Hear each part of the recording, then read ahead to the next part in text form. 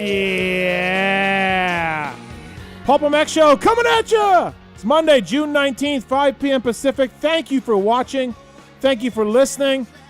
Yeah, man, let's have a good time tonight. Let's talk some High Point and more. World Supercross kicking off as well in a couple weeks. MXGP maybe. Get into a lot of things tonight on the PulpMX show, presented by the folks at motorsport.com, Decal Works, and Fly Racing. Got a great show lineup for you. Chad Reed's calling in. We asked Chad Reed to call in.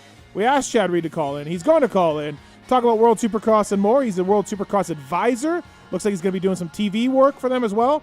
Our buddy Phil Nicoletti will call in. Yep. Are you kidding me? He made his national debut at High Point. So our buddy Filthy Phil will call in. I know he was on last week. I don't even care. We can't get enough of Phil calling in. And from the American Flat Track Series, JD Beach. He's a Blue Crew guy. Rides the Twins class. Sounds like a good guy. He rides a moto. He's into the show. And let's talk some flat track with JD Beach as well. So looking forward to that. My co-host tonight, he is from the Orange Brigade. He is from Main Event Moto. He's not from Supercross anymore.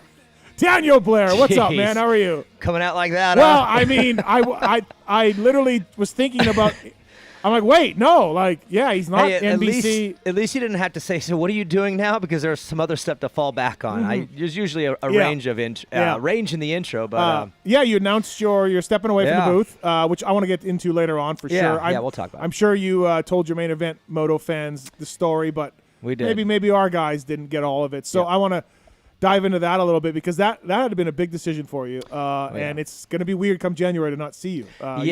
That's the key point. January, a lot of people have been like, man, like what? Sorry, you think I know how to do this too? It's been a while. I've been off for a few weeks. Yeah, it's true. But no, I've had people say, oh my gosh, like, what's it like? It's like it's no different. I don't ever do anything right now. I've never worked outdoor. Right now is always how I am in June, so there is no real difference. They didn't ask you about working outdoors this year, right? They did ask you, at one point early, and then during Supercross a little bit. But your feet are no good for all day. It's hard to be at the races when you got to take your 13-year-old to the races. Yeah, he's back from injury, and we're night racing in the Carolina scene. Well, you did a great job about you did a great job in the Race Day Live in the booth. So we're going to talk more about that later on. I'm sure you're aware there's some people wanting to get some answers on why you stepped away. I'm sure we'll get into that. We'll get into it. Chad Reed, Phil Nicoletti, JD Beach on tonight as well. Looking forward to having a great show, and we'll tell you more about the Millville Ride Day coming up as well. We're starting to cut through entries to get into that. And then, motorsport.com, Fly Racing, Decal Works, X-Brand Goggles, Race Tech Suspension and Engines, Michelin Motorcycle Tires, Renthal, Cherubies, Firepower Batteries and Chains, Maxima USA, Renegade Racing Fuels, Pro Filter, ORW, OGO Power Sports, FMF, Guts Racing, Atlas Neck Brace, MotorcycleIndustryJobs.com, Works Connection, Get Data, WUSA, Ride Engineering, Weisco Piston, EVS, all on board with us tonight. And go to PulpMXShow.com, sponsor deals on there. Use the codes, save some money. And, thank you for all the support for all of our partners. Absolutely unbelievable how much support you guys give our people. So we're looking forward to having a great show tonight. And, buckle in, man. We got lots to talk about. Ken Roxon made his jumped into the Nationals and led some laps, almost won the damn moto.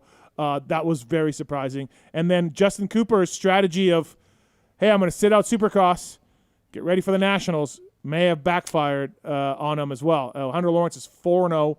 Jet Lawrence is 4-0. It's the summer of the Lawrences. And, it's absolutely exciting. So lots to get into. 702-586-7857 if you want to talk moto or you want to talk MXGP or whatever. Taking your calls over there in the corner. He is back this week. Been gone a lot. It's not Frappy Pete. Lone Wolf, what's up, buddy? What's up? How are you? I really only had 1 week off because we took a show off. Then Tits came in for his usual rotation. Okay. And then last week I had Tits cover. So it's really only one, but it seems like a lot. I feel like you've been gone a while. Yeah. Mark's even said it too. Yeah. It does. It's felt like some time. Yeah. It's just the way it worked out with the off weekend. And then, one cover for All Tits. Right. But Well, you're back in. I can't believe you What? We got a guest. What? We got a guest. No way. Oh, we got a guest. Wow. What are you doing? World Supercross champion. Right over here, Jimmy. Right over here. World Supercross champion. Hey, that's pretty good. Jim Hey, Holley. I've been here a long time today. Yeah. And for you we've talked a lot today. Oh, yeah, yeah. Jimbo, what's up, dude? That's awesome. We reunited the super team.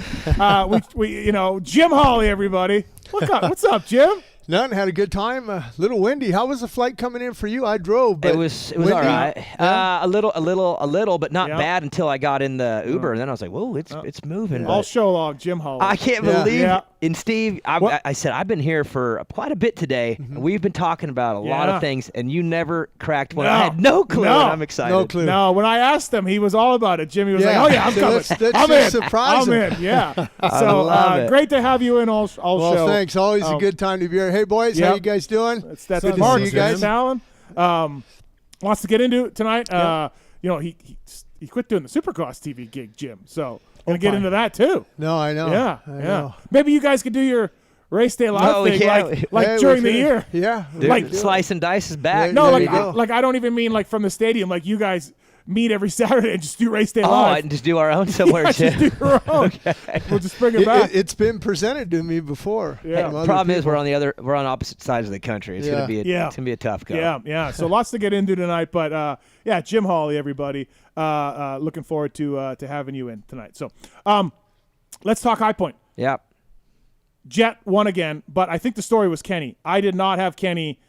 Look, the track was set up for him. He's very good there, all of that, but I did not have Kenny leading laps and almost taking the win. Yeah, very good job by Kenny. It was good, and I felt like injecting him in there was pretty good timing too, because Jet was kind of making this thing feel weird out front. We were already like teasing the 22-0. So to have him in there gave it a little bit of spice, and then to have him do that well, I thought is what made it really good. But I do think it all matched up perfectly. The track being muddy like that even made it better for him. It was so technical. So perfect storm, and he was great. I mean, he showed why he's him, man. He just shows up and he's sick. Yeah. Yeah, he rode really well, and I'm happy that he did ride, not for that reason, but he needs to ride to see how that knee's doing after Salt Lake City. He's got to get a race under his belt. Yeah. You always hear guys say, I got to get a couple gate drops before I start to defend my World Supercross title. So I was happy that, he went there.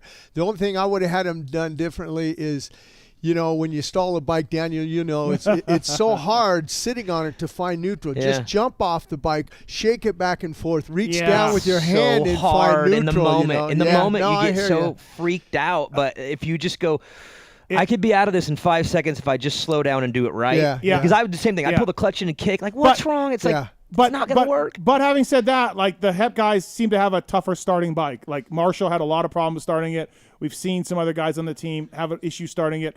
So there's been a bit of a problem with, you're adding compression, you're changing the mapping, you got fuel. There's a lot of things going on with it. And then, Kenny, it looked like he tried to find neutral and then thought he was in it. And then, Well, you just can't, like you guys said, you can't do that. No, here's a classic example for people that are listening is, you open up your front door, you stick your key in there. Every time you've done it hundreds of thousands of times, right? If some guy's chasing you and wanting to get in that house, that key's not going into that hole. It's the old horror. Exactly. It's Jason Voorhees chasing you on Friday the 13th. They can't start the cars. Right. But you know what? He still ended up second overall. No, I was with surprised. a 7-2 score. No, it was good for him. I was yelling at my TV, start, come on, fire. Just imagine Chris Wheeler at Suzuki. Oh, man. just sitting there. Because it never really happened in Supercross. A couple practice sessions. You know what? Live by the sword, die by the sword. Because when he won in Indy, he took that Kickstarter off. He raised it in the air like it was a damn trophy. You know what I mean? So if you're gonna celebrate it, well then you got to deal with the consequences. Here's an sometimes. interesting. We brought this up in our review show, and I'll start with you, Jim. So was it just a track thing? Because look, outside of Sexton, Jet is kicking everyone's ass, right? Yeah. And so if you're Kenny, are you like, oh yeah, like I got this? Like if I would have done this all year, I would be right with Jet is, no problem. Or is it just a track and muddy and like one race deal? Like, should the other guys like AP and Cooper Webb and Adam Cianciarillo and everybody else be a little bit like, oh shit, you know? Like, absolutely. Yeah. That's what I'd be saying if I was those guys. Look, this guy's been on the couch. We haven't seen him since Salt Lake City. He comes here and he's running second. Okay. He's leading laps and everything. We're doing something wrong. Okay. All right. Yeah. So you don't think it was just a track and muddy thing? Well, I mean, Like- that adds a little bit to it, Yeah. to Kenny's liking. You know, he's a very technical rider and the ruts and everything. It's just, you know, I think it's a combination of things. But, yeah, those other guys got to step it up. I mean, you got to, you know, in order to beat Jet, I think you got to get him out of his comfort zone. Yeah. And we saw a little bit of that. He was out of his comfort zone. Although out front, he was way out front and he crashed by himself. But, you know, he's a pretty calm, cool kid. I mean, I'm surprised at 19 years old, he doesn't get rattled. You know, he goes, I got enough time. Yeah. You're thinking, well, maybe he's not going to get him. Maybe he's not going to. And then all of a sudden he just starts coming. Yeah. But he's phenomenal to watch on the motorcycle. What do you think? More addition, like just a one-off thing, or should those other guys be like, oh shit? Probably both. I mean, I do think the track helped Kenny, and it being muddy like that, he's just so technical, and he's really good with his controls. You know, his brakes and and those types of tracks require a lot more of that. It's less of a pinner track; it's more technique. So he was definitely, I think, rewarded by the track, but at the same time, the other guys I don't think should allow him to come off, like Jim said. The last time we saw him, he was limping, he couldn't even ride. That was his first ride on outdoor on that bike. It doesn't sound like you had much practice either, right? No, a couple days or something. So they should be a little pissed, but I also think it was a perfect storm for Kenny. It was really good for him. So if we go back 1 week to Lakewood, you think Jet does not win as badly because Kenny's there? I think maybe Kenny might win because Kenny's good there. He won Yeah, there, he is good there. last year, Yeah. and that's a type of a track that he likes, and it's also ruddy. I think Kenny could have gave him a run for it. He rode awesome. I figured he would be in the running with those other guys for third to fifth, but I figured it would be a dogfight. He had those other guys covered. Yeah, he did. Like, see you later. You know what I mean? I can't. Every time, like, okay, so like AP was on the show last week, and I'm like, hey man, I really feel like you've been the third best guy at Paula, second best guy the last 3 races. And I feel like, and Webb told us, look, I'm not up to where I need to be, but I'll get there soon. I need some races. And Adam's been all over the place. Dylan bike is not great. Dylan's had some Lakewood last week, got together with AP. This week crashed on his own. I'm waiting for those 4 factory guys for someone to be consistent. You haven't seen it. Like every time I think one of them was like, Hangtown, Webb, second moto, second. I'm like, oh, here we go. Yep. Nope.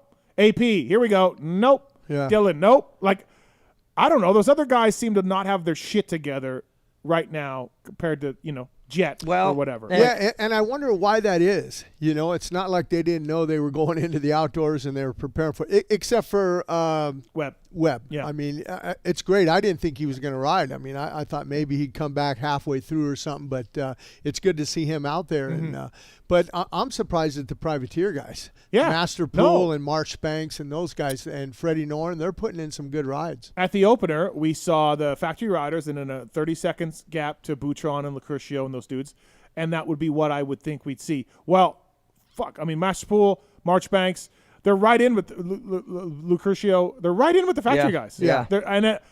So, like, do we praise the privateers or do we kind of like wonder what's up with the factory guys? I'm wondering what's up with the factory guys. Me too, but I'm wondering more with like a true question mark because I'm looking at that same group and I'm like, I can't judge them properly right now because the guys that are missing. If Anderson and Barsha and all them were in there, I think it would make sense more. But because they're in their own little block, the guys right above them are kind of out, and then there's these guys below them that are real. I mean, Master Pool and Marchbanks are doing some.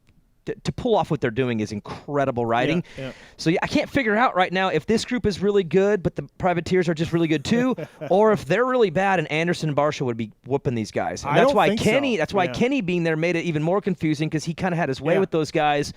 But then I'm like, but the track. I mean, really can't figure it out. No one has led a lap until Ken Roxon showed up. Yeah. These guys can't even lead a damn lap. No, I know. And Kenny, he almost won. Jet got it figured out. But he's Kenny, though. We got to remember, he is him. And when he was on that bike, he is him. He is him.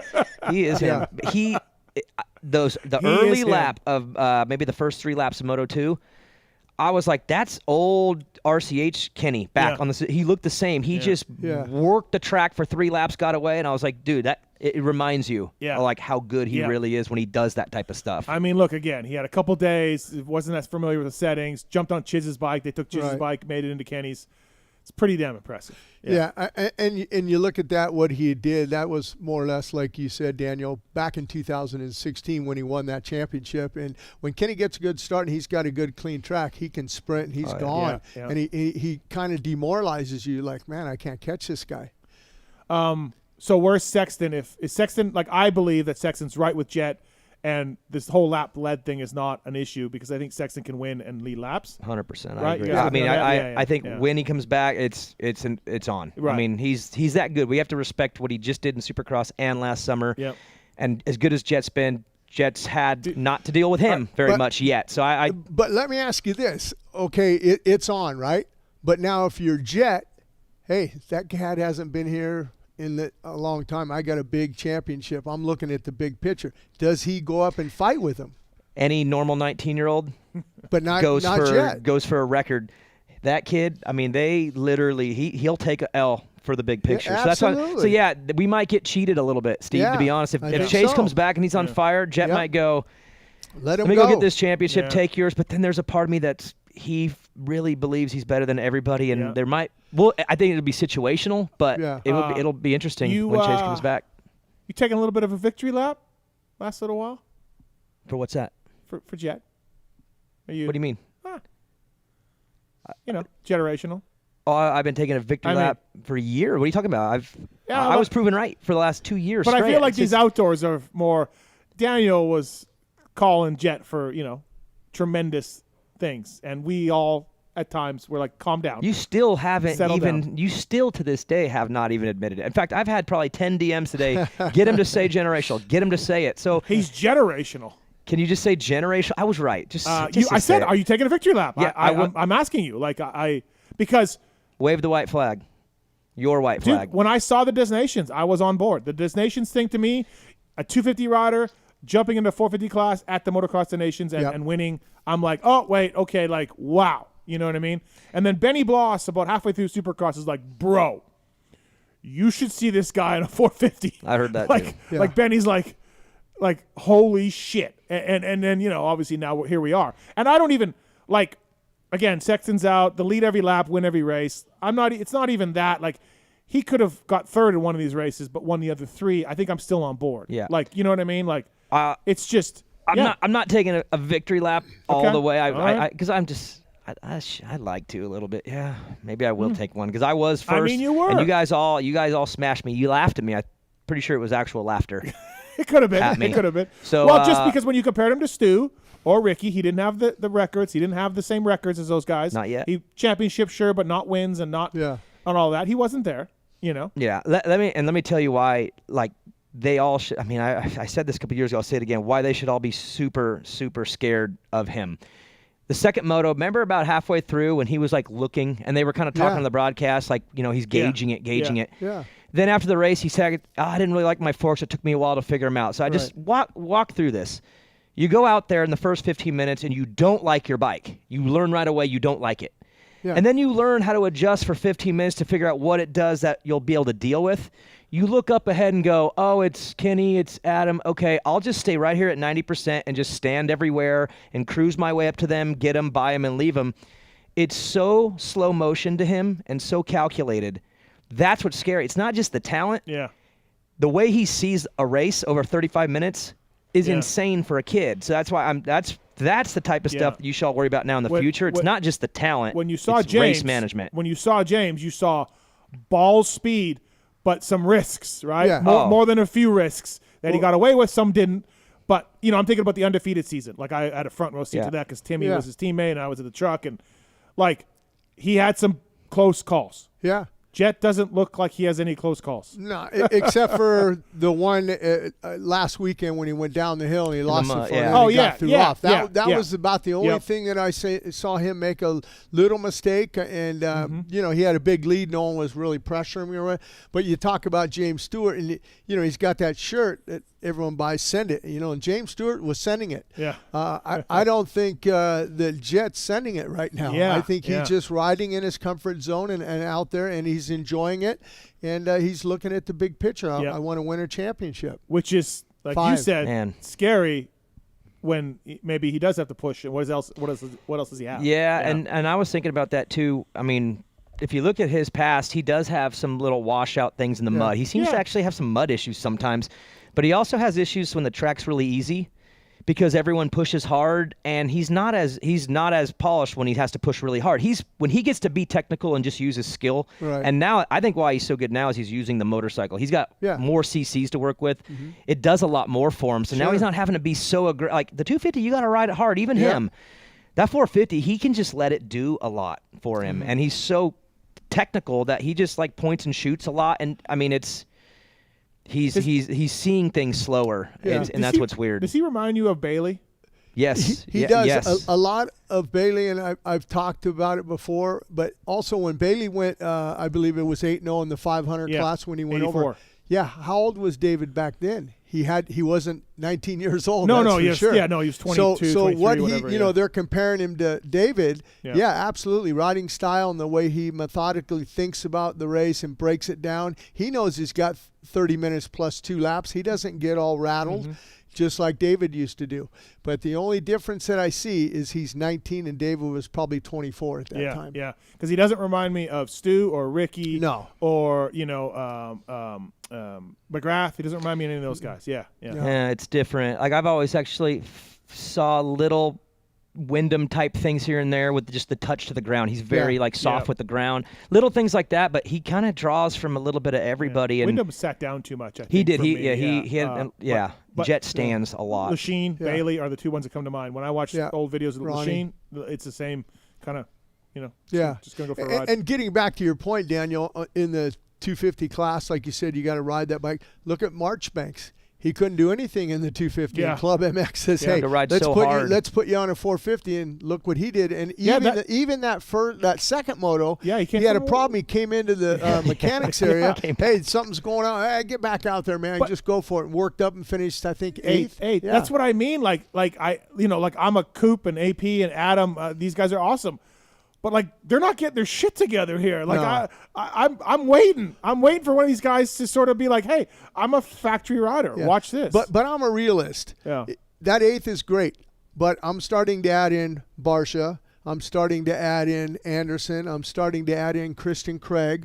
I'm starting to add all these other guys, and now that eighth is just outside that top 10. But these guys have a different mindset, and I'm talking about the privateer guys. They know that, hey, it's time to make hay right now. It's time to make money. We got an opportunity to get good TV coverage and help out with sponsors or whatever. So it changes their mindset. So I think the privateer guys have stepped it up. Yeah, Masterpool and Marchbanks have straight up beat factory riders. Yeah.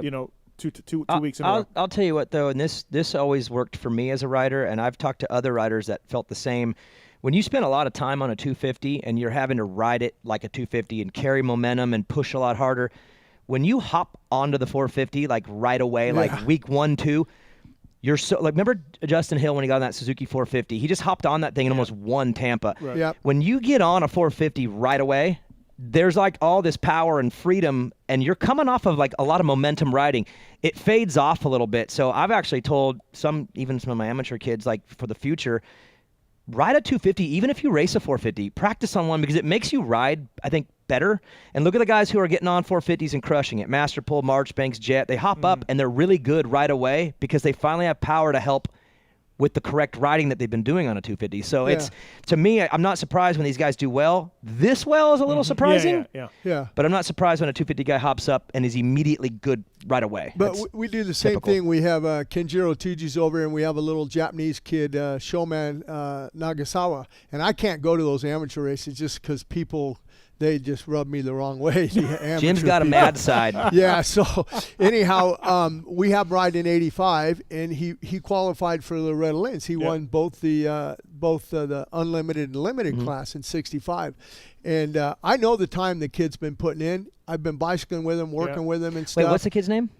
Showman, Nagasawa. Okay. Yeah, Does he want a KTM ride? Number 66. No, I know who. I just had to. But put it anyhow, together. somebody wanted to protest him, and I told Tucci, I said, even if that guy doesn't have the money, I don't care. Pull the thing down.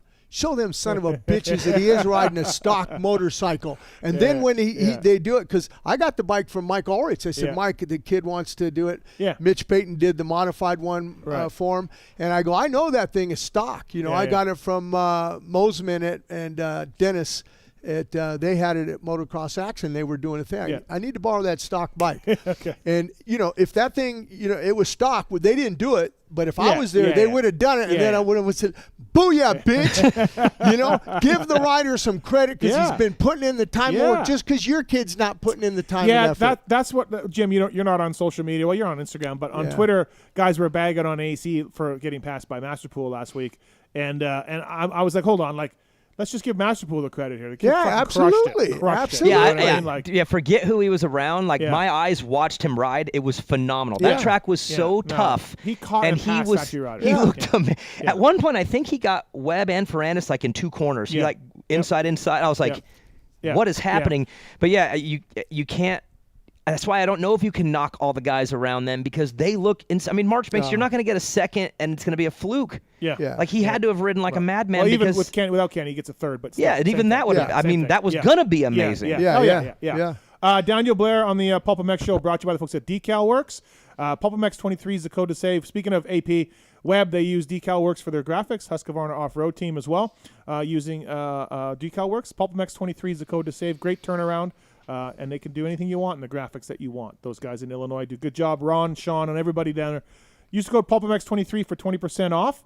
And also thanks to the folks at Firepower Parts, whether it's Dean Wilson, Max Anstey, using Firepower Parts, batteries, chains. They got a whole line of hard parts there. Firepowerparts.com. Go to your local dealer. Go to motorsport.com and ask for them. Check out their prices. Check out the quality. A lot of privateers using their chains in Supercross all year long. So thank you to Firepower Parts and Decal Works. And also our guy is on the line right here. Evan's new dad, Randy Richardson. What's up, buddy? How are you?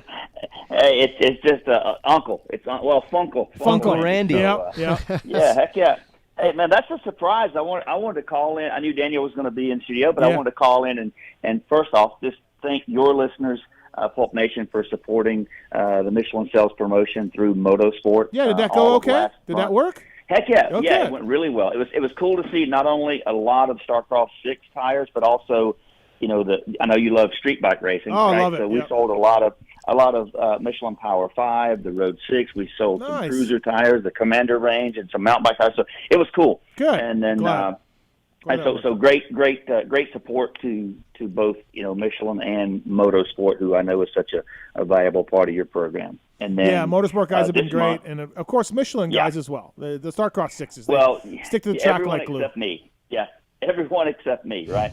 And then this month we have another promotion going on, so a great opportunity. And this is with any online retailer like Motorsport or your local dealer. You can go and buy a set of tires, and now through the end of June, and you can get up to $80 back on some cruiser tires, $60 back on some street tires, or $40 back on off-road or motorcycle tires. So a lot of good opportunities to save on some Michelins. I know I'm going to take advantage of it for sure. Yeah, the guys at Michelin coming in big for us. And awesome. So, breaking news, Jim, Uncle Randy here is taking Daniel's son racing on Wednesday. Oh, nice. Daniel can't be there. I've been seeing some of the posts. Some of those tracks look good. Do we trust Randy? Sure. Yeah? Yeah. Okay. Yeah. I mean, I don't run the best program, to be honest, so it's not like it's, you know.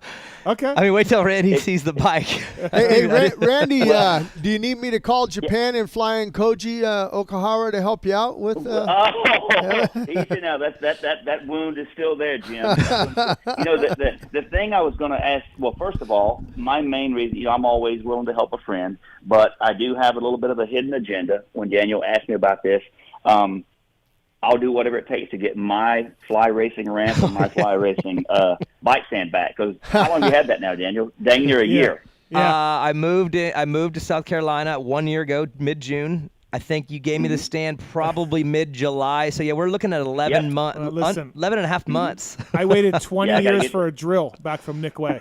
20 years for a drill. Oh. So, Oh man. So I'll be more than happy. You know, we got some bad weather. It looked like it's coming in this week, but if he's race ready and you've got that bike as prepared as Jason Wygant would have his son's bike prepared. Oh, we're better than that. Hold up. We're better than that. Did you hear the spark plug story from the review show? Yeah, I love how he says he has one in his pocket, didn't even know what to do with it, but he just has a spark plug in his pocket just in case. Well, that's so the next guy can change No, it that's for what him. happened. Yeah, he had help. That's what happened.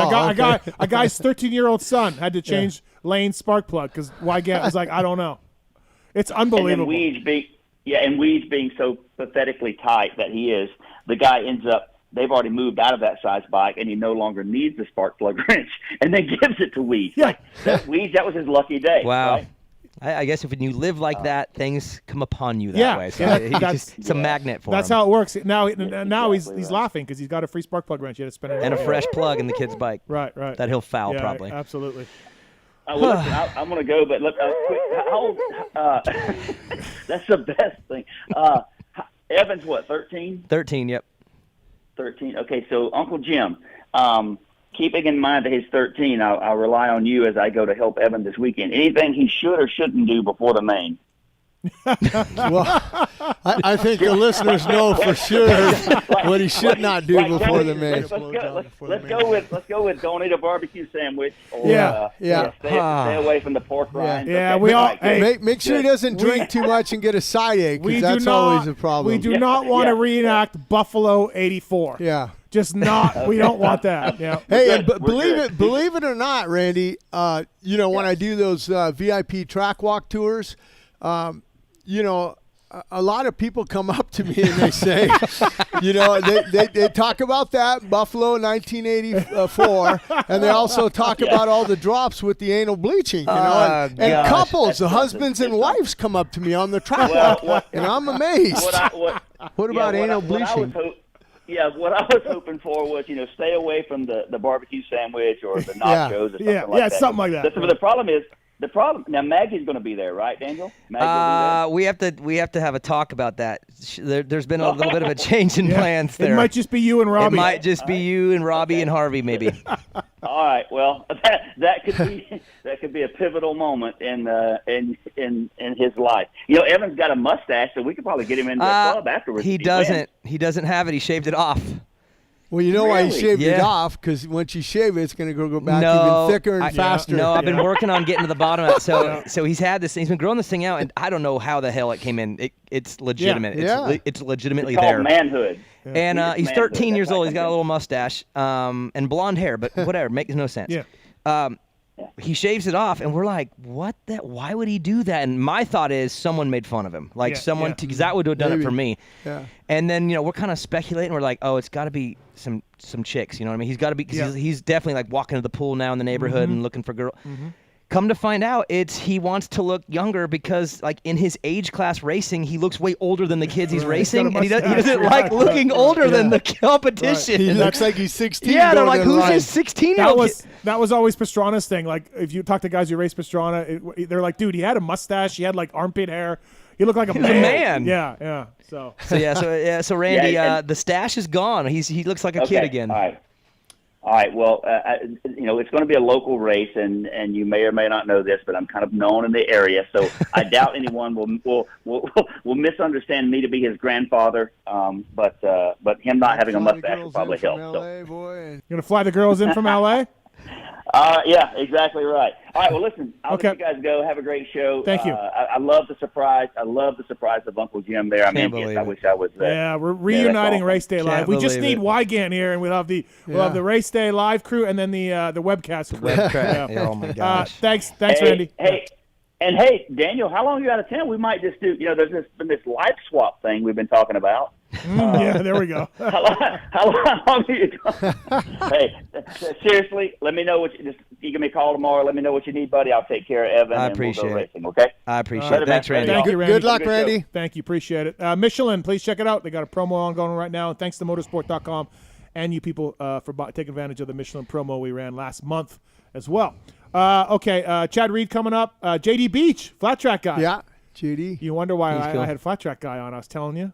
Well, part of the reason. I know flat track. This man knows flat track. So, I met JD this year. He's a cool dude. Yeah, too. he'll be a good combo. He's a big listener of the show as well. Cool. So that works out really well. And then our buddy Phil Nicoletti, who made his return to racing. Oh, I have some questions. Yeah, you're gonna get into the bottom of that. What did he end up? Well, he got a 12th one moto. I don't care about that. He was 36. 12:21. No, he's 36 in times. Yeah. That's all I'm Yeah. focused That's on what tonight. We're gonna have a conversation about Yeah. some of these guys in the class. I just want to know if he knows even who they are. He was 36.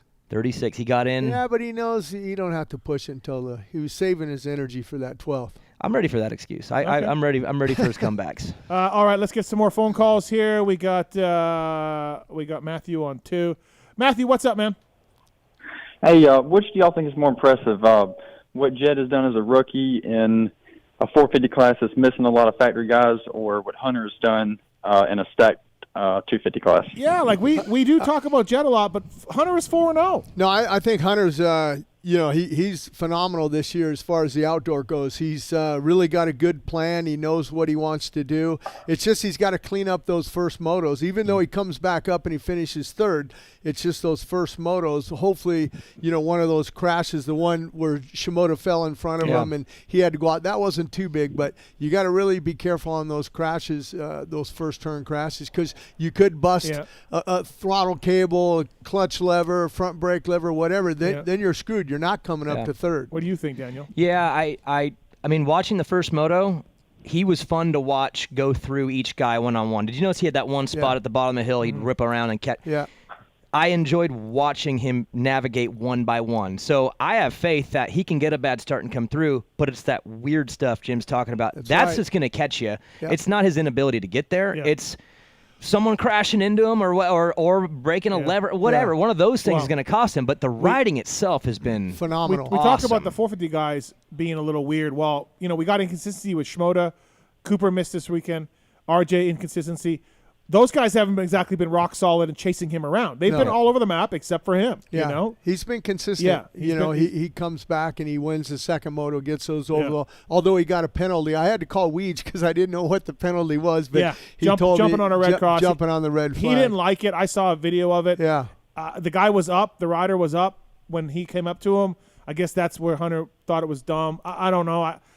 I feel like these penalties, like Chase got penalized the same thing. It was a similar feeling for me. but like you shouldn't. The reason it's 7 points is because the gap from first to second is 3 points. Right.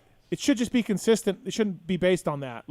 It should be a 4-point penalty or something smaller. Well, in the rider's defense, you're pretty much focused on what you're doing. You're not looking off to the side, and especially on a track like that where it's a lot of ruts. You got to make sure your front wheel is in that rut and your rear wheel's following it. Yeah. So you're not really looking at something.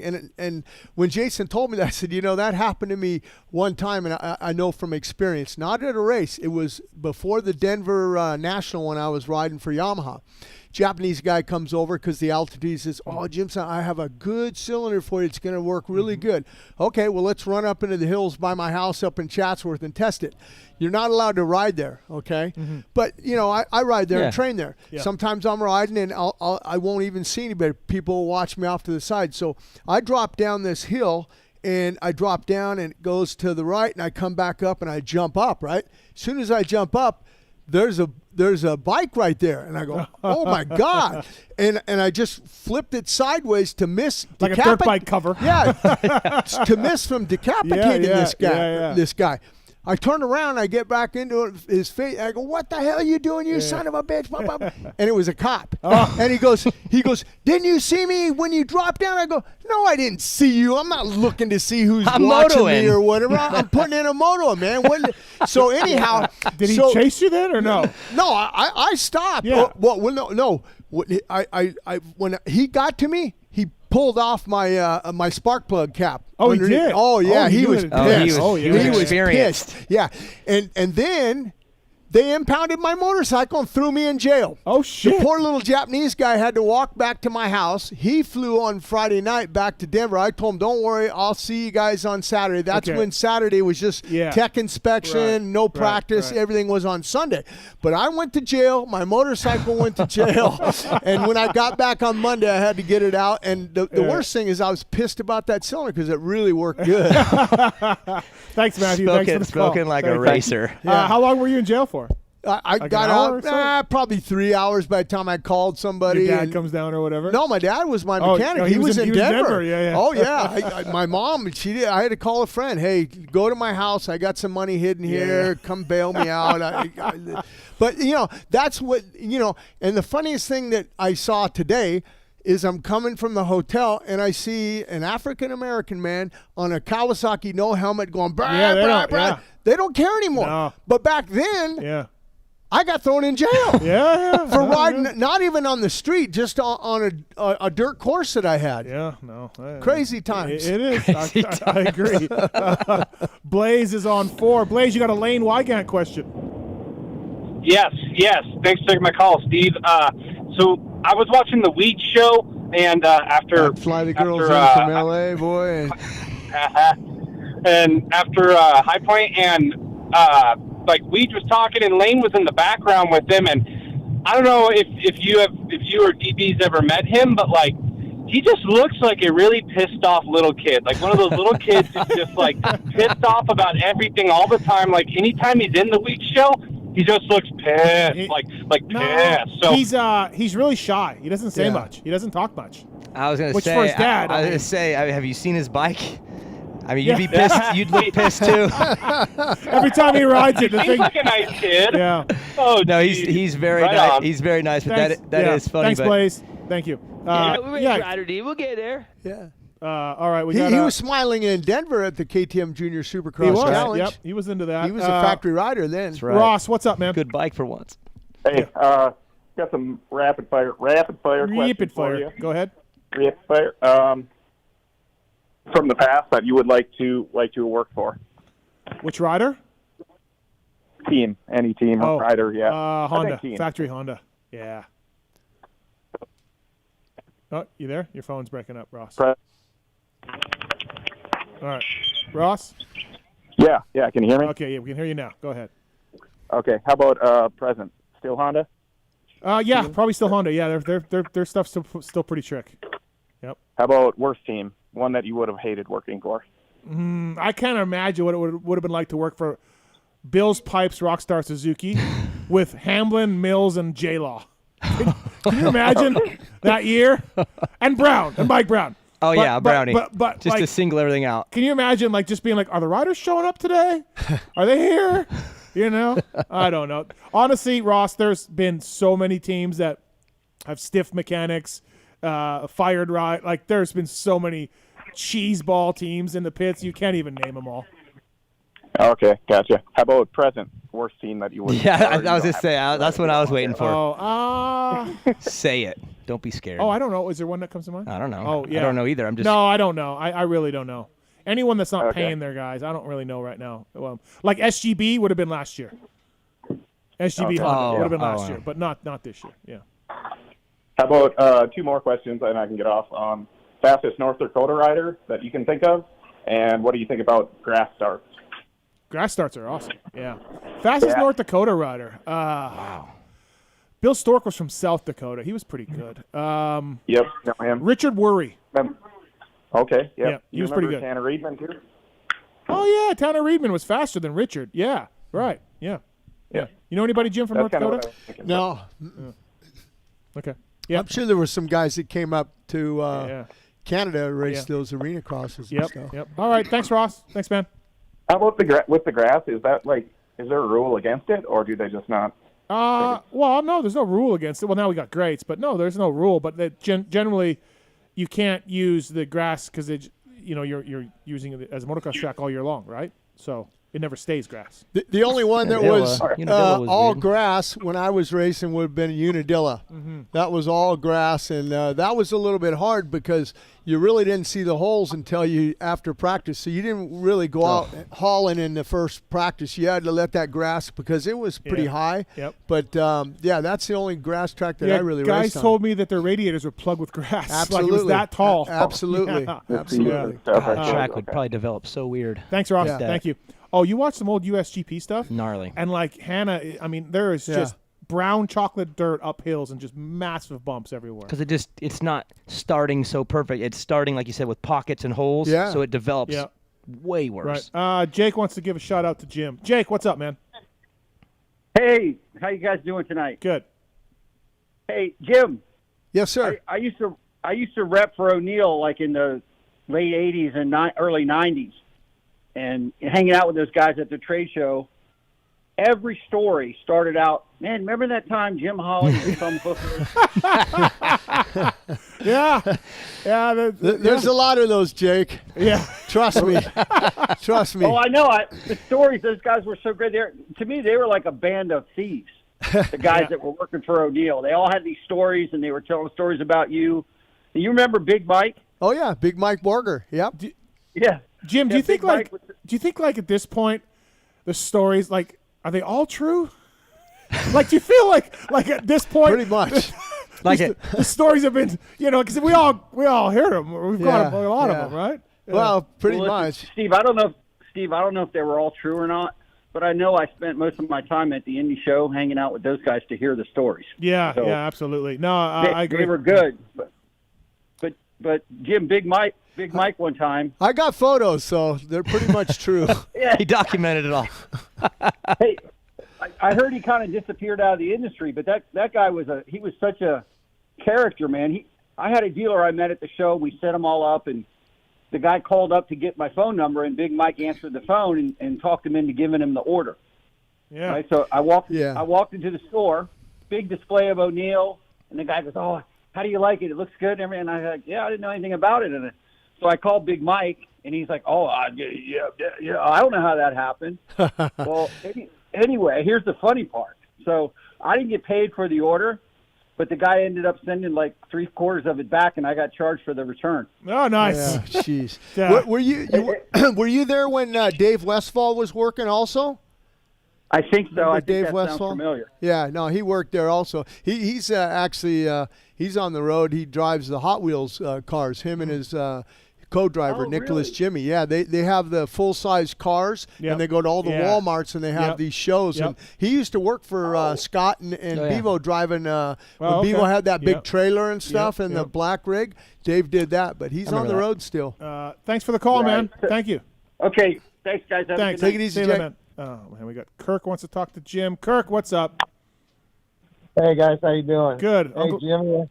Hey, if I'd known you were showing up, I would have had you get some Nella Vanilla wafers. No, I know for Daniel. Yeah. Oh yeah. Is that the move? Yeah. Oh, okay. yeah. But I couldn't tell you because you might have put it on social media or something, and then Ruined Daniel it. would have. Yeah, you would have ruined the surprise, Kurt. How you doing after the skin cancer treatment? You all right?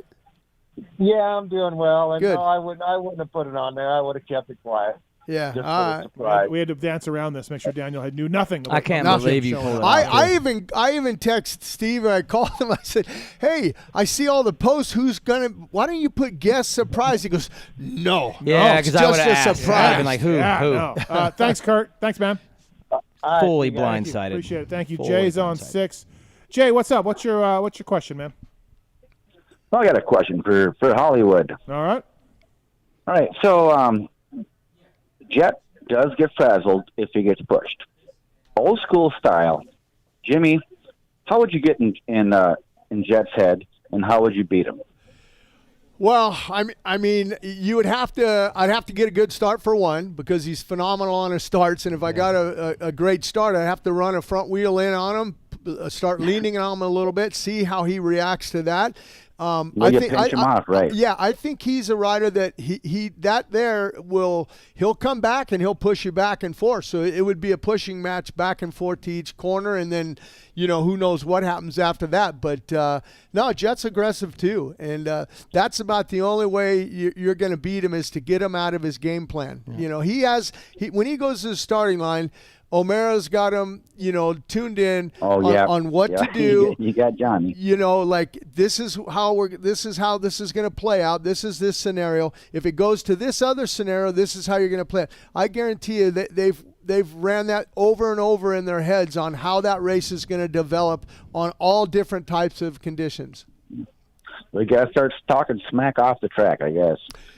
Yeah, I mean, Hannah printed up a funeral notice for Keith Bowen. Absolutely. I should have brought it. I still have it, too. I still have it. Send me a picture of it. Yeah, I didn't know that story. What happened? Yeah, I'll send it. Well, Bob, to get into Bowen's head. Bob and Bowen had been ramming each other. Yeah, pretty good. And Bob had, when you go to a funeral, you get the, what is that called? The paper that says the guy's name and the date he died and everything.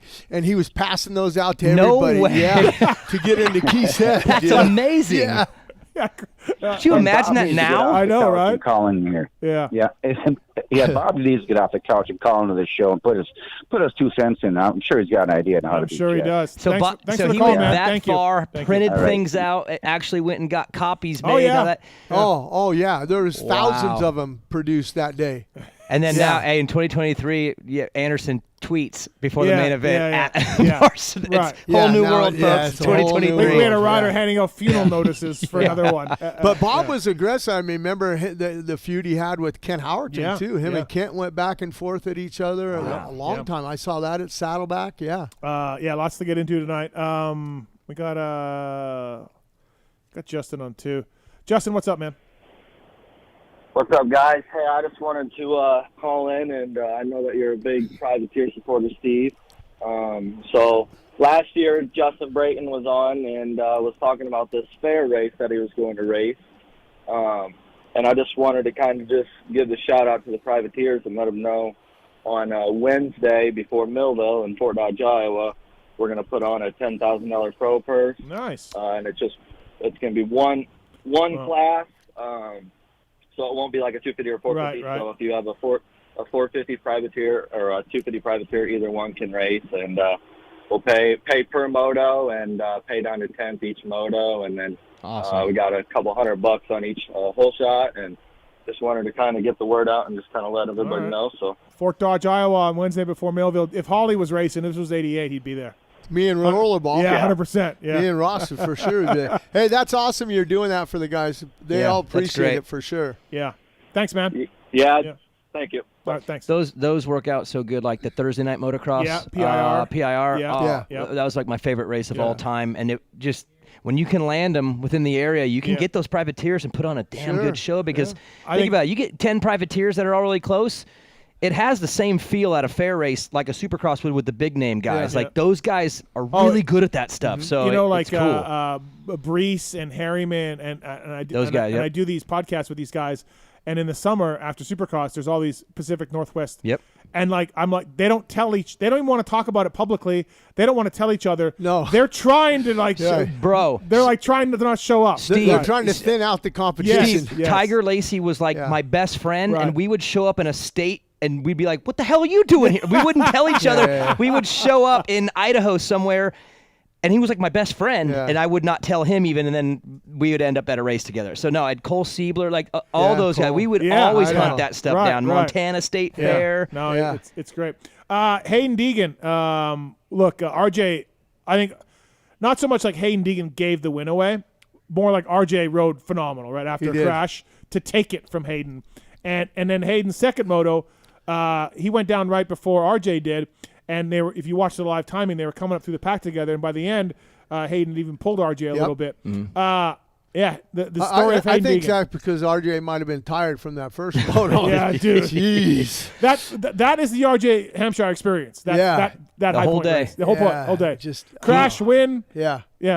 He is enjoyable to watch race. That's for He sure. is. It's so all in. He makes it entertaining. And I'll tell you what, that pass on Deegan, all the credit has to go to RJ. You know how, like, if a guy's leading and then they get past in the last lap, you would say, oh, he choked or whatever. Deegan didn't choke. He didn't do anything wrong. He crushed it. RJ just went into psycho nut mode for like 3 straightaways and pulled it off. Yeah. And that's why if you're Deegan, you're like, dude, I didn't even do anything wrong and I lost this one. Like, but RJ gets the credit. He went into an extra mode.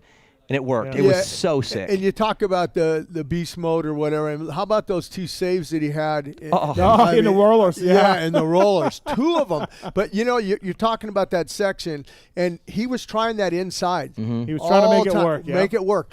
But he didn't get in there enough to let Hayden look over to the side and say, oh, he's coming down. Because that last lap, Hayden, if he would have saw that, he would have went down to the inside and blocked it and made him. That's where Hayden, he'll pick that up. Yeah. He's a rookie. He'll pick it up. He's smart, too. They'll look at it and they'll say, but he didn't give him the opportunity prior to that to see him. He didn't know he was coming down the inside. He just thought he was following on that outside route.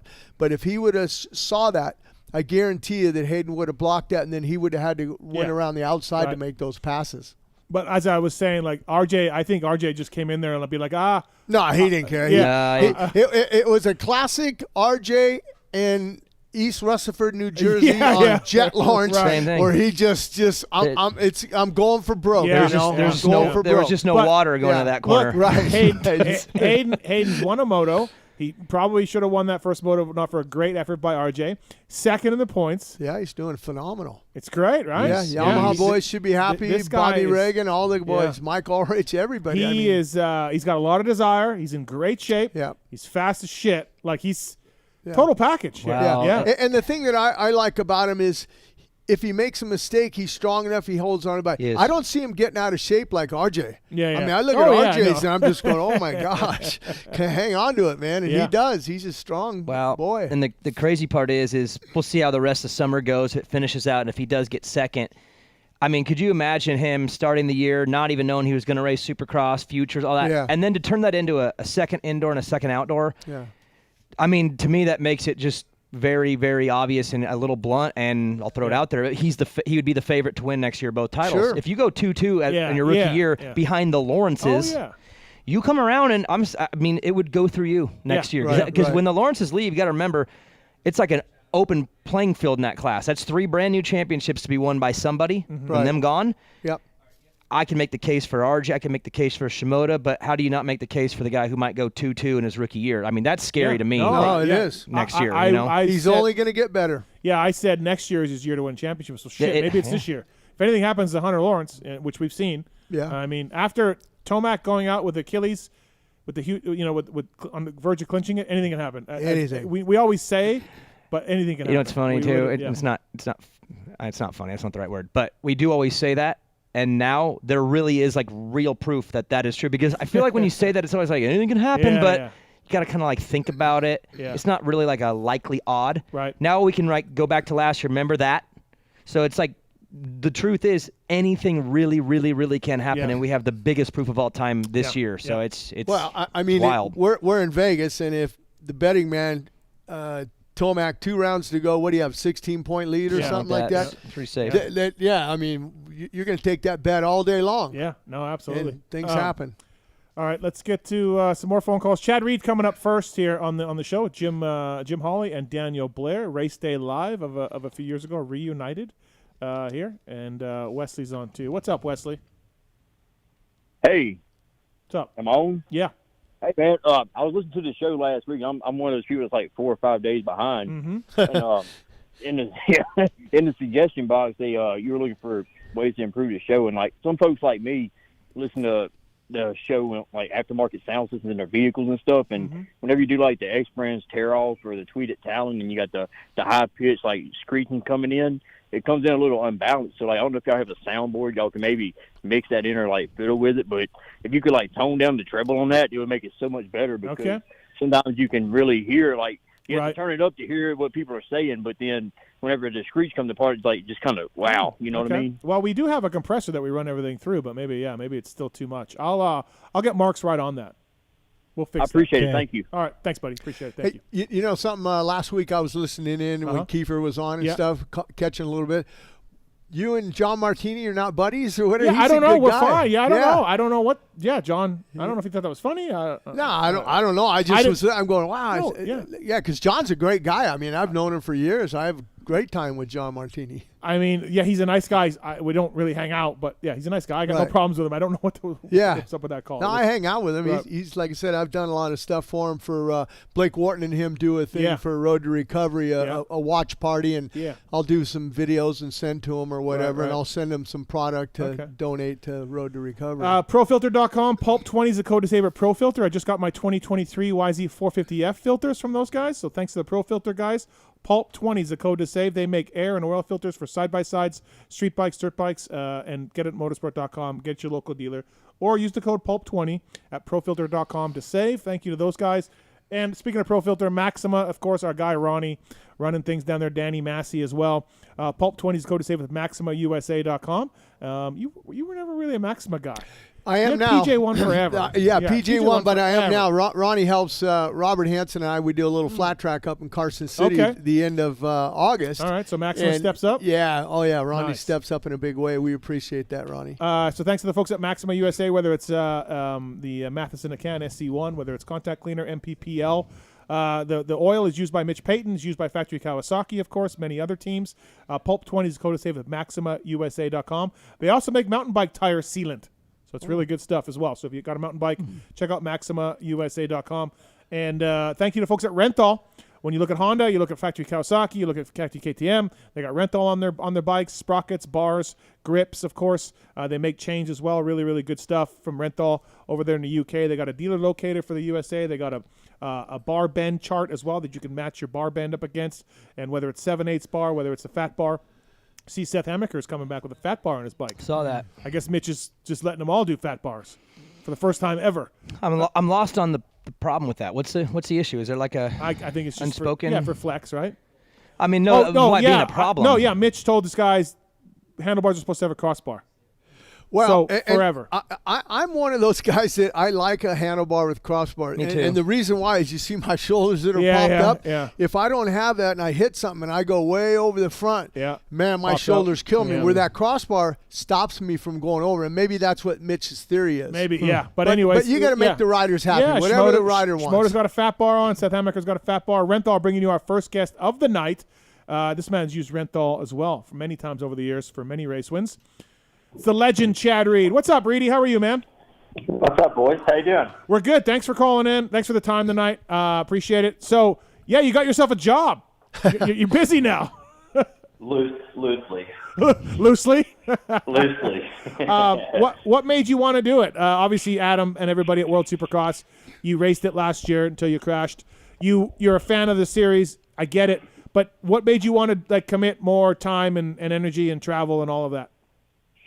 I'm a fan of Supercross, and I always have been. I mean, it's just, like growing up in Australia, doing racing Supercross at 12 years old, chasing the dream, racing in the U.S. and everything like that. It's just, Supercross has just always been. It's in my opinion, it's the elite of our sport. Two-wheeled off-road racing at the highest level is Supercross, and for whatever reason, I fell in love with it when I was about 9 years old, and I've just loved it. So, yeah, just wanting to be a part of it, wanting to, the goal, the vision. As a rider, I always kind of loved and shared that vision of wanting to go bigger and better and, go global. And, we initially started to scratch the surface with that in 2002, going to, where did we go, Switzerland and then to Holland, and it just, didn't really work out for whatever reason. And then here we are. We got a new group that's kind of sharing and chasing that same dream as well. So, love to be a part of it. And, just, I don't know. I've been involved on so many different things, athletic side of it, a team owner side of it, and then obviously into the, what was that, 2009, 10, 11. I was a, co-promoter of Australian Supercross, so definitely seen a different side of the world, from the promoting side of it. So, just, I don't know, just that perspective and understanding all the different outlets and seeing how that experience that I can help them, better ammunition going forward, I guess. You're going to help out in the TV booth, and it says you're an advisor as well. So does advisor kind of mean like, hey, Chad, you got any ideas about anything, scoring, is there sort of a parameters for this, or is it basically like, hey, Chad, tell us what you think or what you see or what we can do better? Yeah, I think consultant would be a better word. Basically, technically my contract that I signed had a consultant on it. So, but I mean, that obviously it involves advising, looking over scheduling, the race, the races and how they do them, diving into different and new things. I think that when the FIM and the AMA was here, they kind of coexisted, but didn't really, I think it was heavily, there was a little influence from the FIM, but mainly we kept it in the window of what we were used to with the AMA side of it. So, the AMA and the FIM, they do things quite differently. Some negative, some positive on both sides. And so try to make some better common ground there with the ruling and some of the things that, maybe the GPs and the FIM, what's important to them, maybe it doesn't necessarily have to be so important or in our wheelhouse at Supercross. Just little things like that, really just like there's no limits, just like the whole program of the goal, how can I basically consult or, advise a better way forward. And I'm guessing you're gonna, talk to the guys that are racing, right? Like this is part of it. This is like, hey, if you see me in the pits, if Colt Nichols or Shane McElrath, if you see me in the pits, come up to me. Let's talk about it, right? Yeah, and I think that, that's a position that many times, has been, considered or talked about, whether it be, Kevin Wyndham, Mike LaRocco, myself, kind of once you get a certain age, you're considered old or, the vet of the series, and people tend to want to tell you things or vent to you because you have, I've never been shy of like being afraid to go to the powers that be to try to make things better. Like if I genuinely believed in what the rider or the team or whoever it was that was sharing that information, like I was always, willing and able to go to a said person to get it in front of them.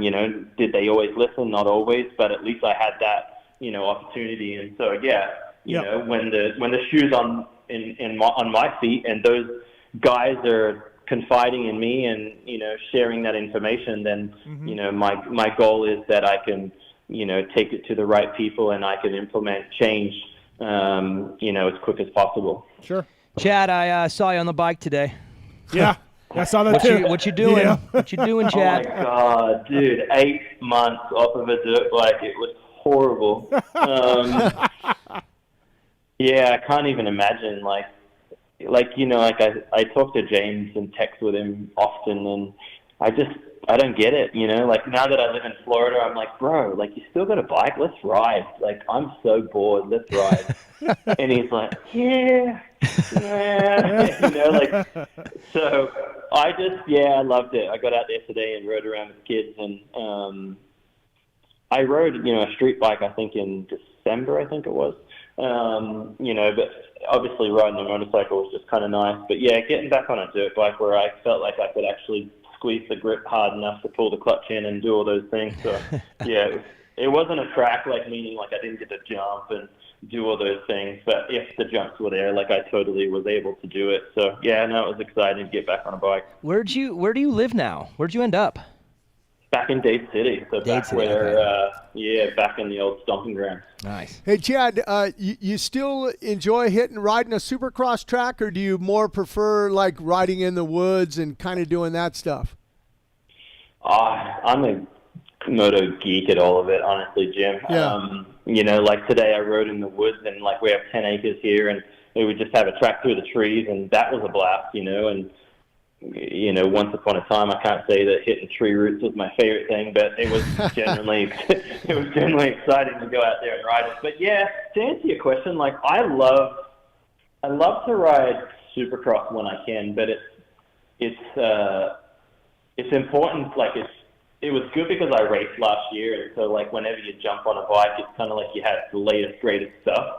Dunlop's been cool enough. I still have current race tires.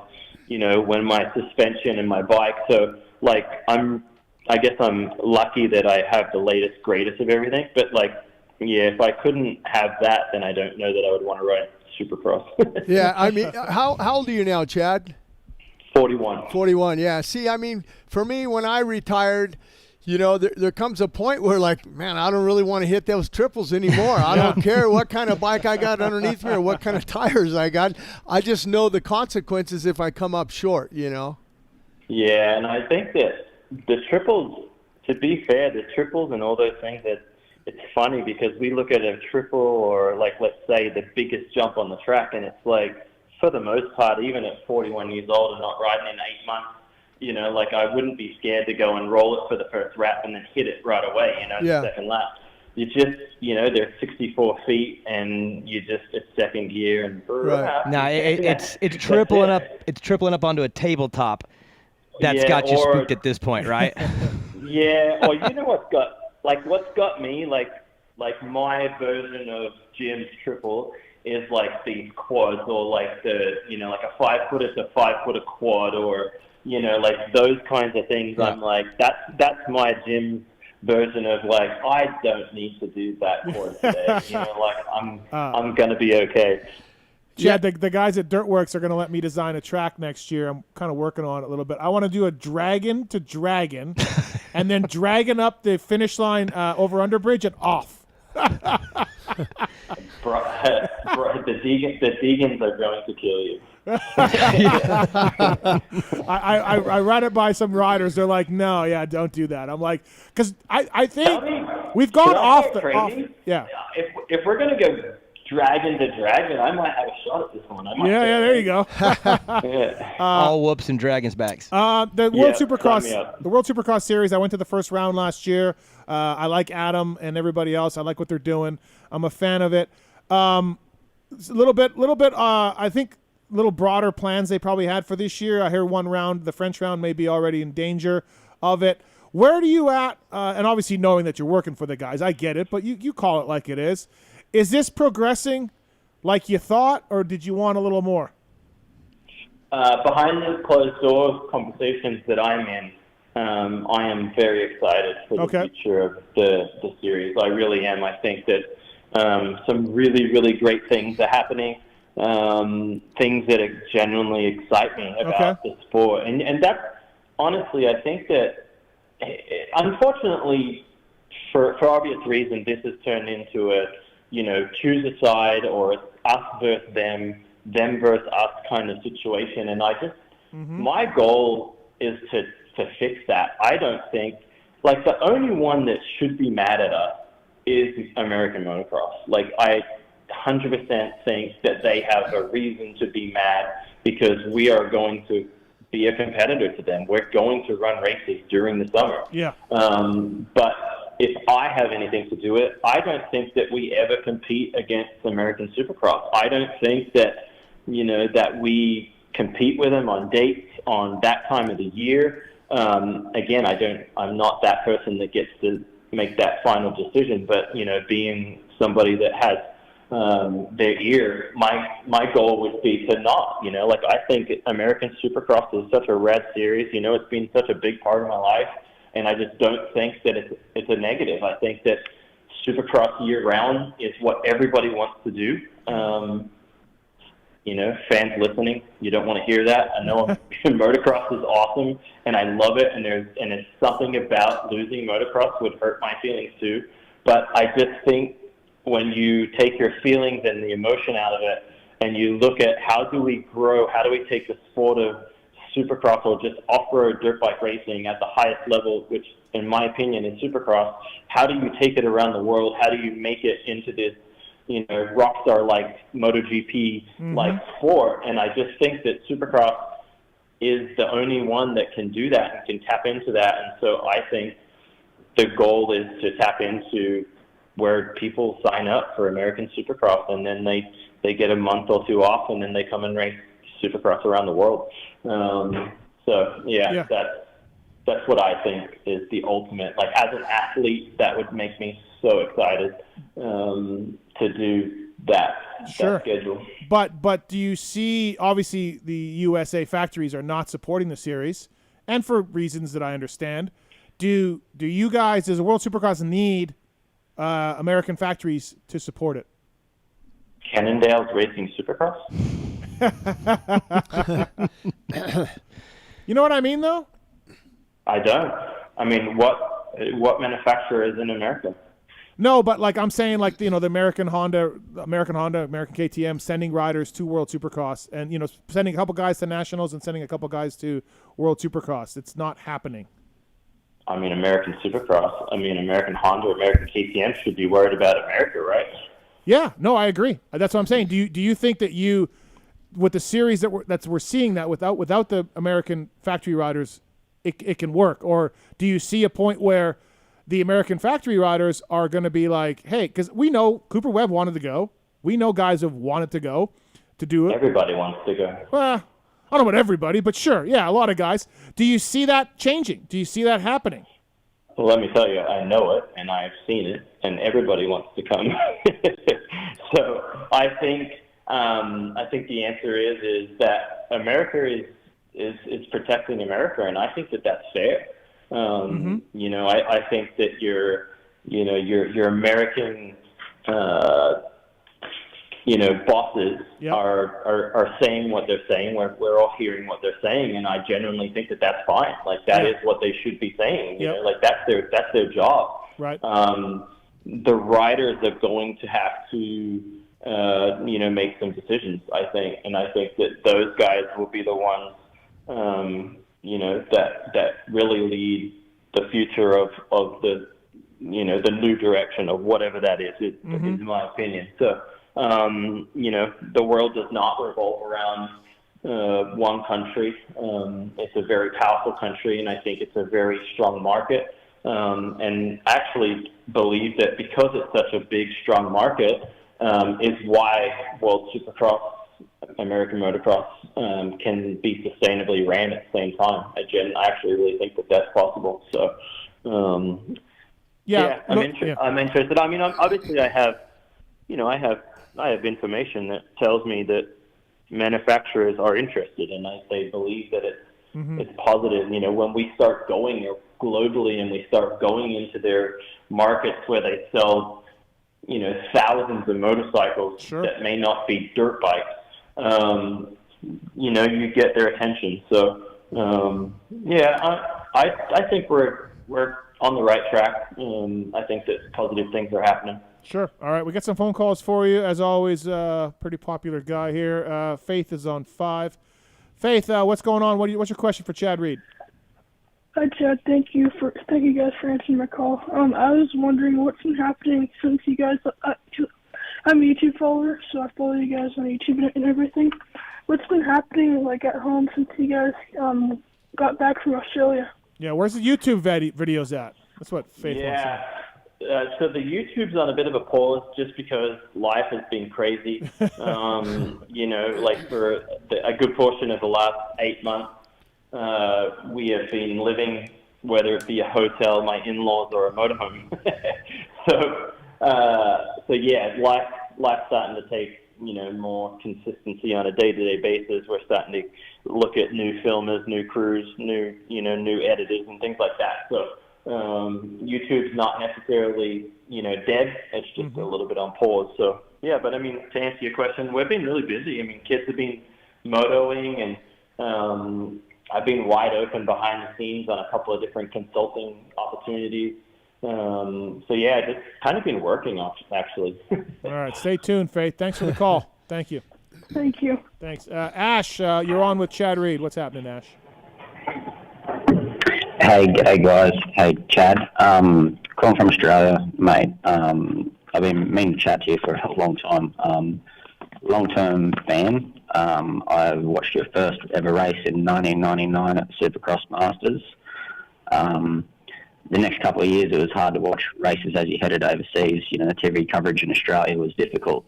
But I think it's fair to say I reckon I could probably have seen every single race you've ever been in from 2002 onwards. Me and my family flew to America in 2014 just to watch you race. Unfortunately, it was the San Diego round. You crashed out and did your shoulder. But, mate, in long short of all that, I just wanted to say cheers for providing such wicked entertainment for the past 20 years. We're very privileged.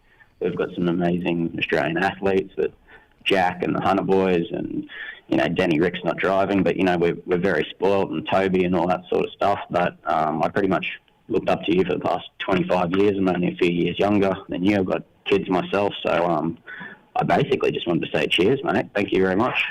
Nice. Yeah, no, thanks. Appreciate it. So it's funny, like I was back home in Aussie for a long time, longer than ever. In the last spent 4 months there, and that was a pretty common, theme of people's, you filled up a lot of Sunday lunchtime, activities. So yeah, no, pretty cool to know that, here I am chasing a dream, but you're also providing, a lot of people something to do and something to stay connected to. And again, just why Supercross is such a powerful tool. Thanks, Ash. Thanks for the call, man. Agreed. Hey, can I get a racing question in? Sure. If I can slip one in? Sure. Yeah. Hey, Chad, you had a long career, mate. But when do you reckon you were going your fastest, even if you didn't win? I reckon it was in 2012 Dallas when you were chasing RV, and unfortunately you did your knee, but you were moving. Like, I've just watched you ride for so long, and that was one time you were just the quickest. Yeah, I would agree. I mean, the biggest thing that I would say that 2012 is, I just was so comfortable on, it was the second year of us having our team, and so we had a full year under our belt. Honda had stepped up and provided the factory bike for us, and I just gelled with that bike. And when you really look at who was there, I think RV and I at that point in the series had really kind of taken a couple of steps up, and we were leaving people like James and Dunge and, I don't even know who was back then, Shorty and K-Dub and all those guys, and we were pretty much putting the hurt on them. So, yeah, it was a bummer to get hurt at that race. All right. Thanks, Ash. Thanks for the call. Appreciate it. Bill is on one. Bill, you got a question for Chad Reed? Yeah. Hey, Chad, big fan. Kind of bummer that Moto 40 kind of went the way it did, but I was always impressed with your guys' prep there.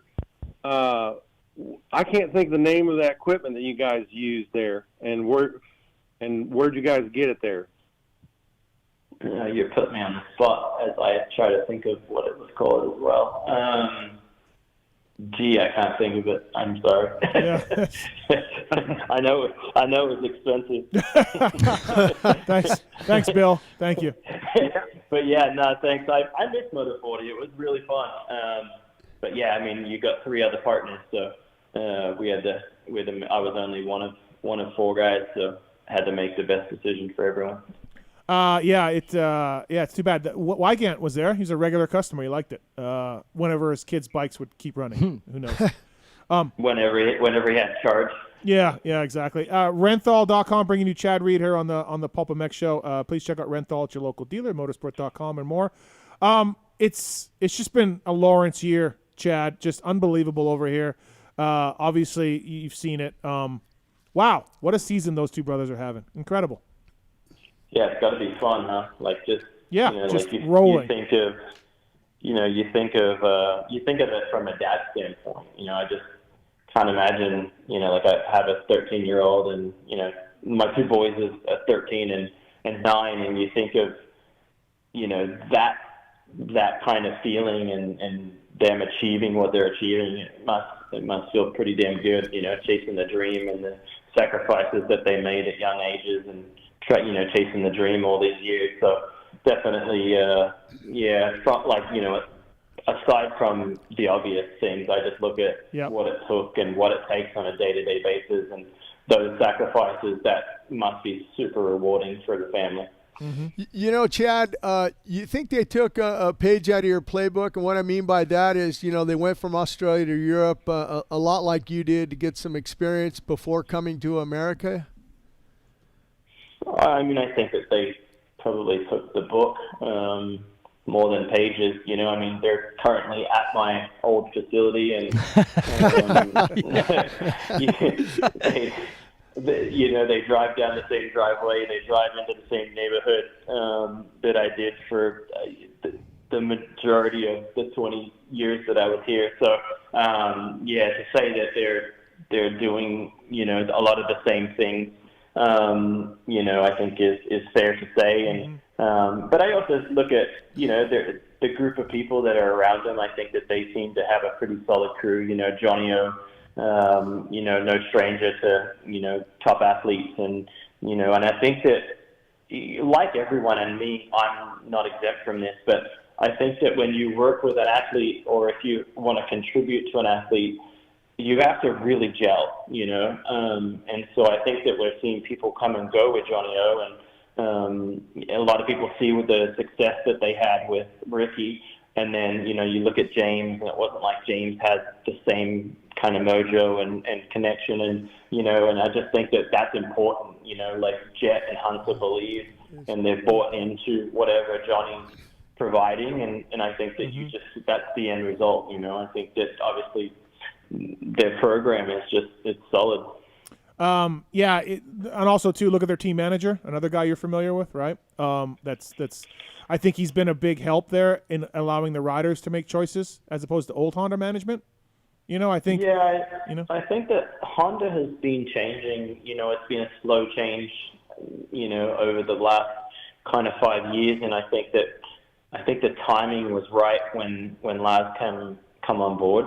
Obviously I'm not a part of that team and the inside of it, but just little things that I've seen from the outside, they were making changes, higher up than Lars, Brandon, Bill Savino. A lot of these guys started to, be a little more powerful, a little bit more say, and I think that Lars just came along at the perfect time.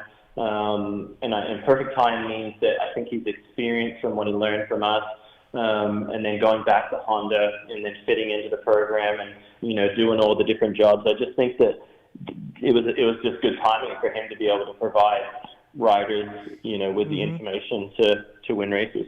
So as part of this World Supercross deal, you're also going to be joining Emig and Ralph on the TV side of things. Have they outlined what are you going to be in? Is it a 3-man booth? Are you going to be pits? Have they outlined what your role is on the TV broadcast for the World Supercross? Actually, just got off the phone. You would like that, Daniel. I just got off an hour-long TV meeting. Yeah. So I won't be. It won't be a 3-man booth. Okay. I'm going to jump in and out of a bit of everything. Sure. Try to. Ultimately, I want to give to the TV package as much as I can, but I also probably have bigger goals of, the series as a whole. And if my involvement on the TV package short term helps that, then I'm willing to do that for short term. But, I really want to try to help the series at a high level. But yeah, like TV stuff, like we're going to do some really fun segments and that, they're going to use me for that. Just because what the riders are faced with and the teams are faced with is so different, we're spent, our normal was, you show up to a race and it's a quick flight and there's a motorhome, there's a semi-truck and, just like the normal thing. And then now you're flying to foreign countries and you're in a hotel and you're having to work out of a freight and just things like that, so trying to shine some light on that and show the world the challenges, that they do. And I think that it's kind of exciting, I remember, doing it with you, Steve. Like I remember DV, Timmy and I, sleeping in the crate during our little downtime. And I think of that crate, it was just a bunch of stuff jammed in, and now they're quite, sophisticated and quite well designed crates now. So yeah, just kind of be able to, shed some light on some of the challenges and excitement that the series has that's different. Daniel, if you're on a TV side on Feld, the World Supercross TV, I mean, if you're looking for a TV gig, Daniel, My passport expired last year, and I forgot to renew it, so we got one issue there. Okay, all right. So you're out for World Supercross TV. Okay. Yeah, I mean, unless they come to South Carolina, then call me. Right. Yeah. We'll see if that happens. Thanks, Chad. Thanks for the call in. Congrats on the new gig, and I'll be watching. Man, the first round is at Redbud, or the weekend of Redbud. I'll be watching. I think each and every one of them, and I hope to make it to one of them at some point. I got to reach out to Adam and see which one. Did you come to Australia last year? No, just the UK one. Yeah. So you still haven't been to Aussie? I've never been to Aussie. I gotta get down there. Jeez, we looked at our listener stats not that long ago, and Australia is strong. Yeah. Right? And I think we're going to have to cancel the subscription if you don't make it this year. The problem I have is I want to take Pookie, but it's always at the November, and her work is wide open, and I'm always like, I want to go with her and make it like a 2-week trip, right? And just go see Australia. It'll be fine. Like, give Pookie the upgrade, and you can sit in cattle, and it'll be awesome. That will not happen. We will both go up front. That's for sure. Are you taking the family with you to all of these, or some of them, or do you know? Have you thought that out? So the family and I will probably only do the Oz one together. Okay. The rest of them, I think I'll go alone. Yeah. And then for sure UK, I'm going alone. But yeah, so Aussie Supercross has just launched something that we've been working on. Is they're going to reintroduce the 85cc class at the pro level. Okay. And so, yeah, I really want to get Tate. Actually, that's what we're working on right now. Is I'm just working with Tate, and basically we're just pulled back on all things racing, and then I'm just trying to teach him the Supercross fundamentals. Sure. Like when I watch TV on a week-to-week basis, I just think that it's so important. I was so lucky to race Supercross at that young age, and I just think that if people get hired for their Supercross skills only, nothing else. And so if my 13-year-old tells me that he wants to race at a high level, then we got to go to work and get working on Supercross. So sure. So we just put all our attention and all our focus on Supercross, and I'm hoping that he'll race some of those Australian races, and so that'll be kind of both scary as hell and exciting as hell. Yeah, both, I think.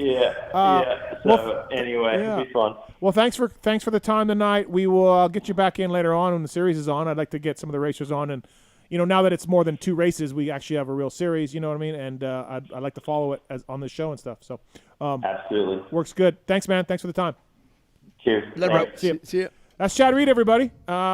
I mean, look, I asked him the question about the World Supercross because I think, Chad calls it like it is. Yeah. Right? Mm-hmm. He's not going to sugarcoat it. I don't think so. I mean, even though he's getting his paycheck from those guys, he's going to be honest about it. So I did hear the second round is already canceled, and they're going to move it. So that's, another bit of a blow. And I am very worried about the Canadian round. I don't know how they're going to pull that off. Nobody. Where's that at? Vancouver. Vancouver. Yeah. In BC? Yeah, place? in BC Place. Yeah. Yeah. So that'll be interesting to see. But I like the World Supercross. I don't pick a side. I know people like the manufacturers have picked a side. Yeah. And the sponsors have picked certain sponsors have picked a side. That's cool. I don't have to. I'm in the media. I cover it all. It's great racing. How many rounds they have now? 6. 6. Yeah. Do they have any in Japan? No. They need to work on that though, right? Yeah. Well, as well as I do. I tried to work on it a few years ago. And, right. But it went there for 20 years, so there's got to be there's got to be a desire for it. But I just don't think the fan base is there anymore because back when I was riding in Japan in the All Japan Grand Prix and also the Supercrosses, they had a lot of fans. They would fill up everything. But nowadays you go to an All Japan Grand Prix and there's only 6 rounds. Oh really? Yeah, oh, okay. and they're lucky if they get 5,000 people. Oh, really? Oh, okay. So it's changed a lot in Japan. Yeah. All right. Okay. I'm just jealous of all the privateers right now. Think about this popped up, Super Motocross. I mean, all of a sudden, you and JT dude, would be rubbing your hands together. What the hell? This, it just all of a sudden, just a bunch of influx and cash in the sport for these privateers. So I'm a little, for sure. I'm a little jealous. Mark's on 3. Mark, you got a question for Daniel Blair? Yes, sir. Thank you, Steve, for fielding the question. And hi, Daniel. Hi, Jim. What's happening? What it's about, there's a guy on YouTube that has a YouTube channel. He's becoming pretty popular from what I understand. He's got 18,000 subscribers. And I really don't even like to bring this stuff up. Let me stop you right there. Let me stop you right there. I'm not talking about that at all. I'll just be up front. But so I want to talk to you about we'll talk. Walking away. We can talk about things, but I'm not talking about that. I have some questions. Yeah, about walking away. I know why you. I have a theory. I'm going to run to my theory by you. I have a theory on why you walked away. So stay tuned later in the show. Mark, we'll talk about it. Thanks, man. Okay. Thank you. Listen, and again, guys, I didn't want to really bring it up. The guy, if it's true, it's true. If it's not, it's not. You know, but if it's not true and it's bull, then the guy needs to be called out on his stuff. But again, I don't blame you, Daniel, about not talking about it. But you know, it just came up. But I appreciate it. Thank you guys. Thanks, man. No problem. Appreciate it. Thank you. I'm gonna run my theory by you. You know. Okay. Did you see my post I sent on Instagram? I did. Did you like it? I did. And for a guy who didn't graduate high school, man, I had to make sure I had everything spelled right. It was great. But it was pretty great, much Jim. to the, family's most important at this point, I think. At Cherubies, love the guys at Cherubies. You probably used the Cherubies, Jim. Yep. Those white front disc guards on Yep. Yamahas, those were bitching back in the day. At Cherubies USA on social media, chain blocks, slider kits, replica plastic. When you look at Barsha, Anderson, AC, Cooper Webb, they're using a Cherubies plastic, industry leader in aftermarket dirt bike plastics and accessories. Thank you to the folks at Cherubies for coming on board our show. And please check them out at your local dealer or motorsport.com. I love the stuff. It fits perfectly. Always works really well. I'm building a project bike, and I couldn't get a Cherubies for it because it was old. What is it? It's a 90 YZ125. Yeah, no, I saw that, yeah. Yeah, and so I had to get another brand, and I had to drill all my own holes. Yeah. Oh. Hate it. Had to line it up and mark it. Yeah, anyway. That's like the old Preston Petty Yeah, fenders. it wouldn't happen You with had to drill Cherubies. your holes, yeah. But a Cherubies It's a hard enough job as it is, but now you got to drill your own plastic holes too. Unbelievable. It's not supposed to be like that. Our next guest is brought to you by the folks at Cherubies. He's a friend of the show. We had him on last week, but I mean, we had to get him on again. Filthy Phil, what's up, buddy? How are you? Steven, how are we tonight? We're good, man. So last week, you made your return to racing. That's awesome. We're stoked for you. I think our listenership is stoked for you. You said last week you'd be happy with a 10-10. 12-21. We'll get into the second moto. Overall, are you okay with that 12th, considering where you started? Yeah, I was okay with the 12th. I Okay. mean, to be honest, the first moto I still didn't. My whole day was kind of a disaster. It was kind of a disaster. Can we just, there's no, do you know my group text, the things that were being said in my group text when you go out for your first practice, back from injury, on the track when the fastest times, where everybody's getting the fastest times, and your bike blows up on the first lap, Phil? Only you, buddy. Only you. I don't even understand. I was just, I was sitting, and the worst part was I was the farthest point of the property at High Point, in the farthest corner where nobody could see me, and I'm like, you know what? I don't even know what to do right now, and I didn't. The funny part is I didn't even have signal at the track because there's no signal at High Point. So when I got back to service, I had about 69 text messages from people. Hey, are you not racing High Point? Are you not racing? Because it didn't even register my transponder. Because I didn't even make it to the finish line. No. So yeah, it started off rough, right there. Right. Yeah, and I'm like, you have got to be kidding me. And and the problem, I know Daniel and Jim are there, but the problem with that was the red cross is out, so the first lap I don't get to jump anything. So you're rolling these 10-foot doubles into these mud pits. So I'm just trying to stay up on the first lap because the track is a complete fucking yard sale. So and then my bike blows up or whatever happened. I don't even know. Electrical, quote unquote, electrical. Yeah, whatever happened. So I missed the entire first practice. So then I hook my bike up to a quad and I go through amateur pits and I have everyone screaming my name, Filthy, and then I go through vendors row and they're like, Filthy, oh man, bummer. And I'm like, yeah, fuck my life, So I get back to the truck and they do their thing, swap an engine, whatever, and then I'm waiting and I'm like, okay. And I'm trying to figure out if the 250 guys are going faster, right? I'm like, fuck, man. Hopefully they did some Hopefully track they work are, in. yeah. Yeah, and the track's going to be faster second practice. Well, sure enough, Phil didn't get to ride the first practice. So why would they go groom the track? Fuck Phil, leave it rutted and have Phil go out there and have a disadvantage. So then I'm looking at the times, and I'm looking at, guys that were 8th, 1st practice or whatever, now 3-4 seconds a lap slower. And I'm like, I am so fucked. So you were aware of that. I didn't know if you were if on the line, if you're aware of that. Yeah, you are. Okay. Well, it took me from the semi all the way down to after doing practice starts to find out, like, oh yeah, they were slower, and I'm just like, well, fuck, man, I'm not Jet Lawrence here. How am I going to pull 3 seconds out of my ass to try and figure this out? And I hadn't done any of the jumps or anything yet. Like, so I went up around the first corner and I come down into the second corner, and I swear to God, it was a fucking war zone. And I'm like, dude, what do I even do right here? So what I do, I just put my feet down and I just skied around the entire track as much as I could with both feet off the pegs. And somehow, some way, I ended up 36. 36. You were one spot from the LCQ. Yeah. So Daniel, take it away, Daniel. Yeah, so I want to play a little game, Phil. I've had plenty of games, so I'm fucking done with You're ready? No. We're playing a game on the show here. I'm going to say a name of a rider that beat you in qualifying, and I want you to tell me one thing about them. Okay? One thing. One thing. We're going to go through this. Let's start with Trevor Schmidt. From New York. Oh, shit. I should have probably not started in the Northeast. Okay. Let's go with Richie Randinella. Not a fucking no clue. Well, he was 20. He was 25th. He's from Jersey too, because we made that. That is such a Jersey name.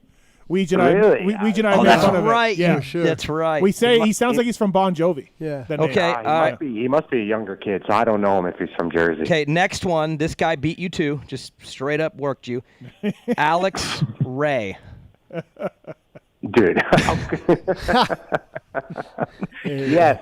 What do you know about Alex Ray? I know about getting sketchy in second practice. How about that? How about Vincent Lahovey? Fuck my ass. Yes, Western PA local through 437. Okay. Chandler Baker. He actually passed me second moto, some kid named Baker. Some guy named Baker. Luca Marsalisi? Marsacelli. 174, 174 on a Yamaha. Yeah. Man, he knows these guys. No, I just did a privateer pod with Luca. He's a good kid. Dude, I know my moto, man.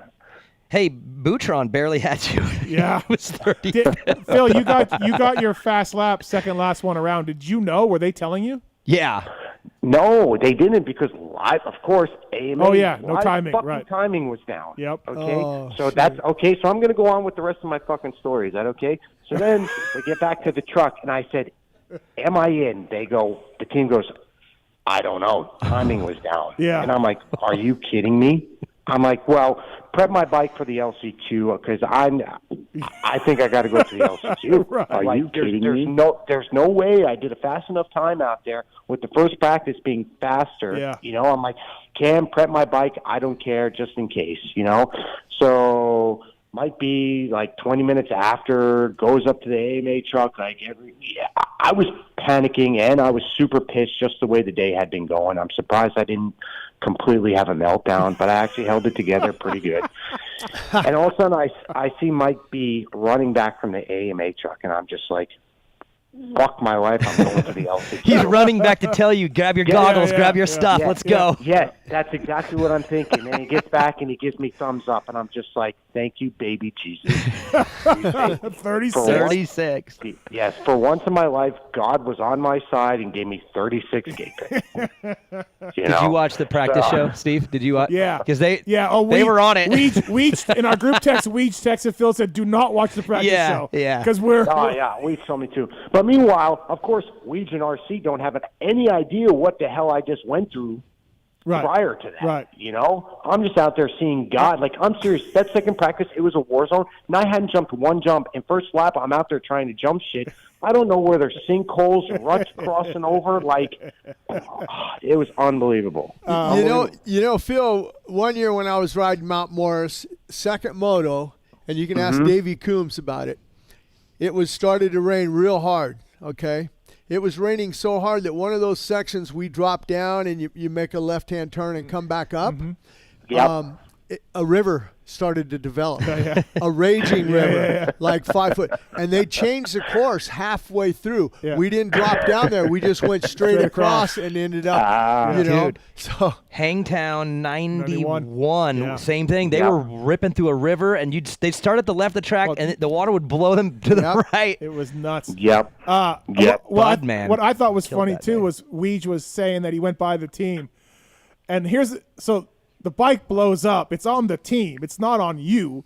The bike blows up, and the team is ragging on you for putting your foot down and like, oh, you got no foot pegs, Phil, or what? And you're just like, they're making fun of you, and you're like, fuck you guys, my bike broke.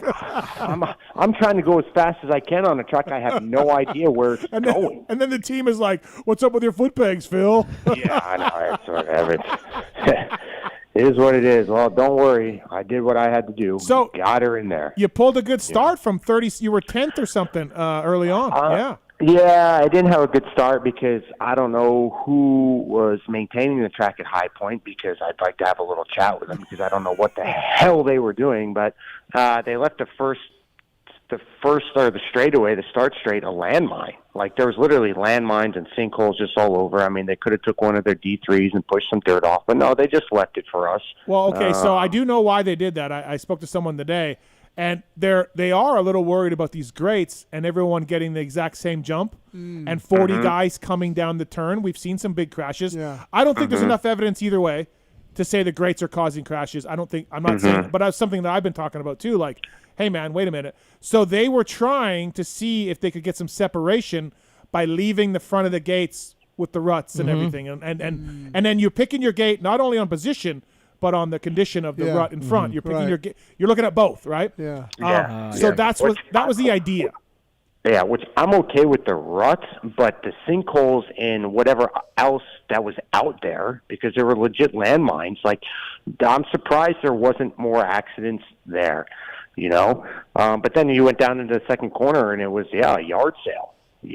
I mean, they just said, So- it sucked. I really don't know what was up with track prep because it was god awful. So how did you get up to 10th or so? Like, did you scoop a bunch of dudes in one turn? Or? I found a couple holes, first, second, third corner around the rollers, and I got up into 9th or something. And then, like I said, I still didn't really know the track. I didn't have a really good flow from missing a practice, and I kind of got passed by Francis and AP and Harlan, and then I just kind of rode behind Grant.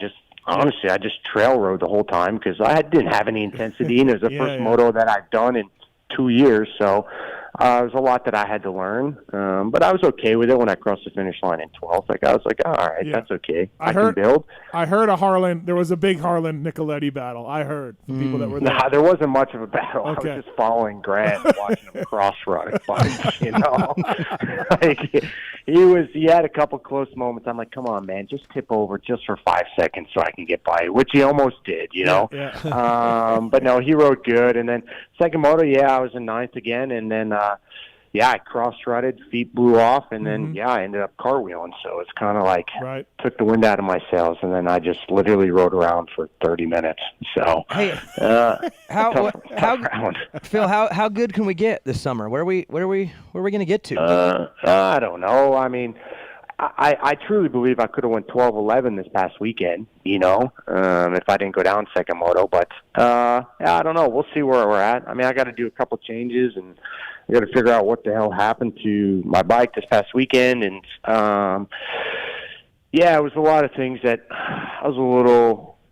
So, was it almost maybe not a great test for you for many reasons? No, it wasn't a great test. Right. Because, it's more survival, really. Yeah, it was more survival. Like, I couldn't even ride. Like, you watch it, like, Jets looked flawless all year, and then you watch the race, and him and Kenny looked like they were kind of struggling, So you can only imagine what I look like out there. So, fitness bike, no idea yet. I went in there and I was hoping to do press day, but press day had rained. So obviously, whatever would have happened, if I would have rode press day, then my bike issue would have happened on press day because I didn't get to ride my race bike at all. I was going to ride it on press day and kind of break it in. So if I would have done that, then I would have had my mechanical on press day, which I would have been happy with. But since that got delayed and everything, hindsight's 20/20. It's just weird how it's all worked out. Phil, you said you were going to make some changes on the bike for the next round at Redbud. What changes will you make on it? I need a little bit more hold up in my fork. I'm a little bit too soft, like a little bit more of a mid valve. So through the transitions at high point with the ruts and stuff, even when you go to Redbud and stuff, like the G outs are pretty gnarly. So I just need a little bit more mid valve and bottoming resistance just to kind of hold me up, fork and shock, right? So it doesn't sink as bad. So and not only that, like Daniel said, I was literally survival out there, just trying to. You got in a rut and you just followed it around for literally 120 feet. What's your favorite outdoor track that you like? You know, you're really looking forward to going to like Southwick or something. What's Binghamton. the one? Binghamton. Binghamton would be sick, but Ironman, which is not for a while, but I got a good, a couple good tracks. Obviously, I think everyone kind of agrees with coming up. The next three are pretty dialed. Yeah, so. I can't tell you my group texts when we're like, hey, update, Phil's bike broke lap 1. He didn't get a lap in, and now he's not in qualifying spot. Like it's insane because if you were to write a movie No. script and you wrote it this way, people would say, "Dude, that's too obvious. It's too fake." It's not going to happen to Phil. Yeah, that would it's never too happen fake. to Phil, right? And it happens. And I'm telling you, like obviously race, I'm 34, and it's just like nerves, no, but it's still so much stressful. Yeah. You know what I mean? Like a day and coming back, and it's been a long time, and the track's kind of gnarly. So I already got a lot of shit on my mind. And then to have that happen, I'm just like, are you fucking kidding me? Why? You know? Why? Why me? And it's funny because like I was stuck way out in the back, and I could feel like I thought I just stalled my bike because it was deep, so I just thought my rear wheel just hit a soft spot and locked up. But then when I was hitting my electric start, like I could feel my battery kicking on, like through my handlebar and the fuel pump. So I'm like, what the heck's going on? So Brandon found me about 5 minutes into practice, and they're like telling them to unhook my kill switch, and I'm like, it's not my kill switch because my battery's trying to boot on, and I can kind of feel my starter trying to engage a little bit, like I can feel it knocking like through the handlebar. So then I knew I was just like, I'm fucked, we got to get it back to the truck and swap something. So and I thought about bump starting it, but I was just like, man, if I bump start it down this hill, it's going to be an hour before a quad can even get me back out of. Don't go any lower. Yeah, exactly. Like I'm already on high ground. If I go down into that shithole down there, I'm never coming out. Where's Phil? He's gone. I'm thinking maybe you wave one of the competitors and hitch a ride back and leave the bike and come back to the truck and say, hey, man. Jet, you're our sponsored Jetson rider. Yeah, hey, Jet, give me a ride back. If I had to walk back to where the semi was, I would have been smoked for the day.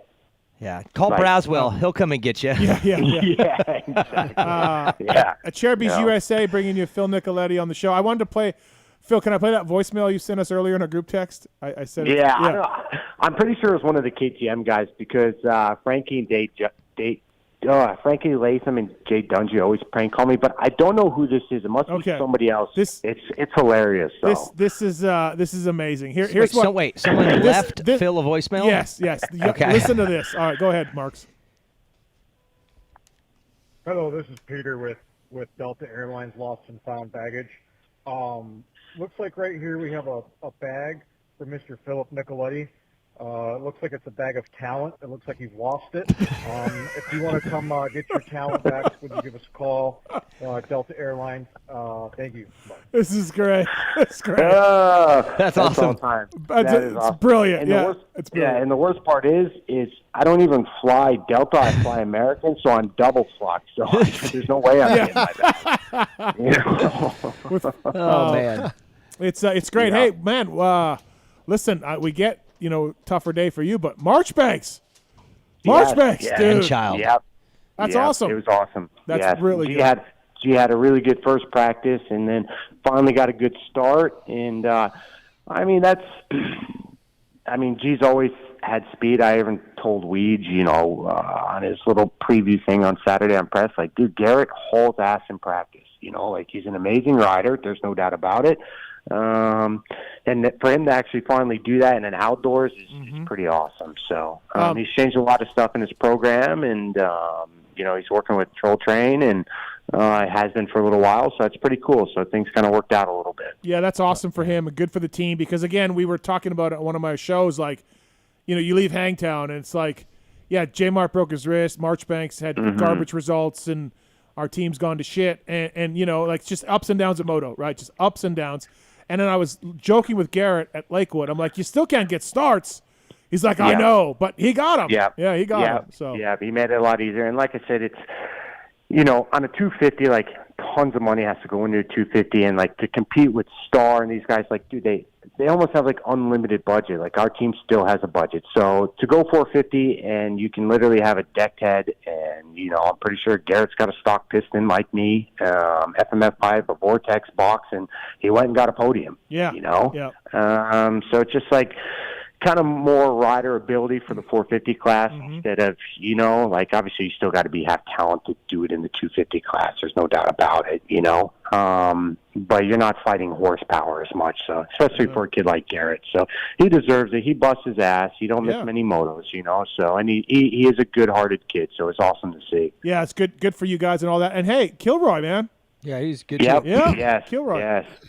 PK did good. I was stoked for him. He got 10th his first moto. That's his best, best moto finish. And he was doing okay. The second moto, it had a little tip over, which kind of cost him a little bit. But like I said last week, I think he's a really good rider. He just needs a couple good motos to kind of put him in the right direction, and I think it'll start snowballing for him now. Now that he knows that he can. He's never ridden with those guys before, so when he has guys like Shimoda or Volin or these guys passing him, like he's not used to that, so it takes a while to become accustomed to that. So I think it's pretty cool. All right, we got a call from Nash, of course. Nash! Gentlemen! What's up, Nash? Phil is back. Hey, Nash. So excited. I was very excited, Phil, to see you. I mean, everything didn't go as planned, but I have two questions. Over under that you saw God that second qualifying session, as you hinted slightly earlier in the conversation. I've seen God way too many times that day. I saw God the whole 15 minutes. I can't even deny it. It was beautiful to see you just demonstrating your prowess, your experience. You're a journeyman. Well done. Jim, does anything come to mind? Have you ever had a situation like that, or Daniel, even you, like last lap of the last qualifier? Like, I mean, you used to race your way in, but I really back when I rode outdoors, I was in the top 10, so you didn't have to run any qualifiers. We didn't have timing and all that stuff. So, but I do know one thing.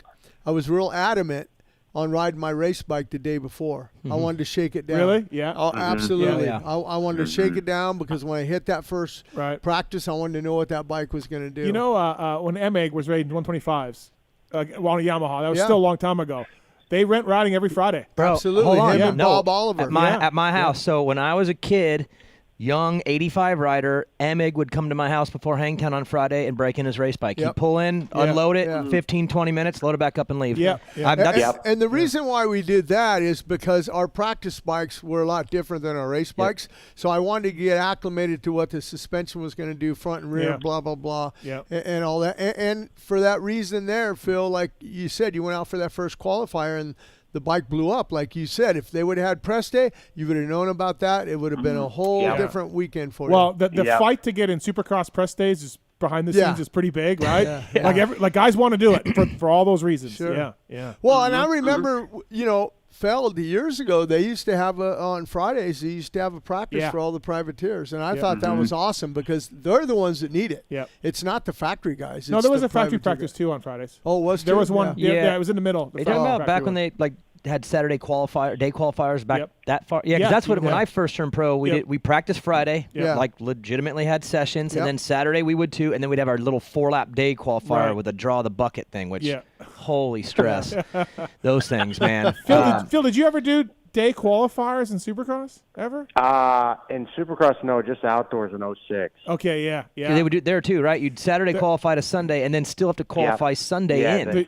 Yeah, exactly. I'm like, dude, by the time I got to the motos in 06, I was smoked on. I'm like, the fuck? The year I worked for Nick, he missed the first 2 rounds with a knee injury. He missed Glen Helen and Hangtown. We showed up at round 3, and then had to ride the qualifier, and then it took a couple rounds. He got in the top 10, and I was like, whew.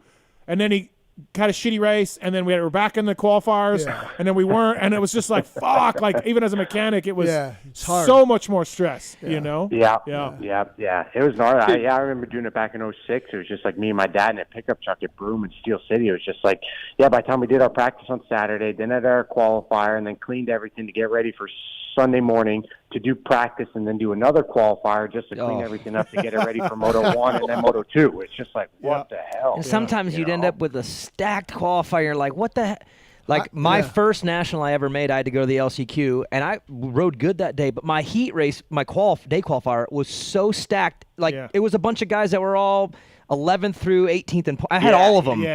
So I got hosed, had to go to the LCQ, and snuck in, but sometimes you get the bad draw on those things too. You know what, Phil? I always try to take a positive out of a negative, and the positive. Phil doesn't. You don't, Phil? No. Because I mean that bike breaking like that. He tries to find the negative and a positive. Well, yeah, That's but the bike breaking, but you're lucky it didn't happen over a jump or something, and then you couldn't even ride the day. You know? Yeah. So. No. Listen. It turned the day was a negative. It turned to a positive when I was 36. Okay, then turned around. Turned right around. Turned right around. I'm like, you know what? It could be way worse right now, and I could be going down for that LCQ. But then I went up to watch the LCQ gate drops, and I'm like, There's a part of me that was just like, I wonder if we might have screwed up, and maybe I do belong in that LCQ. Well, you get 4 more laps on the track. Yeah. I don't want those 4 laps. I'll get those in the moto. Anything else, Nash? I just wanted to see if he's been consulting with Big Al. Big Al's got some life changes. Maybe Phil's like a fitness whisperer. Phil's pretty on top of the fitness, as we all know. But has Big Al been taking you there? No, Big Al's just been busy doing his own thing up in Millville. He doesn't really care. He called me on the way back, and we bullshitted about the day and whatnot. But it's more about family life and what's going on with him. We don't really talk racing too much. Big Al texted me Saturday morning and said, dude, what happened to Phil? I don't see his name. And I'm like, looking 36th. And then he goes, oh. Yep. Well, Garrett must have talked to him after practice a little bit about something, and then because Garrett had service, so then I was talking to Alex, and I kind of told him what happened. He goes, now it makes sense. I said, yes, dude. Right. Alex is a liberal. Those are going to rally. We know it. We believe in you. Oh, yeah. Going to rally. We know it. Yep. Big things coming. Thanks, Nash. You'll be ready, Redbud.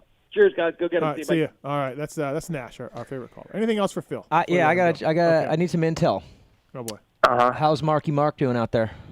Riding really good. Yes, he's riding really good. So giving me a run for my money on practice days. I've heard he's made some gains in the last week or two. Some pretty good gains. Yeah. There's he's riding good. I mean, Club's got a couple good amateur kids. Marky, I don't even. His name's Alex, but we call him the Russian because he's Russian. I don't even know his last name. But he's good too. Yep. Yeah, he rides really good. So we got a couple of the amateurs got a good little crew. We call him the Russian. Phil doesn't even know his name. His name's Alex. I don't know how to pronounce his last name, so we just call him the Russian. And the Russian hauls ass as well as Marky Mark. So I think those guys are going to do some good things. So they've been logging some decent time. Yeah, we got Mark Finnis. Redbud Combines coming up, so that's what's exciting. Ryder McNabb, will see him there. That's another one of my guys. Yeah, PulpMX is we're bringing out the whole posse. I think we're gonna have 5 of our guys there. So, first Juju will be there, Base Flug, Cochran, all of them. So that's pretty cool. And then that trip actually ends up being our Orange Brigade camp too. We do our kind of summer camp. So Sunday and Monday after the national, we all stick around and do some riding at some private tracks. I think those things are a good sign of like what's to come. I mean, because any kid can ride good on a Tuesday, but you put them out on Redbud on a national track or Ironman, then you can really see like what's going on. I mean, because you remember Hayden last year at Redbud demolished everybody, right? Yep. Yep. Okay? I mean, it's just, I don't know. I think it's a sign into the future with that sort of stuff, so seeing how they can handle it and whatnot, and with the track and the bikes, I think it's a good thing. I love it too. Between futures and I wish there was a couple more combines. It'd be nice if there was 3 or 4. I wish 3 or 4 would be a little better. But I do like the futures and the combine program now, because now it's like we do get to see a little glimpse of what's going to happen. And they get to do it against their own age group, all the kids they've raced their whole life. It's like the final showing with their age before they turn pro. You guys are totally right, but I remember being, Hymas wasn't good today. Hymas, he didn't do well at Red Bud, right? Like, and now he's leading laps. Like, I'm with you guys. It means something. It's good, but let's not. Yeah, but with that, a lot of stuff had changed with Hymas too. Yeah, and then this sport, there's so many variables and things change so fast. I mean, look back. Ryder D during Supercross was kind of getting questioned, remember? Because Dax and Juju were beating on. They're like, is this kid what? Well, what do you think now? Like, he's showing that he's really good. And then Hymas last year at Loretta Lynn's was terrible. I mean, I watched every moto, and he didn't look like himself. And now he's leading laps. So things can change fast, which means it's not the tell-all. But for me, Phil, I'm curious if you think the same thing. It's more traits and tangibles that you kind of watch these kids go through in these to find out, how quickly can you learn? How quickly can you recover from something bad? Those are the things I think are more important than just the win. Yeah. So that's the stuff I look at to see if a kid could be a good pro or not. Yep. Yeah, there's a lot more to it than just your result on paper. Yep. Yeah. Out of Cherubies USA, bringing you Phil Nicoletti on the show. Phil, what's up with the FTA stuff? It's a new line from FXR? Yeah, so it's kind of a surprise deal for this weekend. It's a new line, a brand like a sister company of FXR that Milt is branching off, and it's something kind of cool, different colorways, different designs that he's going to be launching here later on this summer. So just kind of a testing the waters, seeing, getting it out there, letting people know what's coming. But I kind of had been pushing for it for a little while when Ryder, kind of Milt's stepson a little bit, was helping. He was wearing it and whatnot, and I really liked it, like the colorways and stuff. So I'm like, man, how do I do that, get in that stuff? So we kind of linked it all together, and Milt's just like, yeah, for your first round back, we'll do it, and then you can be FTA for the rest of the summer, and then we'll launch it around Millville and stuff. So that's kind of the go-to. Just a branch off, kind of, like Shift Fox type thing, but I know the logo kind of looks the same, but the colors and the pattern will be a lot different, and it'll just be, limited edition runs. Okay. All right. Fair enough. Well, thanks for calling in. Appreciate it. I know I'm our coming listeners, just for you, Phil. What's that? I'm coming just for you, Phil. That's perfect. Thanks for calling in. Yeah, I think the 12th was fine considering their circumstances, and onward and upward from here. So. Yeah, I'm looking forward to it. So it's good to be back, honestly. So even though it was kind of a crazy, hectic day, it was it was fun. It was good to get back down. It's good to be down on the starting line again. Sure. So, well, actually, any wrist issues, any pain, any yeah, well, it was sore at the end. It was of the sore. day. Okay. Yeah, it was. But I don't know. A little bit of that could have been from my crash too that I had. So, sure. But yeah, it was okay. It held up for the conditions and whatnot. I mean, yeah, the ruts had. I don't know if you could really see it on the track, but the ruts were hard pack and shale. Like it was pretty like you're sitting on a jackhammer. I thought the second moto to me was prime High Point from every other race I ever remember there almost. It was just looked like High Point from 86, 96, 06, whatever. That's kind of how it shapes up. JT did walk us over and say, look at these ruts, and it looked perfectly fine on TV. So I don't know. I saw you going at him. JT's like, oh, you guys got to see these ruts. And I'm not, he was right. I'm sure but on TV, you're like, oh, that looks all right. So anyways. But like, do they not own a tiller or a disc or anything? Well, that's a question for MX Sports. I don't know. Whatever. But anyway, yeah, we survived. So we're see good. you, Red Bud. Sounds good. Thanks, Philip. See you at Red Bud. All right, good luck at Red Bye. Bud. All right. Yeah, thanks, Mr. Jim. Bye. All right, see you. That's Phil Nicoletti, everybody, on brought to you by Cherubies USA. Love those interviews. Yeah, he's awesome. It's great. I mean, I think that 12th was great, though. Yeah, me for too. Everything that he went Oakland. through. Since Oakland. Everything that he's went through. Yeah. And to come out that first moto and get a 12th, that was awesome. Absolutely. All right, we'll go to commercial break here. We'll come back. We got JD Beach coming up. Twins. He races the Twins class in AFT. And then we're going to get to the real bottom of Daniel Blair leaving the TV booth. We got the X-Brand Goggle Tear-Offs, Race Tech Rant, X-Brand Tear-Offs, motorsport.com, tweet at Tallon. Uncle Jim in studio. It's fantastic. Great to have him here. Toronto 2017 all over again. Yeah. Opie. Yeah. Opie. That was my first race day live. Yeah, I got told I had to be there. I didn't even get asked. Michael Prince. Right. Yeah. What are you doing on the weekends? Not much. You'll be in Toronto. Okay, you're right. You're with Jim. Like literally, okay. Yeah, I had no clue, but that's where it started. So. Well, we've told you my Uncle Jim announcing experience in Montreal. Yeah, right? Montreal. And we said if you ever get stuck, throw it to Jim. And I did get stuck with some technical stuff and some computer stuff. I threw it to Jim. He went on for 10 minutes about Endurocross, water, and grips, and I got everything handled. It was fantastic. Same thing with me because I had to go into the hosting role. I was like right, and I was too. I was the play-by-play and guy. that's hard because you have responsibilities. Yeah. And I had no idea how to do that show at all. Yeah. And I would just ask Jim something super vague because I knew he would just go. Yeah. And then he would go, and I'd be looking down at my script. Okay, where do I go now to go to commercial break? Right, and I'd be like talking to the people behind the thing, and then I'd be. All right, to the commercial break. Right, just to get out of it. But he would always give me the time to figure stuff out along the way. We said, throw it to Jim if you have any, throw it to Jim. He got you. Great partner. About an Opie. All right, we'll be right back after this, everybody. Hopefully one will whip up a titty.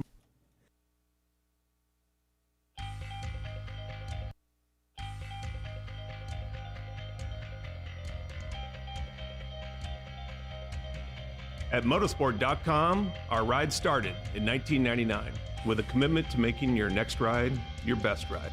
We take pride in having a huge selection of gear, accessories, and OEM parts for moto, street, off-road, ATV, and UTV.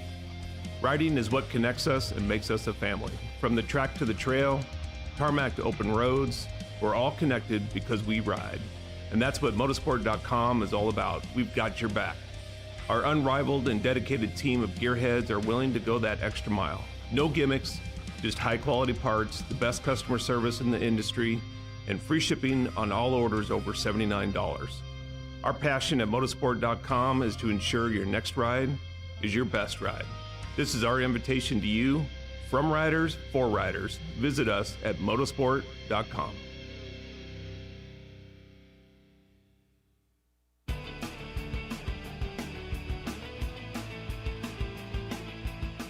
You likely know Racetech as the suspension and engine tuner of choice for the world's fastest privateers. But what you may not know is behind the scenes, Racetech is the trusted source for many OEMs and factory teams throughout the motorcycle industry. For nearly 40 years, Racetech has been producing high-performance suspension and engine components and services right here in the USA. Racetech doesn't just specialize in motocross. In fact, they have many off-road, hill climb, flat track, road racing, and supermoto championships on the mantle as well. Not a racer but want to smooth out the ride on the street or add some performance to your Harley? Racetech offers a full line of suspension solutions including industry-leading built-to-order G3S custom shocks. All Racetech products are 100% guaranteed to exceed your highest expectations. Don't wait. Experience the Gold Valve advantage today by logging on to racetech.com. Don't forget to mention PulpMX when ordering for a discount.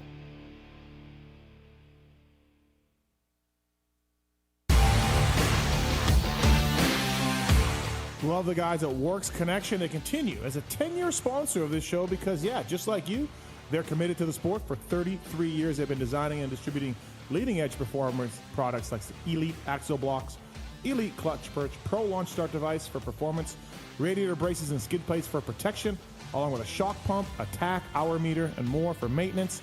Works Connection, great guys up there in NorCal, and super cool company. We're stoked to be associated with them. When you take a look around the AMA pitch, you'll see Works Connection proving ground for products under the canopies of Team Honda, HRC, Star Racing, and other top teams.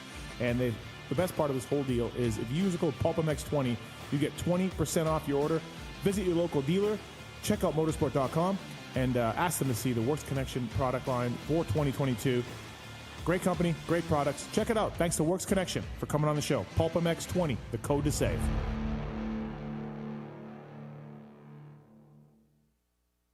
With over 80 years' experience manufacturing power sports pistons right here in the USA, Wiseco has evolved into a full range of performance components for dirt bikes and other power sports machines. Whether you ride a 2-stroke or a 4-stroke, Wiseco has a variety of pistons from reliable forged replacements to the performance-focused Racer Elite series. Wiseco offers race-proven components for the rest of your engine, too.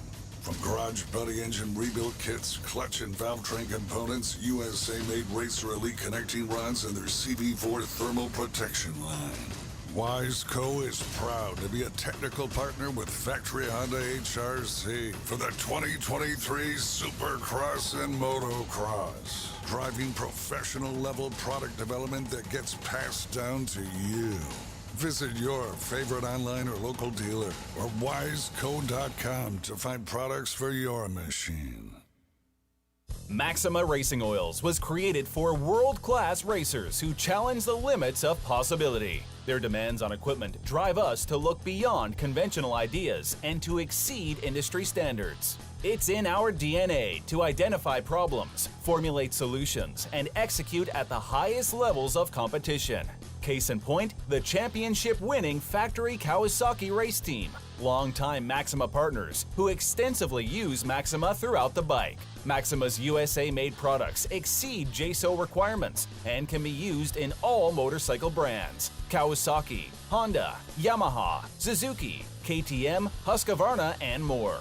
Maxima Racing Oils. Experience the difference. Visit MaximaUSA.com for more information.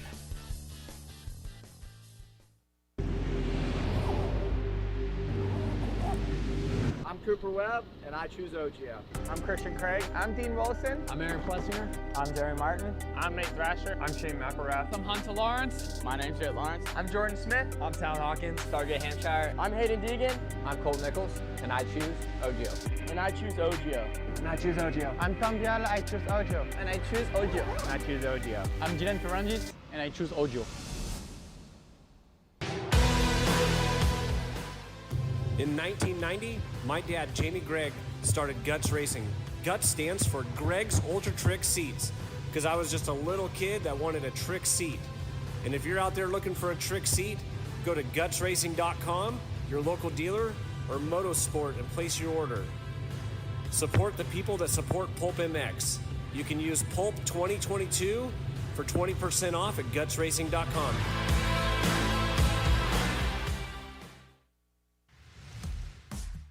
FMF Racing is proud to celebrate over 45 years of fun, building every FMF exhaust right here in the USA.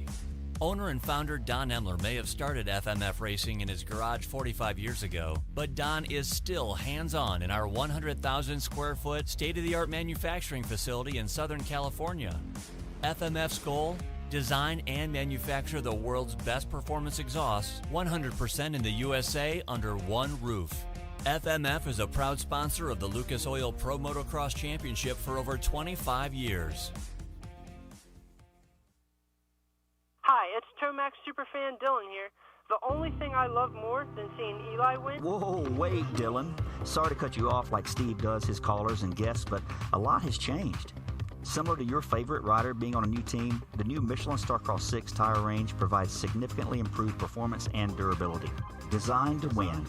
The new Michelin Starcross 6 tire range offers up to 16% more traction when new and up to 19% more traction when worn in comparison to the previous generation. This means consumers will not only benefit from improved performance on their first few rides, but that this performance increase will continue throughout the extended life of the tire.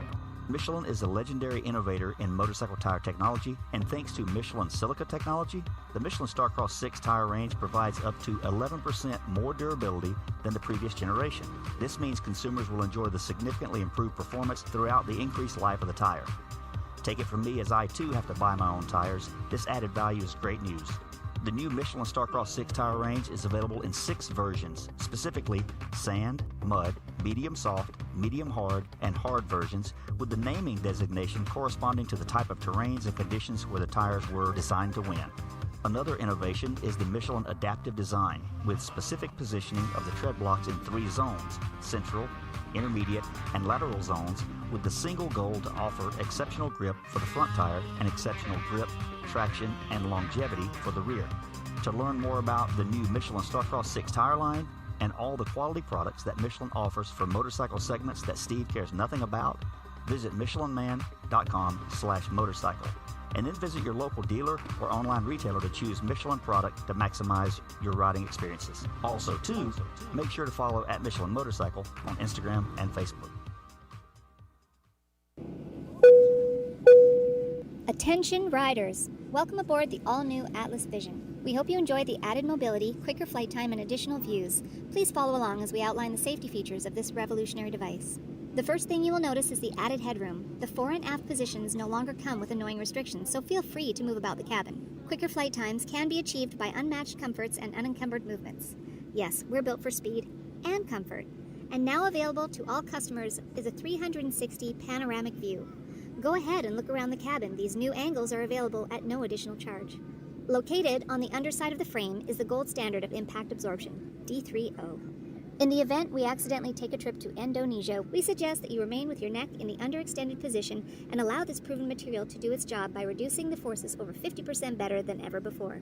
Although the Atlas Vision will not be noticeable, it will be there when you need it. If you are riding with a child or someone who requires assistance, secure your vision first, and then assist the other person with a Prodigy, Tyke, or Brole. We ask that you keep your brace on until your moto is finished.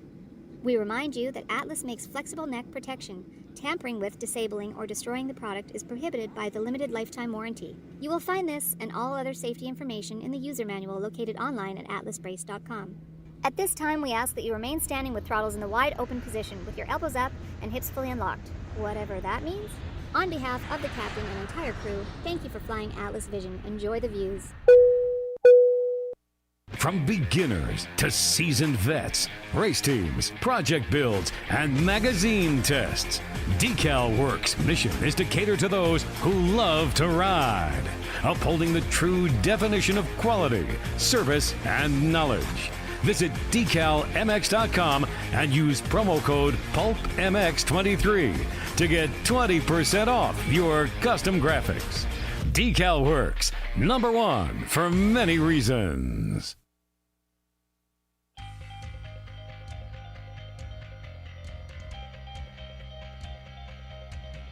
At motorsport.com, our ride started in 1999 with a commitment to making your next ride your best ride.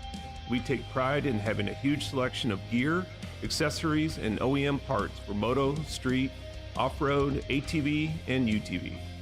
Riding is what connects us and makes us a family. From the track to the trail, tarmac to open roads, we're all connected because we ride. And that's what motorsport.com is all about. We've got your back. Our unrivaled and dedicated team of gearheads are willing to go that extra mile.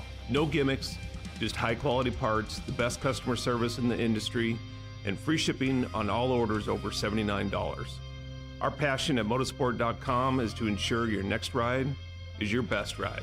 This is our invitation to you, from riders for riders. Visit us at motorsport.com. Maxima Racing Oils was created for world-class racers who challenge the limits of possibility. Their demands on equipment drive us to look beyond conventional ideas and to exceed industry standards. It's in our DNA to identify problems, formulate solutions, and execute at the highest levels of competition. Case in point, the championship-winning Factory Kawasaki race team, longtime Maxima partners who extensively use Maxima throughout the bike. Maxima's USA-made products exceed JSO requirements and can be used in all motorcycle brands: Kawasaki, Honda, Yamaha, Suzuki, KTM, Husqvarna, and more. Maxima Racing Oils. Experience the difference. Visit MaximaUSA.com for more information. Hi, it's Tomax Superfan Dylan here. The only thing I love more than seeing Eli win... Whoa, wait, Dylan. Sorry to cut you off like Steve does his callers and guests, but a lot has changed.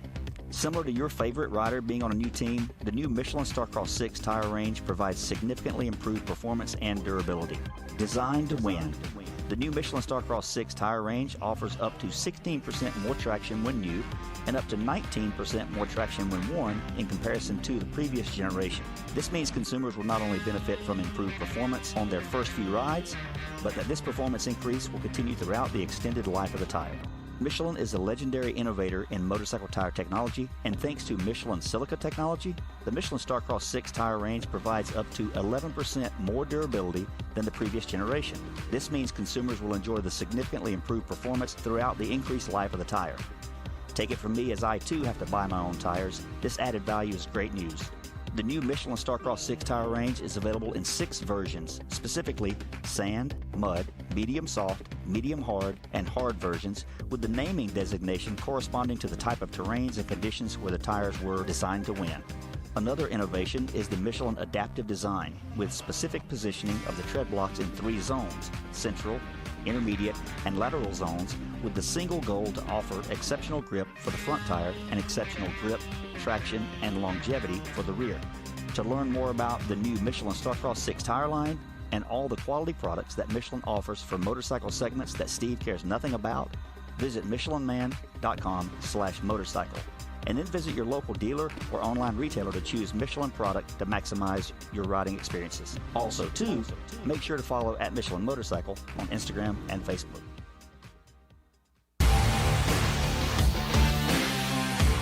Love the guys at Works Connection. They continue as a 10-year sponsor of this show because, yeah, just like you, they're committed to the sport. For 33 years, they've been designing and distributing leading-edge performance products like Elite Axle Blocks, Elite Clutch Perch, Pro Launch Start Device for performance, radiator braces and skid plates for protection, along with a shock pump, a tack, hour meter, and more for maintenance.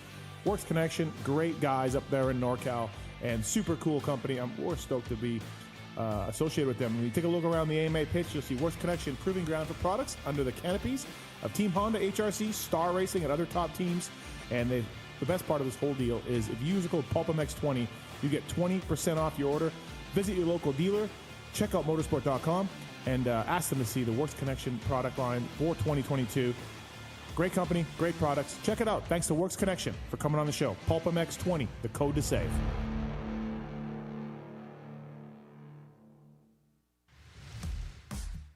FMF Racing is proud to celebrate over 45 years of fun, building every FMF exhaust right here in the USA. Owner and founder Don Emler may have started FMF Racing in his garage 45 years ago, but Don is still hands-on in our 100,000 square foot state-of-the-art manufacturing facility in Southern California. FMF's goal? Design and manufacture the world's best performance exhausts 100% in the USA under one roof. FMF is a proud sponsor of the Lucas Oil Pro Motocross Championship for over 25 years.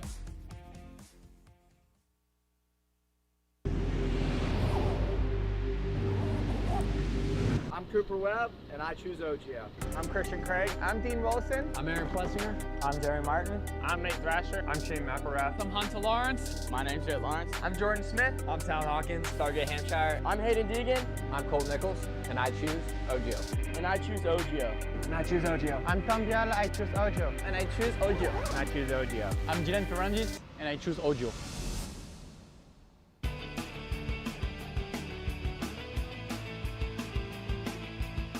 You likely know Racetech as the suspension and engine tuner of choice for the world's fastest privateers. But what you may not know is behind the scenes, Racetech is the trusted source for many OEMs and factory teams throughout the motorcycle industry.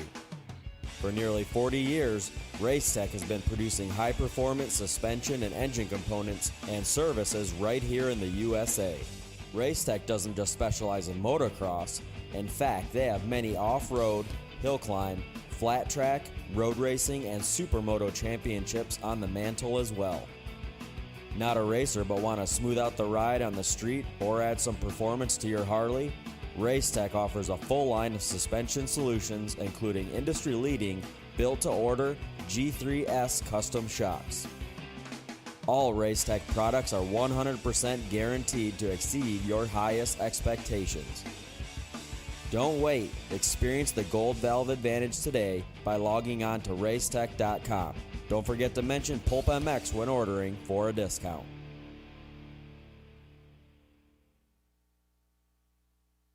With over 80 years' experience manufacturing power sports pistons right here in the USA, Wiseco has evolved into a full range of performance components for dirt bikes and other power sports machines. Whether you ride a two-stroke or a four-stroke, Wiseco has a variety of pistons from reliable forged replacements to the performance-focused Racer Elite series. Wiseco offers race-proven components for the rest of your engine, too. From garage buddy engine rebuild kits, clutch and valve train components, USA-made Racer Elite connecting rods, and their CB4 thermal protection line. Wiseco is proud to be a technical partner with Factory Honda HRC for the 2023 Supercross and Motocross, driving professional-level product development that gets passed down to you. Visit your favorite online or local dealer or wiseco.com to find products for your machine. From beginners to seasoned vets, race teams, project builds, and magazine tests, Decal Works' mission is to cater to those who love to ride, upholding the true definition of quality, service, and knowledge. Visit decalmx.com and use promo code PulpMX23 to get 20% off your custom graphics. Decal Works, #1 for many reasons. In 1990, my dad, Jamie Gregg, started Guts Racing. Guts stands for Gregg's Ultra Trick Seats, because I was just a little kid that wanted a trick seat.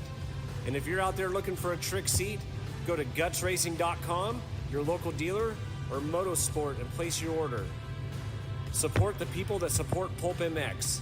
You can use Pulp 2022 for 20% off at gutsracing.com.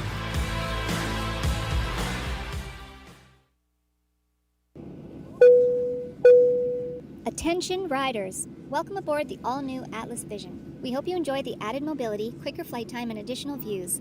Please follow along as we outline the safety features of this revolutionary device. The first thing you will notice is the added headroom. The fore and aft positions no longer come with annoying restrictions, so feel free to move about the cabin. Quicker flight times can be achieved by unmatched comforts and unencumbered movements. Yes, we're built for speed and comfort. And now available to all customers is a 360 panoramic view. Go ahead and look around the cabin. These new angles are available at no additional charge. Located on the underside of the frame is the gold standard of impact absorption, D3O.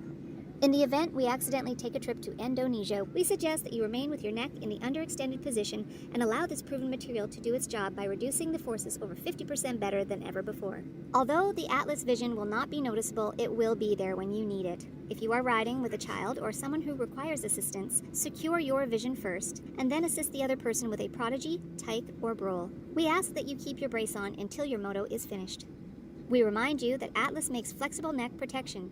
Tampering with, disabling, or destroying the product is prohibited by the limited lifetime warranty. You will find this and all other safety information in the user manual located online at atlasbrace.com.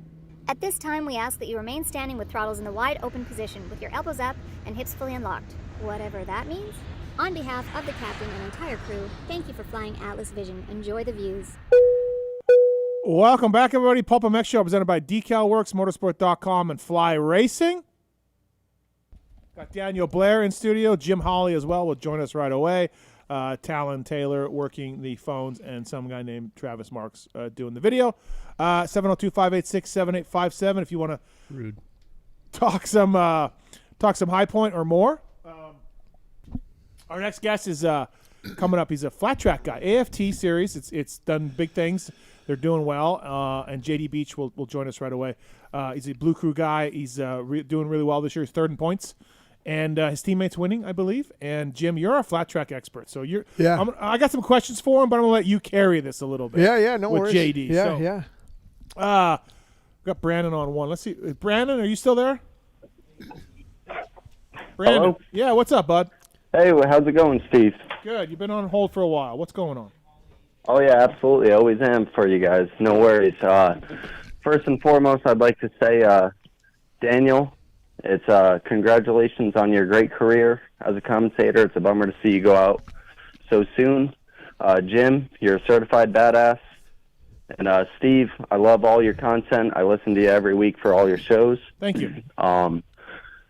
So first off, I would like to ask you, Steve, how did you get onto a factory mechanic when you were going through it? I'd imagine you were a privateer. Yep. Yeah, I was a privateer mechanic for, well, do you consider KTM in 2000 a factory job? Yes or no? I don't know.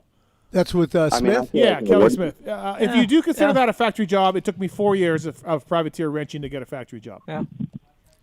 Okay. Now, I used to work full-time as a privateer mechanic in 2018 for a privateer team, and I've done it more on the weekends for more local stuff like Southwick and Unadilla and sometimes Bud Creek. Sure. And I'm actually going to be working with a privateer this year for Southwick National. Keep an eye out for him in the 450 class on the Bike of the Year. Okay. The Blue Crew 450, 527 Matt Hammer. All right. But, yeah, I was just looking to see if you had any leads towards anything with a team for, the upcoming seasons. Yeah, I'm not as looped into that as I once was, right? When I knew all the other mechanics and I knew the other teams and everything else. But, I mean, honestly, man, like you've heard the drill if you listen to my shows over the years.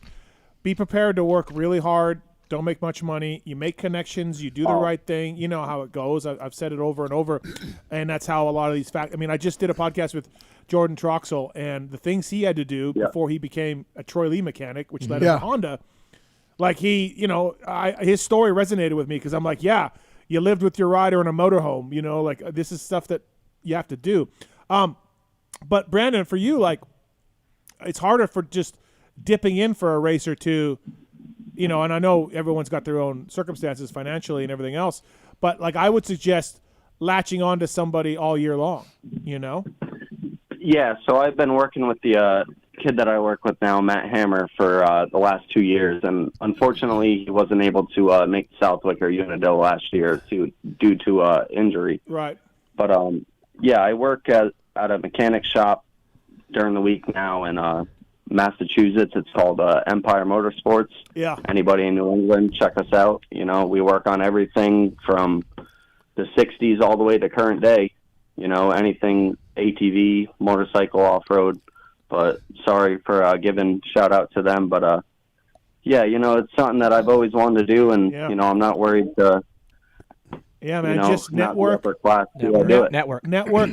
network, you know, and if you got to leave home for 3 or 3 months to go with somebody, go for it, right? And you can always kind of, you know, I know you got a job, so maybe they can give you a leave of absence or something or whatever, but yeah, man, it's once you just network and do a good job, work your balls off, you can just keep progressing, right? So.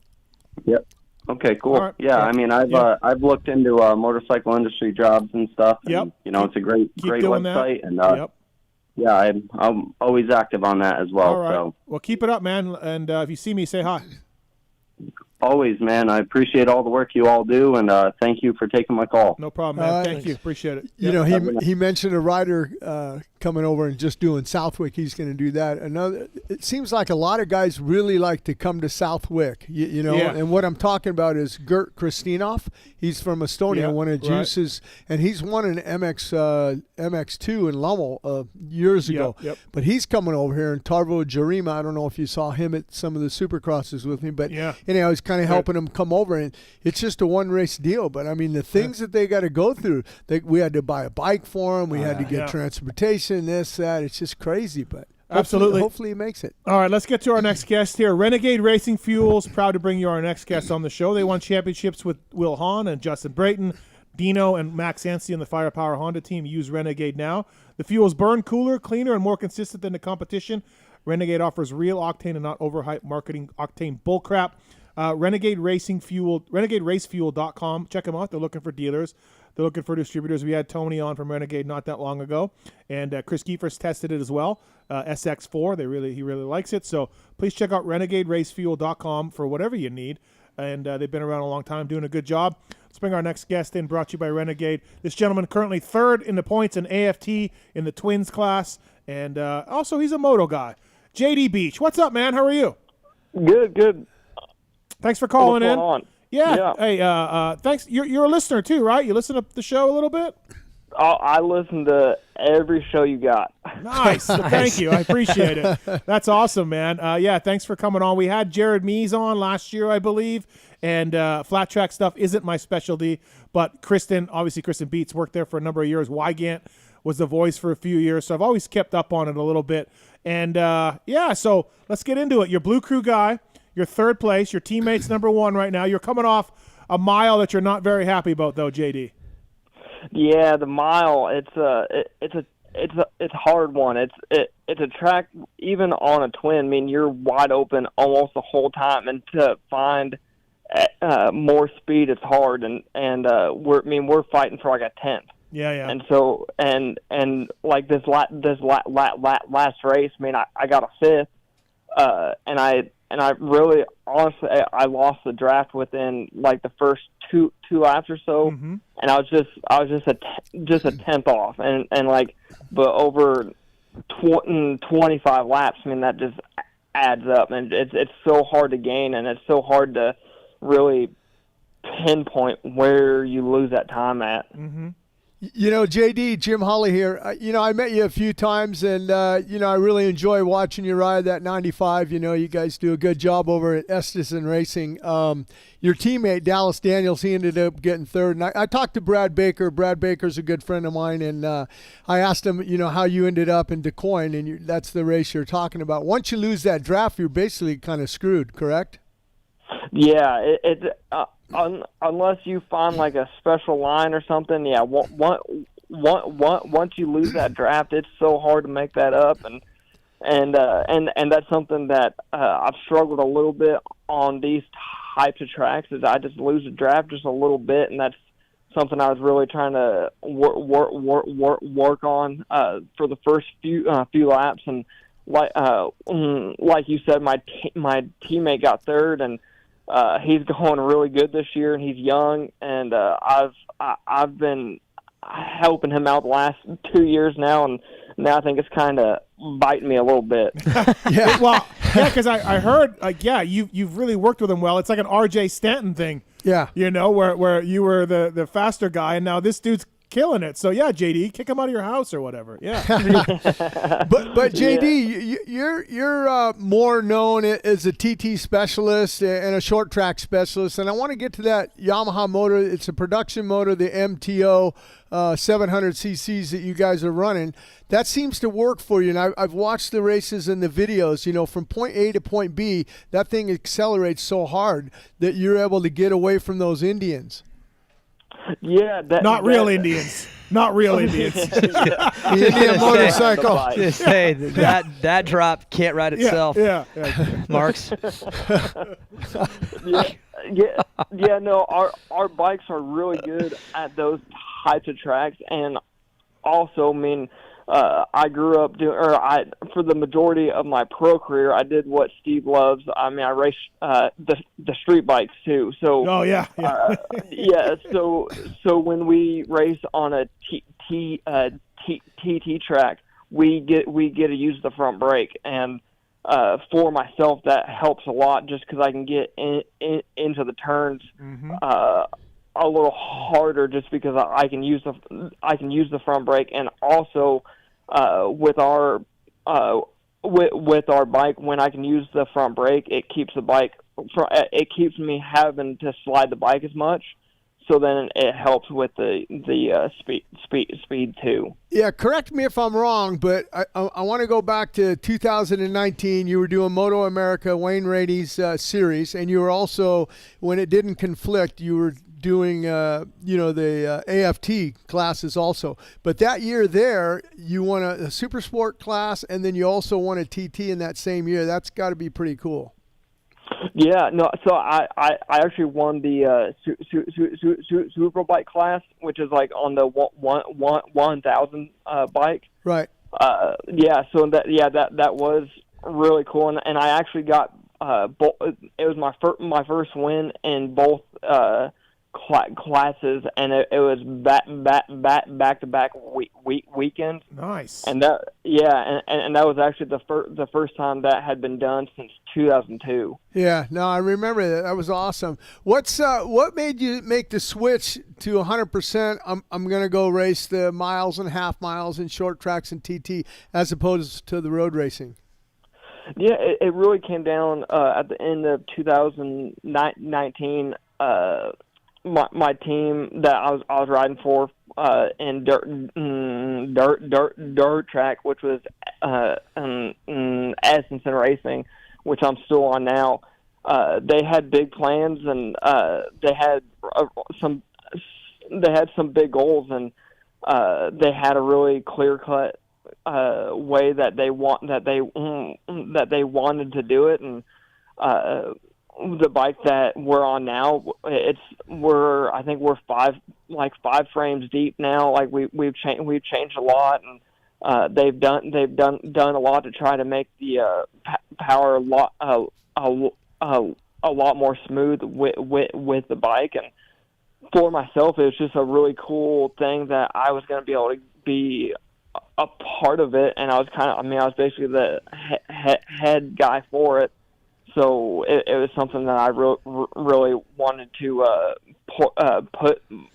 put myself through, and it was a lot of hard work and a lot of laps, but it was something that was really cool. And for the team now to be leading the points, I wish it was me, but to come to come from what we started with to what we have now, it's really cool. So Jim, for people who want to know, there's twins and singles, right? Correct. Is it like everybody in It'd be singles? Like the 450 class, so everybody in Supercross singles and wants 250. to go to twins, Absolutely. and that's the premier Absolutely. class. And your team also, you have another Australian guy that rides the 450 class, the singles, correct? You got two guys in there, and then you and Dallas Daniels, you guys are in the twins, correct? Yep. Do you mentor those guys a little bit too on the singles? Yeah, as much as I can, without them trying to take my ride. But yeah, I definitely do try and help out. How's your moto skills, JD? I see you. I follow you on Instagram, and yeah, you looks like you get out and ride some moto here and there. Yeah, no, I definitely love that. We try and ride as much as we can. I would say I'm probably like a local B rider. I think like on my local tracks where I know all the jumps and stuff, I feel like I can go pretty good. But my whole life I haven't been paid to jump. I've been paid to go fast on the ground. So my jumping skills probably aren't the. I'm not going to be doing. Triple or something, but it's not too bad. Yeah, but on TTs you got one jump. You do good on that. I've seen you on those. Yeah. On those tracks, it's kind of funny because on those tracks, on a twin, those things weigh about 330 pounds or so. And I'm jumping that thing probably 120 feet, and I don't care at all. But I get on a 450 on a motocross track. And 40-foot hill. Yeah. I'm like, I might roll that one. 17th at the half mile in Dallas. Just crashed out. Yeah. I was running third, and I lost the front, and it wasn't that big of a crash, but when I crashed, the bike flipped and it bent the bars and stuck the throttle wide open, so I couldn't get going. You got to be happy coming up. You got a couple half miles, but then after that, you got 3 in a row TTs. You got Peoria, then you got Buffalo Chip, and then you got the other one. I'm drawing a blank on what Castle Rock. Castle Rock up in Washington. Those are 3 wins that I'm thinking you're going to have. I sure hope so. I'm going to need them. I'm down in points a little bit right now, but I'm banking on those 3 races for sure. You know what? I think, I'm doing something at Sturgis. It's going to be a bit of a surprise. I'm going to be there for this. Oh, nice half chip thing. Yeah. Yeah, I want to I want to get a pass or something, JD. Hook me up. Yeah. No problem. I can right. get you what you need. Okay. All right. Yeah, I just realized that because Buffalo Chip came to mind. I'm like, oh shit, it's during Sturgis. Yeah. No, that'll be an awesome event, and like I said, I think JD will win that one. He's fast on those TTs. Renegade Race Fuel bringing you JD Beach here on the PulpMX Show. Please check out RenegadeRaceFuel.com. Some guy named Will Hahn. You familiar with him? I don't know. I know Will. Yeah, he won a He's championship right. or something. Yeah. Yeah. With Renegade, but no, it's great to have you on, JD, for sure. And so, Jim, the motor is a production Yamaha, modified afterwards, but it's an auto production bike. Yeah, absolutely. Is there anything else on these bikes that are production? No. So it's a homemade frame. These are Smessel frames and wheels and brakes and everything, all that stuff. But, getting back to the motocross, I mean, that's the only way you guys can train, because when I was a factory rider at Yamaha, I used to go riding with Eddie Lawson all the time, and Eddie still rides.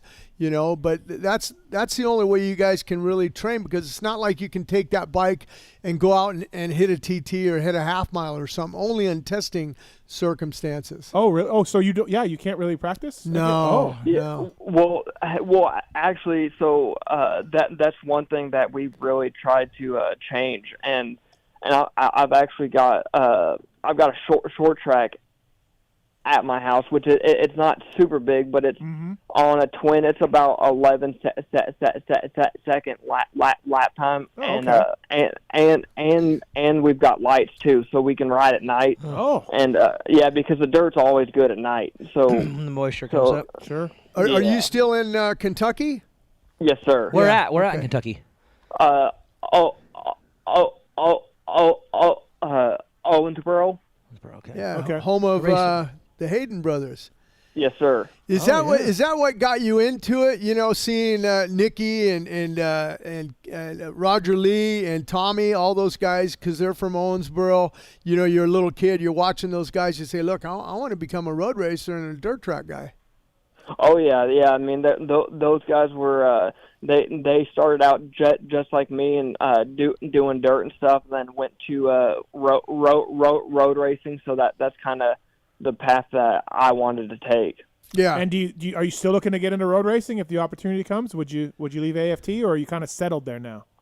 I wouldn't say I'm settled there. Okay. I mean, I definitely like to race bikes, and if the right thing came up, I wouldn't say no. I mean, but it would definitely have to make sense. But the team that I'm on now, I mean, it's a great team, and they work super hard. So it would definitely it'd be something that would be really hard to choose between. Yeah. I wanted to ask you another question in your sport. And, I'm well over 60 years old, and Ronnie Jones is same age as me. But a couple years ago, I went to the Sacramento Mile, and Ronnie was racing, and he qualified for the main event. There is no way in hell that I'm going to qualify for a Supercross or a National anymore. Can you tell me why that is? Ronnie can still be able to qualify for a National? Well, I think Ronnie's kind of special. He's a great rider. I do think, for the most part, compared to motocross and stuff like that, our sport isn't as hard on the body if you don't make mistakes. Like, if you make mistakes, it's definitely, I mean, you can get hurt. But I think motocross and stuff, just the pure jumping, riding like that, just breaks you down. And I think also in our sport, as you get older and calm down, some of the tracks that are slick or like a small groove and stuff, usually the older guys, for the most part, and the guys that have been around longer, do better. Yeah, so that would be called a blue groove, because Steve didn't know when I was talking to Mies what a blue groove was. I had to kind of tell him that what the blue groove was. You want to stay on the blue groove, man. You get off into the marbles, you're screwed. Dude, we went to the Daytona one in 2002. Nick Way and I did, because it was Friday night. Springsteen was there. Yeah, Jay. He was smoking. Yeah. He was smoking in his leathers. I'm like, Jay fucking Springsteen. I mean, he's a legend, right? Yeah. And he was old, dude, and he was racing. He didn't make the main, but I was like, oh my God, Springsteen. There he is, sitting in a lawn chair smoking. So yeah, our sport has definitely it's evolved more. I think it's been slower a little bit, but it's definitely evolved. Like as far as training and practicing and stuff. So the guys smoking and stuff aren't quite there now. Did you? What do you think about this Jet Lawrence kid right now, JD? What is going on? He is phenomenal. It's crazy. Dude. I mean, he's doing so well, and it's for me, like, I mean, because I've watched the sport for a long time, and for him to do what he's doing at his age, and the thing is, for me, is like he's doing so well without making the mistakes. And like off the track, on the track, it's really cool. Yeah. You're probably saying, hey, when you get done with the motocross supercross career, we don't want to see Stay out you of over. this. We don't want to see it Here, you ATF. alien. We don't want to see you over here. Yeah, I think he's going to make so much he's not going to really care about coming in. Yeah, exactly. That's and true. doing that. How are the purses? Have they been coming up the last couple of years? You know, I talked to Brad Baker, you know, when he won I helped him out a little bit when he won the 2013 Grand National Championship. He stays in my house when he, you know, comes out. That I think the final round finished up at Pomona that year. I took him on Friday night. I go, hey, man, we're going to go somewhere. Where are we going? You know, I said, we're going to go get a massage. You know, we went and got an hour massage, just a nice massage. Oh, now. okay. Come on, people. A nice, I wanted him to kind of, you know, not think about the race, you know, because he had a lot of big things. I was his first, you know, Grand National Championship. So I just wanted to kind of lend that to him. But I just wonder, have the purses gotten any better for you guys?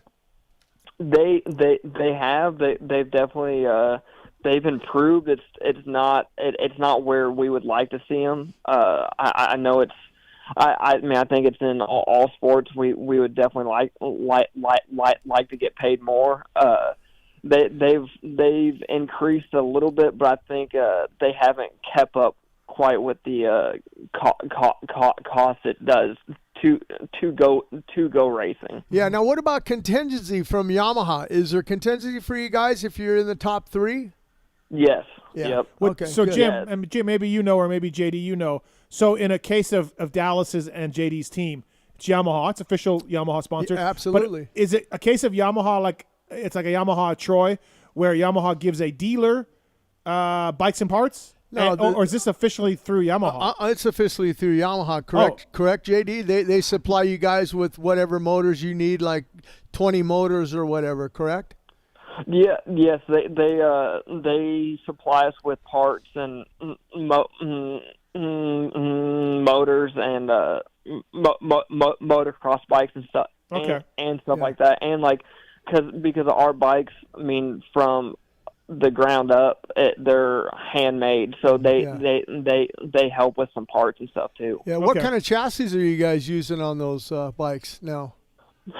So they're actually they've been designed by our team, and it's all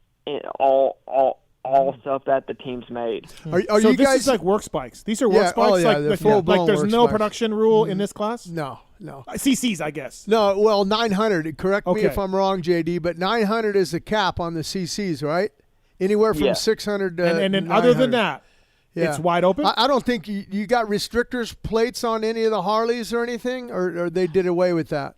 The Indians do because their motors are like they're not production motors, so they've got them. Okay. And then so our bikes don't, but our bikes are still just a 750. Now, my next question: are you guys building any motorcycles to sell to some of the other competitors? That's something I think the team is working on. It's not something we've done yet, or that they've done yet. Just because, I mean, from 2019 to now, we've gone through so many frames and swing arms and forks and stuff like that. So we weren't really to a point where we could sell stuff. But now that we're kind of gotten a frame to where that we're using this one year after year, they can start selling some of the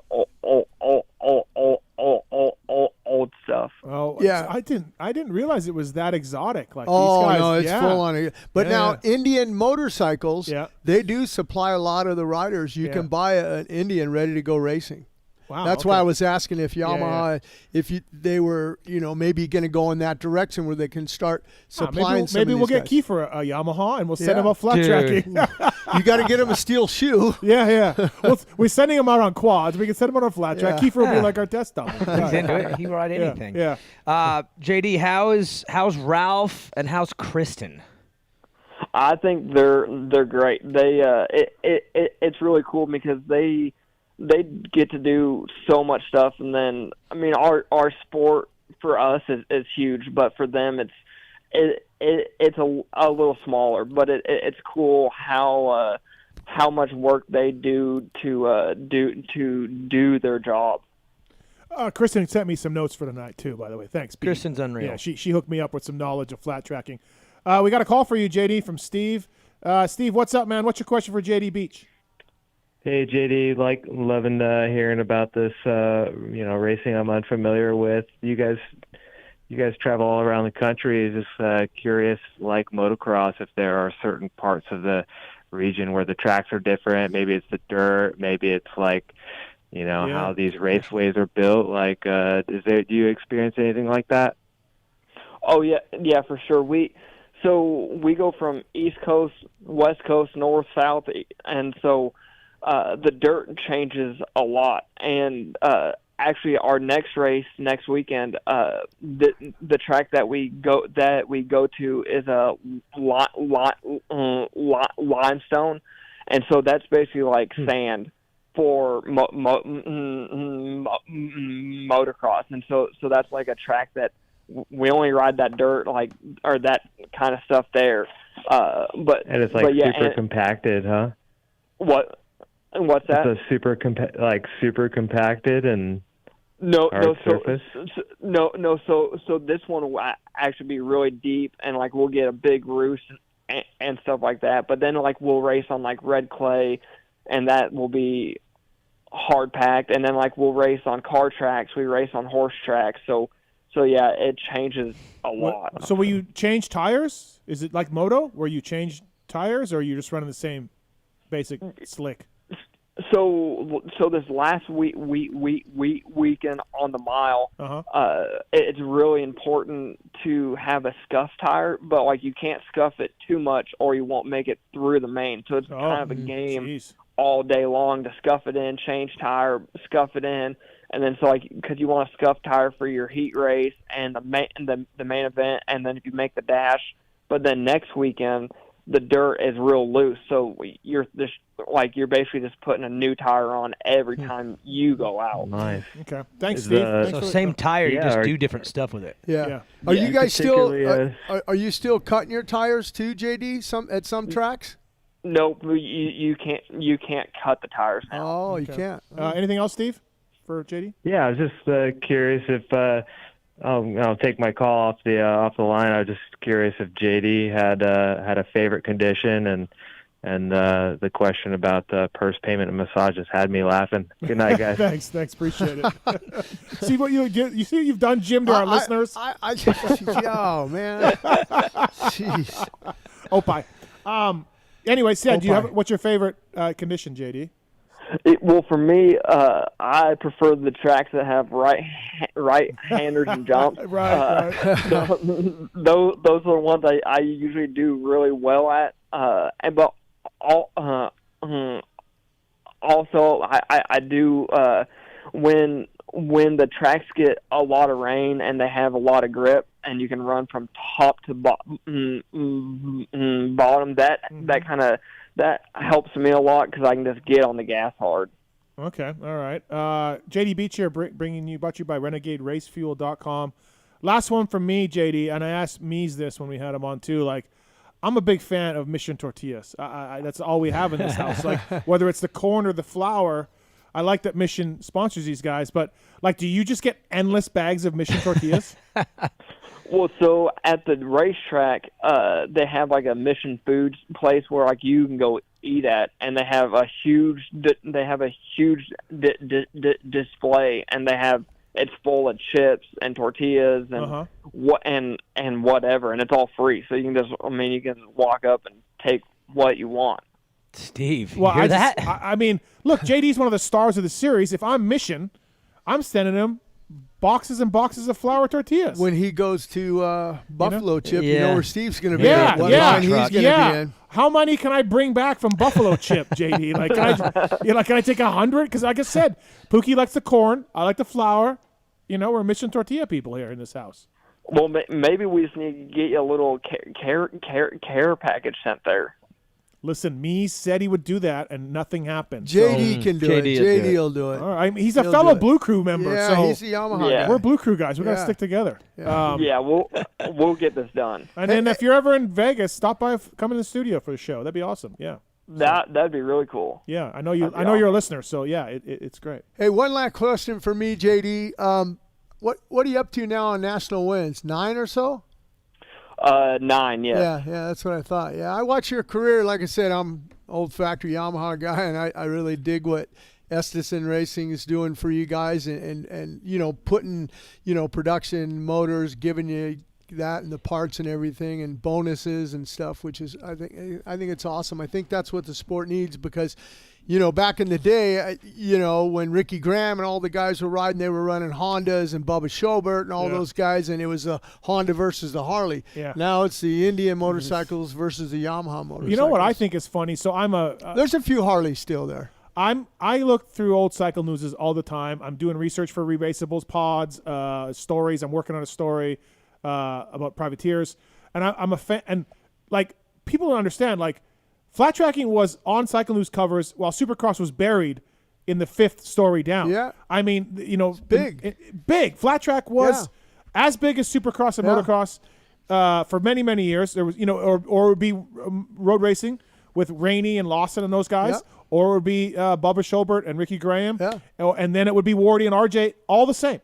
So flat track at one point was it. Oh, it was huge. Yeah. It was huge. And the thing about it is, and I was really upset at the AMA because I wanted to go to the Ventura Speedway, and that would have been one I would have liked to take you to. Yeah. It's a little bit bigger than a short track, but it was the same weekend, I believe, as Denver or Salt Lake City, so we were there for the Supercross. Yep.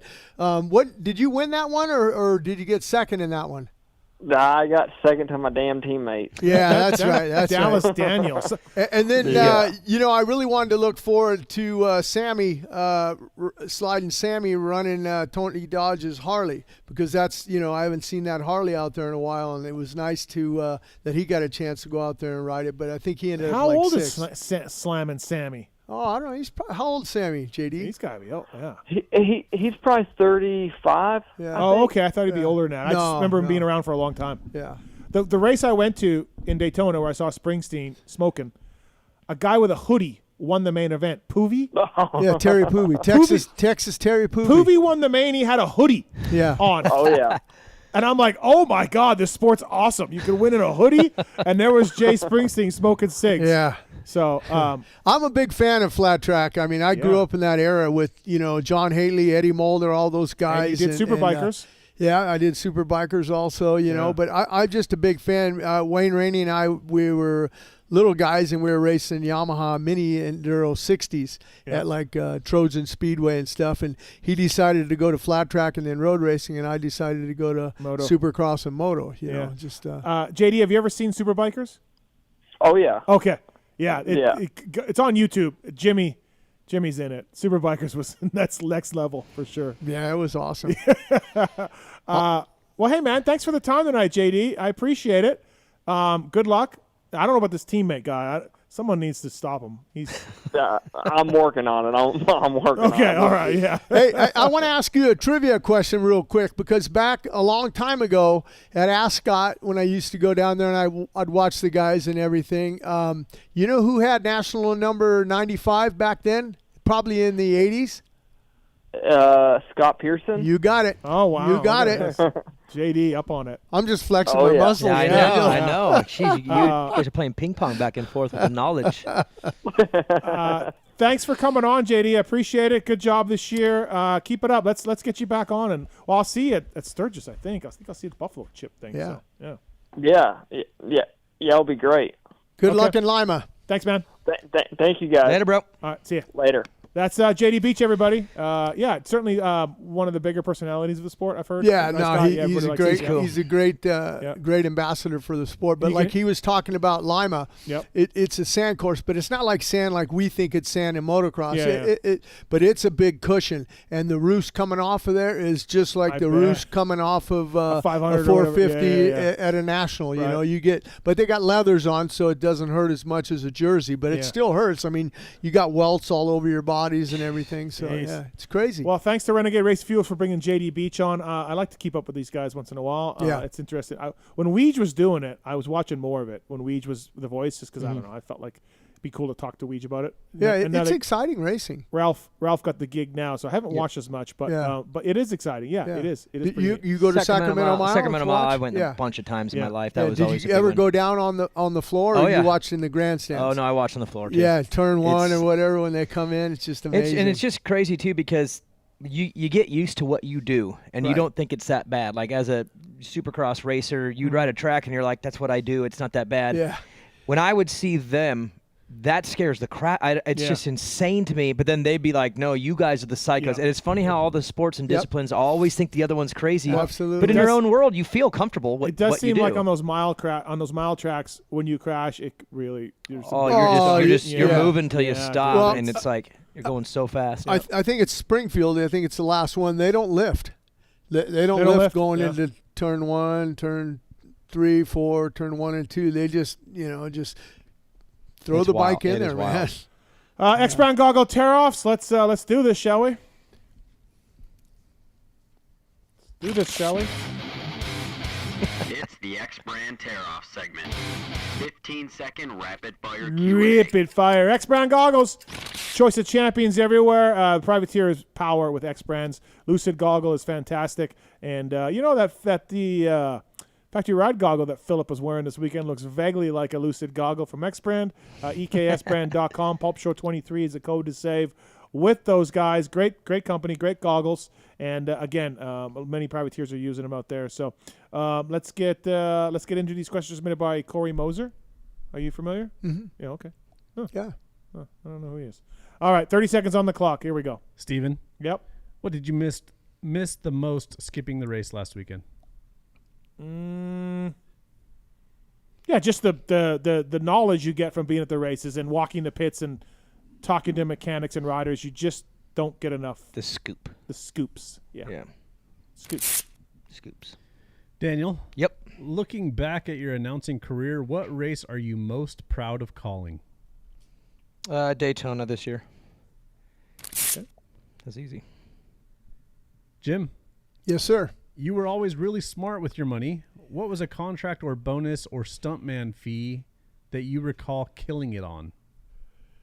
Stuntman would be the Italian job, and that was the same time when they had Charlie's Angels, and a lot of motocross guys that had their SAG cards went to there, and I just didn't think that would be a big hit, and it didn't end up being, but. Residual-wise, I think I've made close to $100,000 in residuals on the Italian job. Wow. Yeah. So I made the right choice there.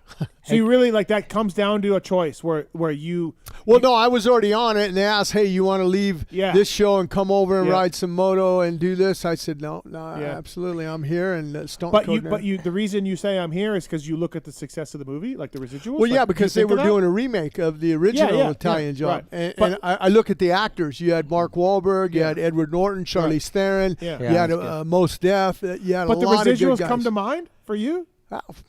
Anything you do with money, it comes I to know. mind. I guess. I would think you'd be like, what's a residual check? A couple grand here and there, right? Like, yeah. I mean, but I mean, obviously it's added up. But I'm just saying, like, up. But I'm saying, like, at the time, you're like, yeah. I mean, one of my first residual checks, I mean, if I find it, I'll send you a copy of it with the Keith Bowen thing or whatever. Yeah. But, I mean, it was probably, I don't know, maybe a month or two, maybe 3 months after the Italian Job came out. And it was like 30 grand. I go, oh, my God. Yeah. Wow. Hey, Mike Mason was a stunt rider in the movie The New Guy. I don't know if you ever see the movie The New Guy. He does this one little scene where he crashes and does a Superman and whatever, and he gets checks every once in a while. And he showed me one time, and it was like $4.87. He's like, look at this one, and it was like nothing because that was just a funny teen movie. But I'll always remember that check he showed me. I was like, why even send it? Yeah, I get some of them for a penny.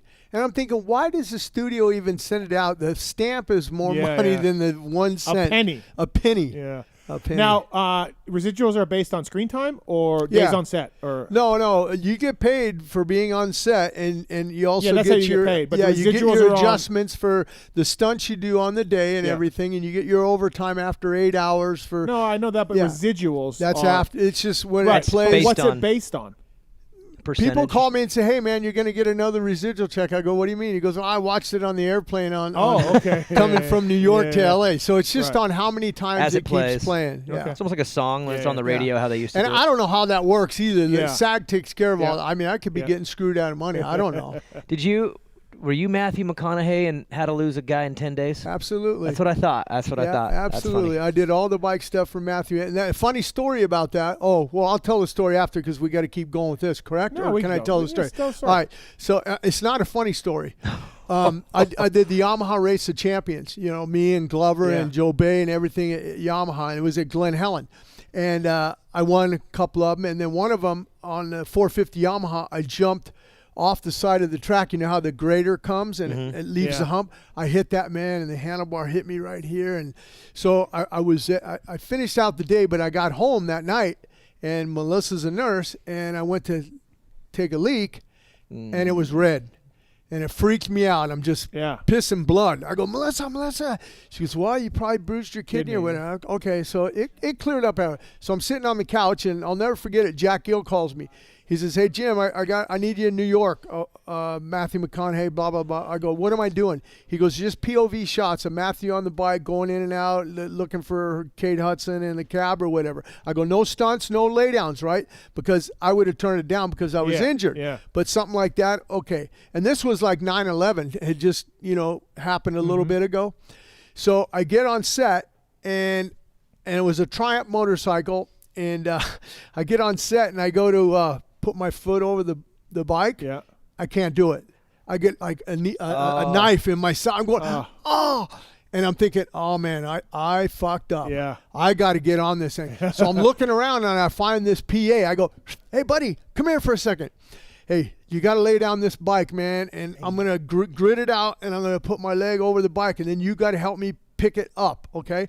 I sat on that bike for 12 hours that day. No lunch, no nothing. Do it. I didn't want to get off. I didn't want to get off. Yeah. So at the end of the day, I'm looking for that same cat, that PA. Hey, buddy, remember me? We got to do the same thing in reverse, man. You got to help me lay this thing down, and I'll never forget that. And that was, I probably shouldn't have took the job, but there again, Matthew McConaughey, Kate Hudson. I'm thinking residuals. I got to try if there's no laydowns. I should have probably went out to the garage and tried to fire up a 450 or something and get on if I couldn't do it. But But if you had showed up and said, hey, I can't go, then that's bad on you. It's bad. I would have been blackballed from the industry. Blackballed. That's the worst thing you can do is show up on a set and not be ready to go. Wow. Jeez. Yeah. Jim, thank you, and you're welcome because my wife and I watched that movie last night. So did you really? Check in the mail. Yep. Another residual check. Check in the mail. All right, Getting you paid. All right. Me. Steve. Yep. Where does Bam Bam fit into this field when he comes back? Well, he's going to be out for a while yet still, but when he comes back, I mean, we talked earlier in the show about these factory guys not really crushing it. And I got to think he's not any better than them. I think he's in their mix, right? Anderson in their mix. Yeah. I don't see Anderson or Barsha coming in all of a sudden getting second. Let's say Chase is gone, or let's say Chase is there, getting third. I don't either. When's he supposed to come back? Because he had more injury. Yeah, I he broke don't his know. plate. I don't know if he's going to come back. Yeah, I don't know. Yep, it's be a while. What about Chase? Chase, I think, will be at Redbud. Okay. Yep. Hey, I saw him put on the internet soon or something Let's like hope. that. So, yeah, Let's hope. need it. All right. Daniel, what's a life lesson you have learned from Jimbo?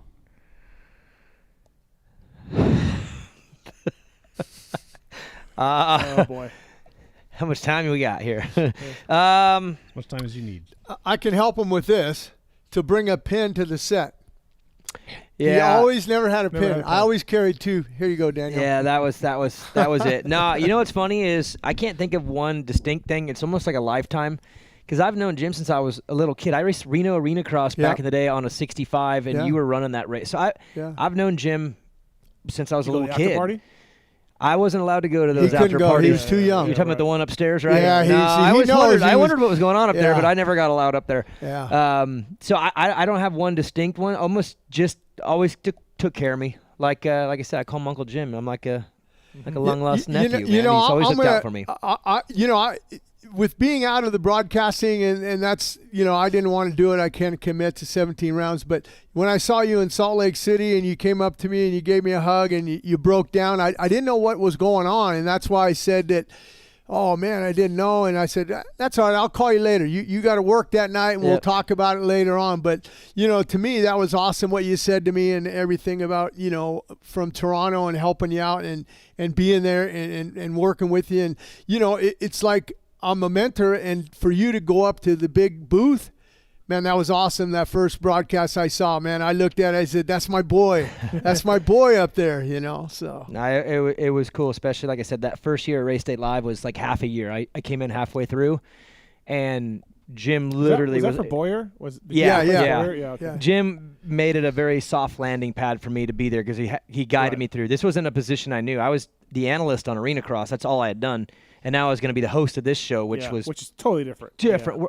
So I leaned on him so bad that first year. It was only half a year. And then after that, we just got into our groove. We were good. But, geez, that first sales, first five, oh, my God. And that's when Andy, he had 2 young kids. And I think his wife, was, hey, you can't do this. It's too hard. You're leaving me on a Thursday or whatever, Friday, and then you're coming back late on Sunday. I can't do it anymore. So, and it was a great opportunity for Daniel to fill in, and he filled in well. All right. Jim, is Joe Shimoda the fastest Japanese rider ever? And if so, who's the second fastest? I would say, he is the fastest. Second fastest, I would say Akira Narita, a kid that I had worked with. And before that would be Akira Watanabe. He won a 125 World Championship in Europe. And, Koji Masuda, he was also good. Takeshi Koikeda, I worked with him. He was good. Koji Okahara.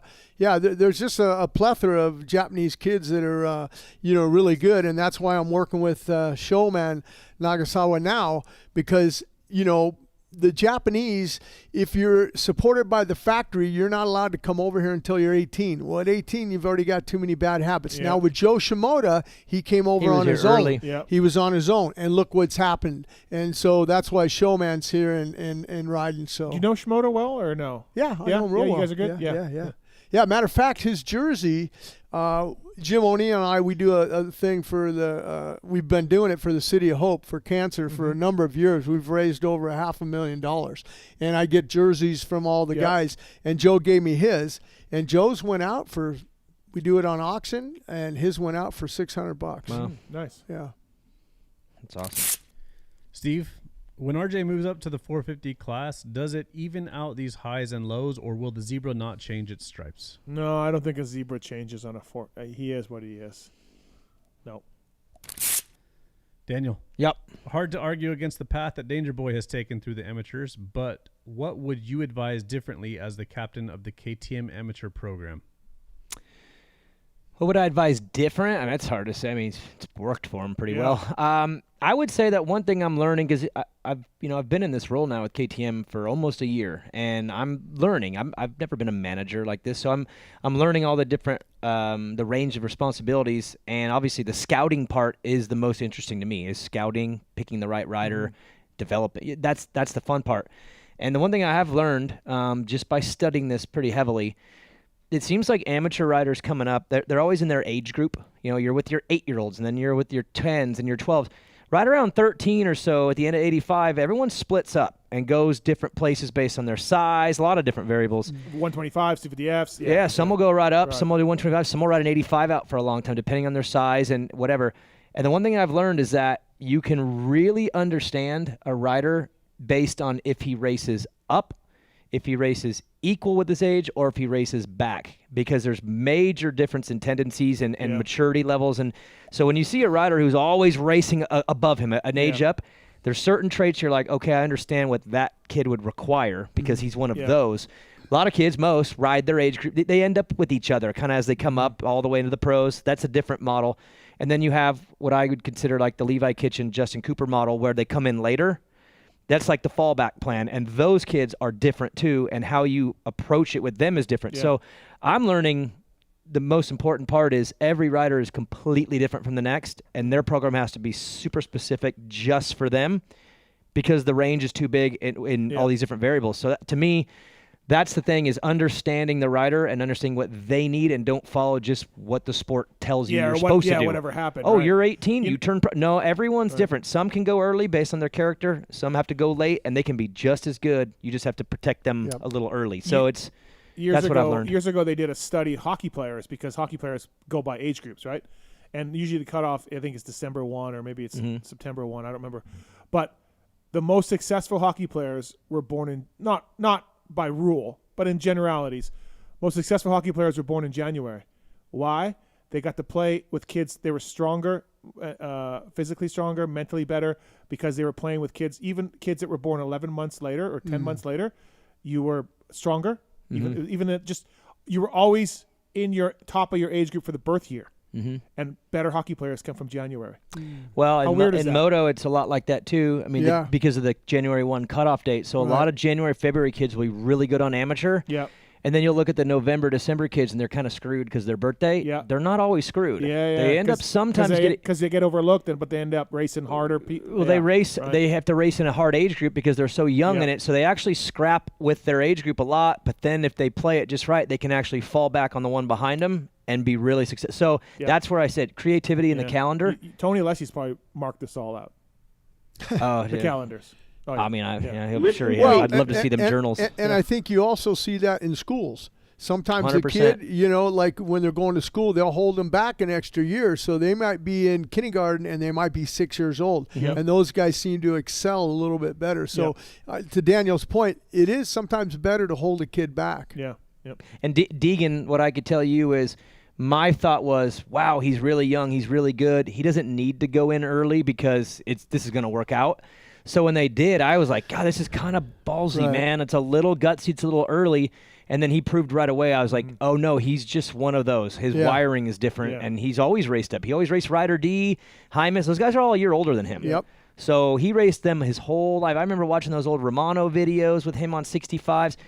That kid raced up his whole life, which means now he turns pro, and he doesn't really look at them like they're a big deal because I've always raced up. Yep. Yeah. Where, again, the Justin Cooper, Levi Kitchen model, you grow up a little bit more, and then you come in more mature.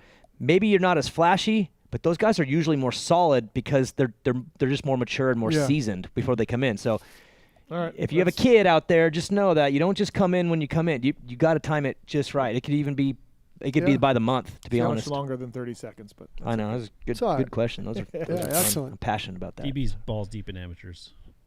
Jim, last one. Yes, sir. Can you think of any other riders that got a blowjob before the main event? No. I don't think they get a blowjob before the main event. Does it when you say that these couples come up to you like a track walk or whatever? Yeah. Like, do you care or no? You're fine with it. Oh, I love it. Okay. Okay. All right. Yes. So you don't regret green light, y'all coming on and say, okay, good. Yeah. I mean, we love you. You're a classic. I have a good time. And right. I think that, you know, if I can help somebody or whatever, you know, if they want to do their own thing. But I mean, it just opens up the key to communication. Absolutely. You know, I'm Laughlin. That's X-Brand Goggle Terrace, everybody. Pulp Show 20 is the code to save with those guys. And Daniel Blair brought to you by Decal Works, of course. And Jim Holley brought to you by the folks at Wiseco. For sure, Jim Holley's used Wiseco pistons over the years. Al grinding away there with Wiseco's. Wiseco's been manufacturing pistons right in the USA for over 80 years. You see them on the factory HRC guys, and they got a full range of performance components for dirt bikes, UTVs, ATVs, and more. 2-stroke, 4-stroke, Garage Buddy engine rebuild kits, clutch and valve tune components. It's all there. There's a code to save on PulpMXshow.com for Wiseco, whether it is a Racer Elite Series, a reliable forged replacement piston. They also offer race-proven components for the rest of your motor too, and you can save on PulpMXshow.com with the code from the folks at Wiseco. Please check it out. Thank you to those guys for coming on board. Let's go to Woodrow. Woodrow, what's up, man? Hey, by the way, having Jim in, that's crazy. Like, it blew a lot of us away, having him in with DB. I think it's a killer combo. You pulled it off. Listen, when I booked Daniel a long time ago, I reached out to Jim. I'm like, hey, what do you think? He's like, I'm in. There was no. We thought it was Christmas. Like it was like the killer combination, you know, with those guys together, with you and whatnot, and it's like, holy crap! It's show 500 or whatever. But something that was talked about earlier with Chad,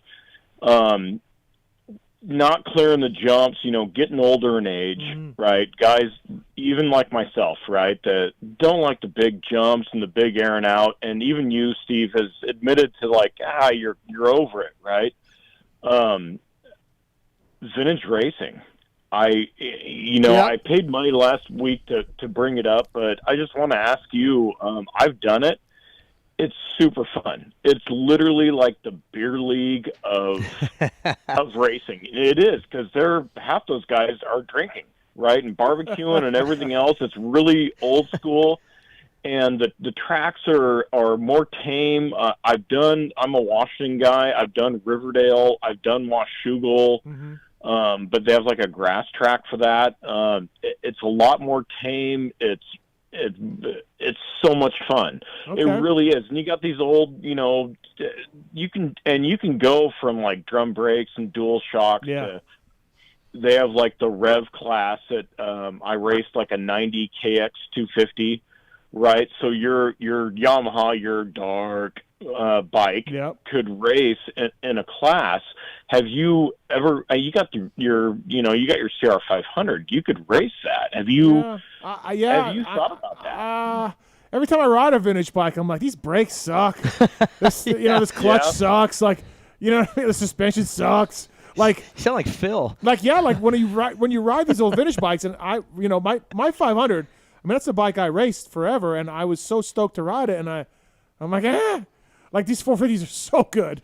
But I don't know of any vintage. I would race it, Woodrow. I don't know of anything around this area for vintage stuff. Maybe California. I don't know. Yeah. Well, I tell you, Woodrow, if I can get Steve to come up, I'm doing Can-Am's having me come up, and they're paying me a few bucks and my expenses to go up to just outside Toronto in Chatsworth, Ontario. Yeah. And they're having Moto Park, right? Yeah, they're having their 50th anniversary, and I'm going to ride. I just talked to the guy. He's out in Calgary, and he's driving across, and he's bringing me across an MX6 250 to ride. Yeah. So I will be doing that, Woodrow, in mid-August, and I'm looking forward to it. But I agree with you. Rick Dowdy does one in Vintage Iron in Glen Helen, which is a really good one. I've been there for those, and it's just a relaxed atmosphere. And the key is, I think that some people, I'll see them on a regular track, and they'll have a vintage bike.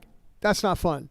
You have to go with all the same vintage bikes. The track's smooth because the holes are way deeper now and everything. And it's just not fun, you know. And as a matter of fact, one I did at Glen Helen, I felt so bad. It was a mint 250 Elsinore. And me and I think Rex Staten were battling or whatever. And I was jumping a double that probably I shouldn't have been jumping, but I broke the foot peg off. And I had to finish the race with my foot on the case, you know. But I felt so bad for the guy because this thing was mint. And to Steve's liking, you put so much work and effort into restoring one of these vintage bikes. And I look at him, and like Steve does a great job with his bikes. I've seen him. I'm thinking, I don't know if I'd want to take that one out. I'll take a beater out, but I don't want to take something I put all that hard work into. I put the 500 into the bedroom down there. Yeah, exactly. It's in the bedroom now. So thanks, Woodrow, though, man. I'll keep it in mind. Thank you. Are you? I thought you were. Yeah, all right. thanks. Oh, yeah, I am. Thanks, Woodrow, I'm going to Fox Hill in August. Nice. Oh, So really? I'll be racing Fox Hill in August with Kiefer. So Do you know what you're going to be on? No, I don't. Cool. I don't know. That'll be cool. A little taste. Should be fun. Yep. I'm looking forward to it. Thanks, man. Cool. Appreciate it. Thank you. If you go to Fox, say hi to Lee Ashby. He'll be there. All right. He's Update, by the way, Chris Kiefer did get a blowjob before the night show in San Diego. Oh, great. Yeah. So just want an update on that. From his wife or from? Yeah, from the wife. Yeah. Okay. That's right. Way to go, Kiefer. All right. Okay, so that's phone calls. We still got the Race Tech Rant, which I gotta. Do you have one? You had one. I know, and you lost it. I lost it, and I don't. What are you mad about? I don't know. We'll get into that. I'll think about it. Motorsport.com, tweet at Tallon segment as well.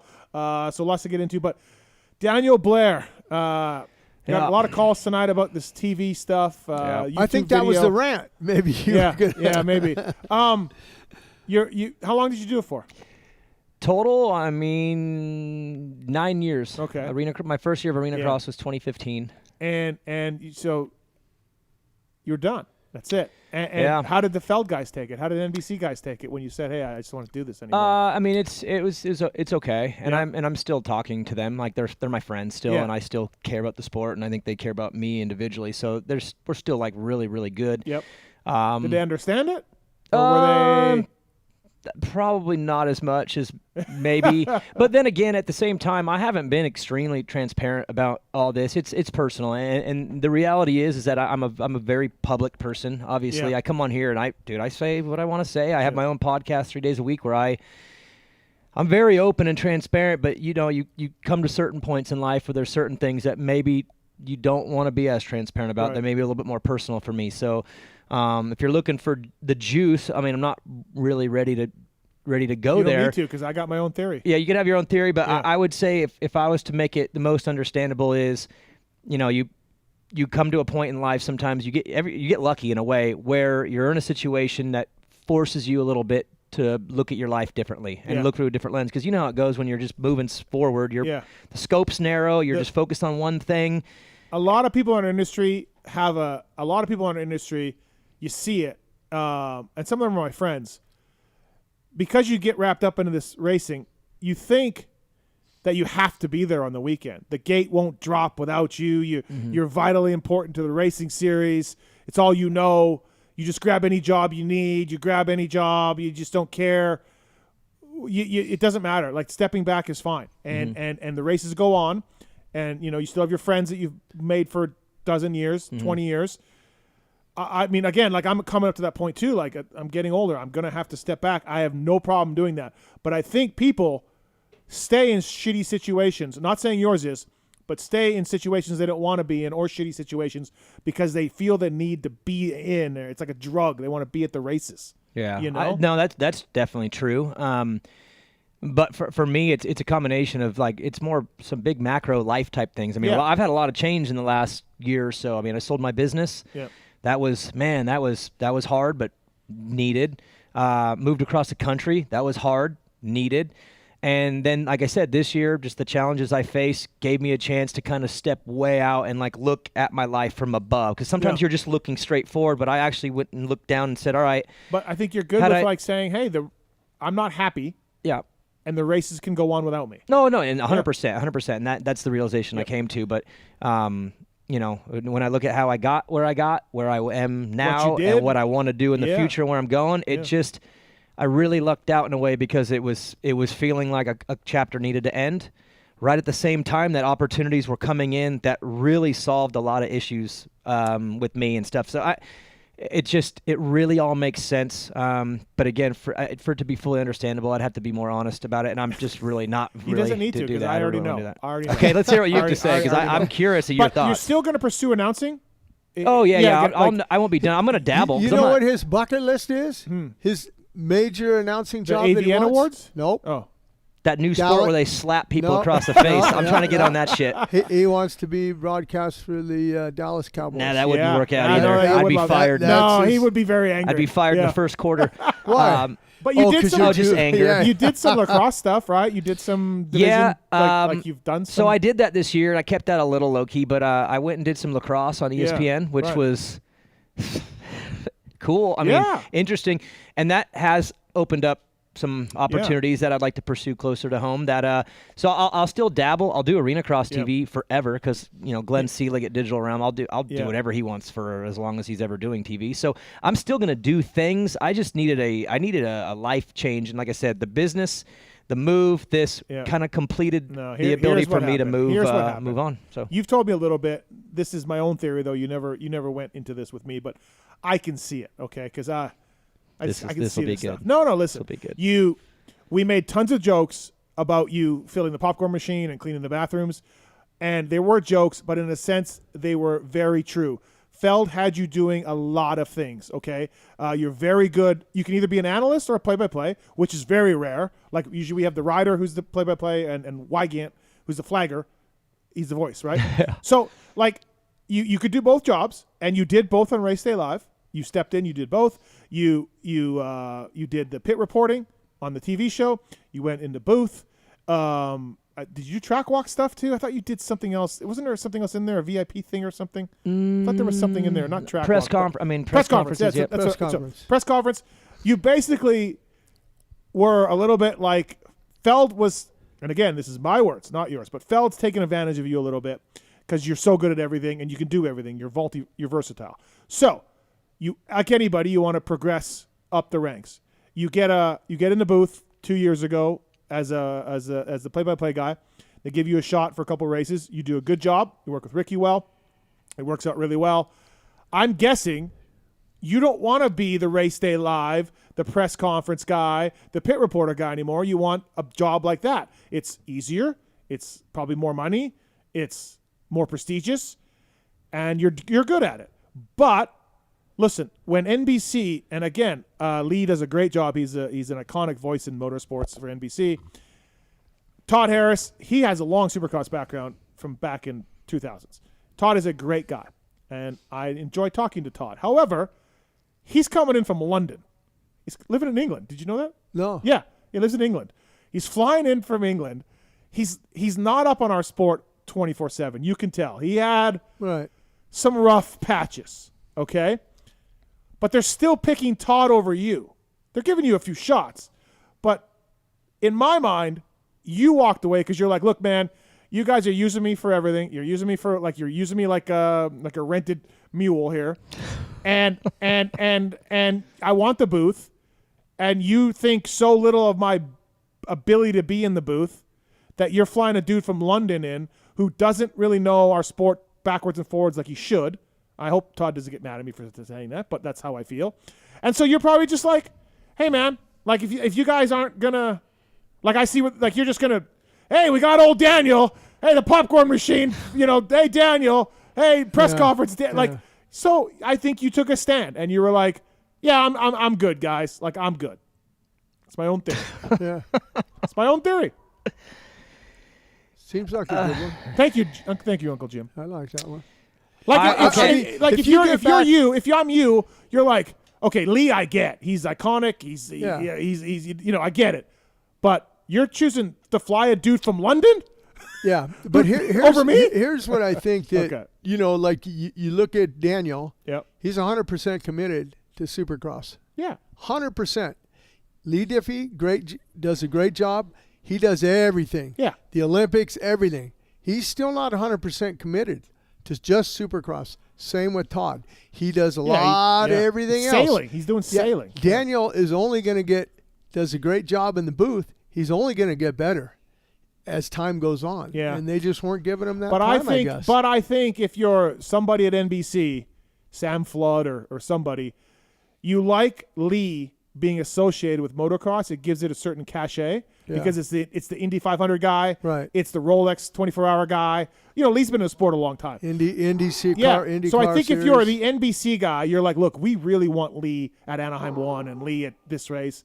We want people to know that Lee is calling our sport is important, quote unquote. Right. I don't necessarily agree with it, but I could see corporate thinking. Sure. But Todd, who really, again, he's a good guy and he's got background in our sport, but you could tell he was rough. I associate Todd with college football. Yeah. That's where he's big at. He does a great job. Yeah. And that's like if Daniel was to call a college football game.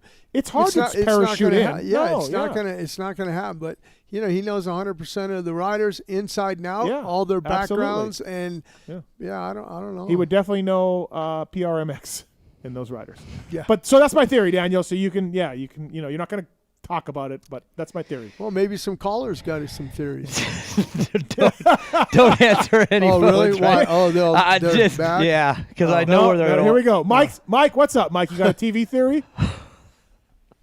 Mike? Yeah. Oh, heck yeah. Hey, you there? Yeah. Oh, okay. Sorry about that. Yeah, I was just wondering why Jim hasn't been put up in the booth yet. I'm okay. I'm getting old, man. I'm almost 63 years old, and I can't do the travel anymore. I got grandkids.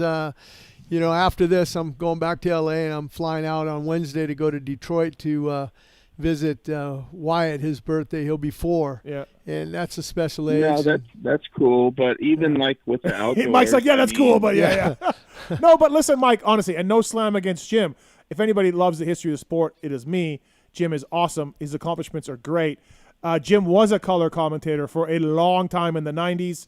You've done everything, basically. Yeah. But I think if you're 2023, you want to see Carmichael and James Stewart. That's more relatable than Rick Johnson or Jim Holley or anybody. Right. So that's where I'm at on that. I get it. Yeah. I get it. And I'm okay with that, too. Yeah. There comes a time when you got to put somebody out to pasture, and it's time for me to be out in pasture and do something else, Jim, I'm enjoying it. Yeah. Jim, you don't need to be out in the pasture.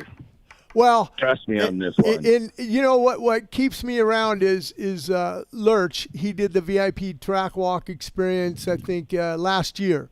He couldn't do 6 rounds, and I retired from broadcasting. Feld asked me, hey, can you do these VIP track walk tours? And you like them? Opening I have a good time. It still keeps me in touch with my fans and the fans from here, from all the blips you guys put out. But anyhow, if you're going to do one another year, I would like to try to get with you on that, because that'd be fun. We need to talk about some old times. Yeah. I know, you and Willie and I and my sister and we grew up together. So Jim knows Mike Royvell. Yeah, I know Mike really well. Okay. Yeah. All right.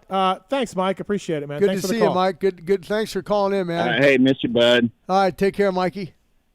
Thanks. See you, bud. Jim, I mean, again, like before Feld, before any of that, you and Larry Myers doing color for the Nationals. Yeah. You're in the booth for Supercross here and there. Like, you have had a lot of great races had a great, in the great booths. career. Yeah. The only thing I'd like to see, I think James does a good job, but he needs to, and I like how Weege corrects him on the broadcast, like the writer, and I'm drawing a blank because I don't need to. Everyone asks me, hey, what do you think? Well, I don't need to think anymore. I'm not doing the broadcasting. I don't need to know. But I still follow the sport, and I still watch it on TV. But he was saying when Tom Vial and the other Spanish writer, he was saying he was French. That guy's from Spain, man. You got to know those things. And he'll get better as the time goes in. The thing, Daniel and I were talking earlier about like football stuff, because we're big football guys. I don't think whether you're Troy Aikman, one of the best, right. Tony Romo, not one of the best, but good quarterback. Mm-hmm. Like, when you read stories on these guys, and you read stories about top athletes that failed in the booth, like Emmitt Smith was brought out, Joe Montana was brought out. Yeah. It comes Jason down Witten. to Jason. It comes down to, I don't know about Witten. I didn't hear this about Witten, but maybe so. But it comes down to some of these guys don't want to do the work. You got to do your homework. You got to do your homework. Doesn't matter how many championships you won. Nope. Got to do the homework. Got to do the work. Yeah, And, because you're projecting, to the audience worldwide, and if you don't know a certain thing, they know that you're not doing your homework, man. Yeah, and yeah. they really rip you on the media. So, like I had that happen one of the first times I got into the broadcasting. I said that somebody got 8th, okay, and they didn't get 8th; they got 7th, and I got kind of ripped on it a little bit, like, hey, man, you're not doing your homework. Oh, no, you're right. Yeah. So now what I did is I said, he was just outside the top 5. So he could be 6th, 7th, or 8th, you know. That's so all right there. Open up the net a little bit. Exactly. So I didn't get caught into that. Yeah. That's something I learned early on. And that's from Larry Myers, and Larry Huffman helped me out, telling me all that, know. So you learn a little bit of the tricks of the trade, but you still have to do your homework. And the first thing that I did when I worked with Chad Damiani, he was doing it, and he came from wrestling, like WWE wrestling. He was a good announcer, great announcer, but he didn't know the sport. Him and Alan Selk was our sound guy. I said, look, guys, if we're gonna work together, we're going out riding. You're gonna know what these guys are going through. They're not jumping triples, obviously, but you're gonna have to learn how to ride a motorcycle. And they said, oh, the next day I couldn't walk. Well, now you can relate to what these guys are doing. Just the same way with I was gonna go call a wrestling match. I'd want to go and wrestle one of those guys, get thrown on the ground, lose my breath, get kicked in the stomach or whatever, so I know what they're going through, so I can talk about it and relate it. So, Daniel, do I have my theory? Like, I mean, again, I mean, you're not out to lunch, but that's but I would say that would maybe be a part of it, but that's not it. Okay. Like I said, it's a little bigger than that. Sure. But there's more layers to it than that. But when you announced that you were done, I got a ton of texts, and what, and I'm just like, I just think that he wanted the booth job, and it was clear there was no path to the booth job because they're flying a guy in from London. That's what I would say. So, well, like I said, I wouldn't disagree with that, but I'd say there's a lot more than just that. For you, Jim. And you talk about working with Larry Myers. You did the stand-ups at the Nationals forever. You were pit reporter for a little bit, I remember, for 1 year or two. And then you did the webcast for Feld, and you did the Race Day Live. What was your funnest broadcasting moment in the sport? What was the best fun you had, or most fun you had at any point doing TV? I just think working with guys like Larry Myers, Larry Huffman, who started, in the 70s with Supercross, working with Daniel, Andy Boyer, Chad Damiani, Jason Wagant. But what was your best part? What was the I think all of it. There was another, and Kevin Barnett. I've had a lot of different hosts in that Kevin. booth. He's a good guy. Yeah. I still keep in touch with Kevin because my son's a SWAT officer down in the South Bay, and Kevin lives down there. So I see Kevin every once in a while. Yeah. But I think that probably one of the funnest parts was I was in Atlanta with Andy Boyer. And we would throw it down to Ricky Carmichael, not on the track. He would be in Florida doing arena cross or something, right? And we lost the audio feed. And our producer was there and the sound guy, and I kept carrying on a conversation. I didn't hear anything. I just ran with it. And those two guys, the producer and the sound guy, they got in an argument. Like I'm watching them in the argument. And they're saying like Jim can hear it. And I couldn't hear it. And she's going, no, he can hear it. No, look at him. He's talking. He's carrying on a great conversation. Like you said, give me the mic. I'll run with it. I knew we had a technical problem, and I didn't want it to look stupid, so I just kept running with it. And after the show, Andy goes, I didn't hear a thing. I go, I know we didn't, but it's just one of those things. And that was everyone dug that one, but we didn't miss a beat. I mean, that's the thing about it. You have a bike problem on the starting line. You can't panic. You got to get a spark plug in or whatever. It fouled on. You just can't panic. You got to step back, let the people do their job, and keep going. All right, we got some phone calls here. Ron has worked with Jim at O'Neill. What's up, Ron? Hey, Steve. How you doing? Good. Good.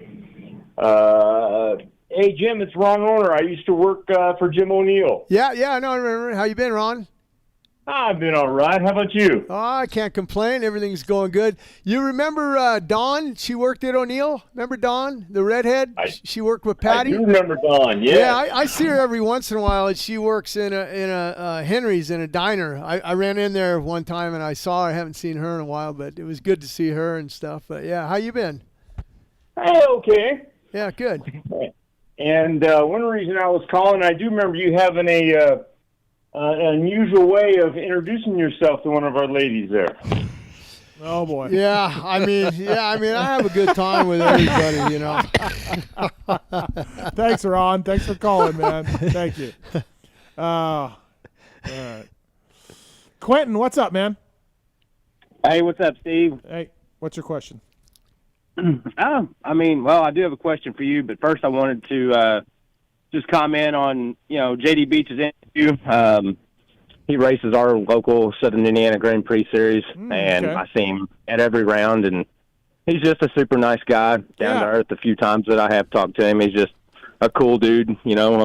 People around here that talk about flat tracking, like, nobody talks about it and without his name coming up. And yes, nice guy. I heard he was a listener of the show, and he's also a great flat tracker, so had to get him on. Yeah. Yeah, well, I'll be seeing him this coming up Sunday if he's at our upcoming local race. So, give him props for being on the show, and just, awesome. Cool. We're fans. And the question I did have for you: so, are you and Darkside gonna duel at Ironman GNCC this year? Oh yeah, Dark is supposed to do that. I don't know. I haven't. You know what? I don't think I want any piece of Dark right now. He's troll training. I wouldn't. He's riding nonstop. He's been doing like multiple hours at the gym. He's eating right. Like I think I'm scared of Mr. Side. Like he seems to be like a little bit of like he's going to Tomac on us. Well, do you think that given his performance last year and quitting? Yeah. Which I know it's a tough race. Last year was no exception. The dust and dry, and it was bad. But do you think you have more heart than him to not quit, possibly? Yeah, absolutely. If he got tired? No, absolutely. But he did finish the Florida one. He said he felt like quitting many times, but he knew that we would. Yeah, never... I listened to that show, and he was, that one's a rough one. But I think he's a robot now. He's a Terminator. So I think he's ready to go. But I don't know about that GNCC. Yeah, I'd like to do one just to go do. But, God, they're a lot more fun to talk about than to do, man. They are gnarly. 3 hours, right? They want 2 hours for the 2 hours amateur for classes. the amateurs, Yeah, the amateur race. Yeah. Well, I was going to say, if you guys were going to, both line it up, if you could get me the credential to get in the industry class, I will wear a GoPro and just follow him the entire time. That would be good. And you can have all the video. Oh, getting trapped under his bike and to stream and all that stuff would be fantastic. I just screwed up Stu Baylor's bike. And I won't help him unless he's like for real hurt. No help. That would probably be some good video to cut in on your podcast the Monday after. It would be. All right, Quentin. I'll keep it in mind. Yeah, I'll thank you though. Yeah. My wife says if you come to Ironman, you have to come have a beer with us at our camp. All right, fair enough. All right, that sounds good. I did that one before. I've told the story. I got 4th or 5th in the industry class, Ironman. So great. Yeah. Well, I'll like I said, I'll listen every week. It usually takes me 3 or 4 days to get through the whole show, but I'll keep us all updated on what you're doing. Like I said, we'll get some GoPro footage of Mr. Side. Yes, please. Hey, I'm just curious. Will JD ride a twin or a single there at the race this weekend at your local track? Well, this is a Woods race. Oh, Woods race. Oh, okay. All right. Yeah. He rides Open A. I ride Vet A. He starts row right in front of me. So nice. I'm not on my game anymore, so I can't catch him. But he's a good rider on 2 wheels, no matter what it is. So. If he gets me those Mission tortillas, he's my #1 flat track guy. So, thanks, Quentin. Thanks, man. All right, you guys have a good night. Thank you. Appreciate it. Oh, speak of the devil. Quit Side. Man, I quit because I crashed. I didn't quit because I was tired. What's the difference? Ironman sucked. You quit. Oh, shit, that's David Bradshaw's bike. I just fucked up. What about Uncle Jim and Daniel reunited? We weren't going to skip that. How fantastic is that? Yeah, good job, Steve. Mr. Side, it's what we do in the Pulp Show. We strive for excellence. Hey, did you guys ever see that Blackwater 100 that they used to have? Yeah, that was Did you ever do it? No, I didn't do it, no. Davy's brother won one year. Yeah, it seemed insane. Mr. Side, you are just on a mission right now. You're troll training, riding, sending me videos nonstop. Yeah. Are you doing any work for Vital? Does Vital know you're not really working? Don't tell anybody. Okay. Don't tell anybody. Don't let ML know. Seems like you're just really busy these days with training as a professional, racer. I get my training done early in the morning, and I work. Okay. I'm working right now. Got a systems in place. How's the dating life? Kiefer wanted to know. Dating life is slow, man. Not much time when you're training and working. Yeah, no, yeah, absolutely. Yeah. Hey, man, you beating off? You got such your priorities. Yeah, no, I got it for sure. Are you? What's the next race you're going to? I'll be at Southwick and Millville. Okay, all right. How'd you end up with those two? Yep. Well, Lewis is over in the UK dealing with going to some GPs and World Supercross, and ML and I are kind of rotating out for the ones that he's not here for. Nice, all right. I think my race tech rant, I didn't really have a race tech rant tonight, but with Mr. Side calling in the night, I think my race tech rant is just how bad he's screwing me on this project bike. So No, you need to tell the truth on this thing. I'm telling the truth. This is a terrible idea that I got myself into. You didn't really tell me how bad this bike was. I didn't know. You got set up. I pull the cylinder off. It's a big bore. Right. And now I got to find a piston. Weisco. Yeah, but I got to measure make sure I had one. They're looking for me. I don't know. They may not even have one. You might have to call LA Sleeve and put a new sleeve in. I know, but again, things that I didn't think I'd have to do, Jim. Yeah. Got set up badly. No, I didn't know what to distract you and keep you busy while he's training. He just gives me a bike with bolts in a bag. All the bolts are in 2 Ziploc bags, just rusted, corroded. Yeah, it was a mess, man. I brought it out in parts. I told you. Look, I was pretty upfront that that thing was in bad shape, and way outside of my. Good. I don't think you told me how bad it was. You said it was in rough shape. Was it his bike or you bought it from somebody? I bought it from Jamie. Yeah. How much? I gave him too much. I'm just curious what he those needed do. money to finish this shop of his. Right. That is not true. Yes, it is. You had your shop. You broke up with your chick. She had all your shit, and you had to put it in your shop. That's not true. Oh my God! Are you serious? Steve, first of all, I told you could have the bike. You didn't. I know, but free. because you said I shop. I got to get my shit out of my ex's house. She's gonna fuck it up, and I need to put it in my shop. No. And you said you You're needed. an idiot. You're an idiot. You said you had your shop. You needed money to get your shop done to store your stuff. I was building my shop, yes, because I did and split up with my ex and was getting my stuff out of my old house.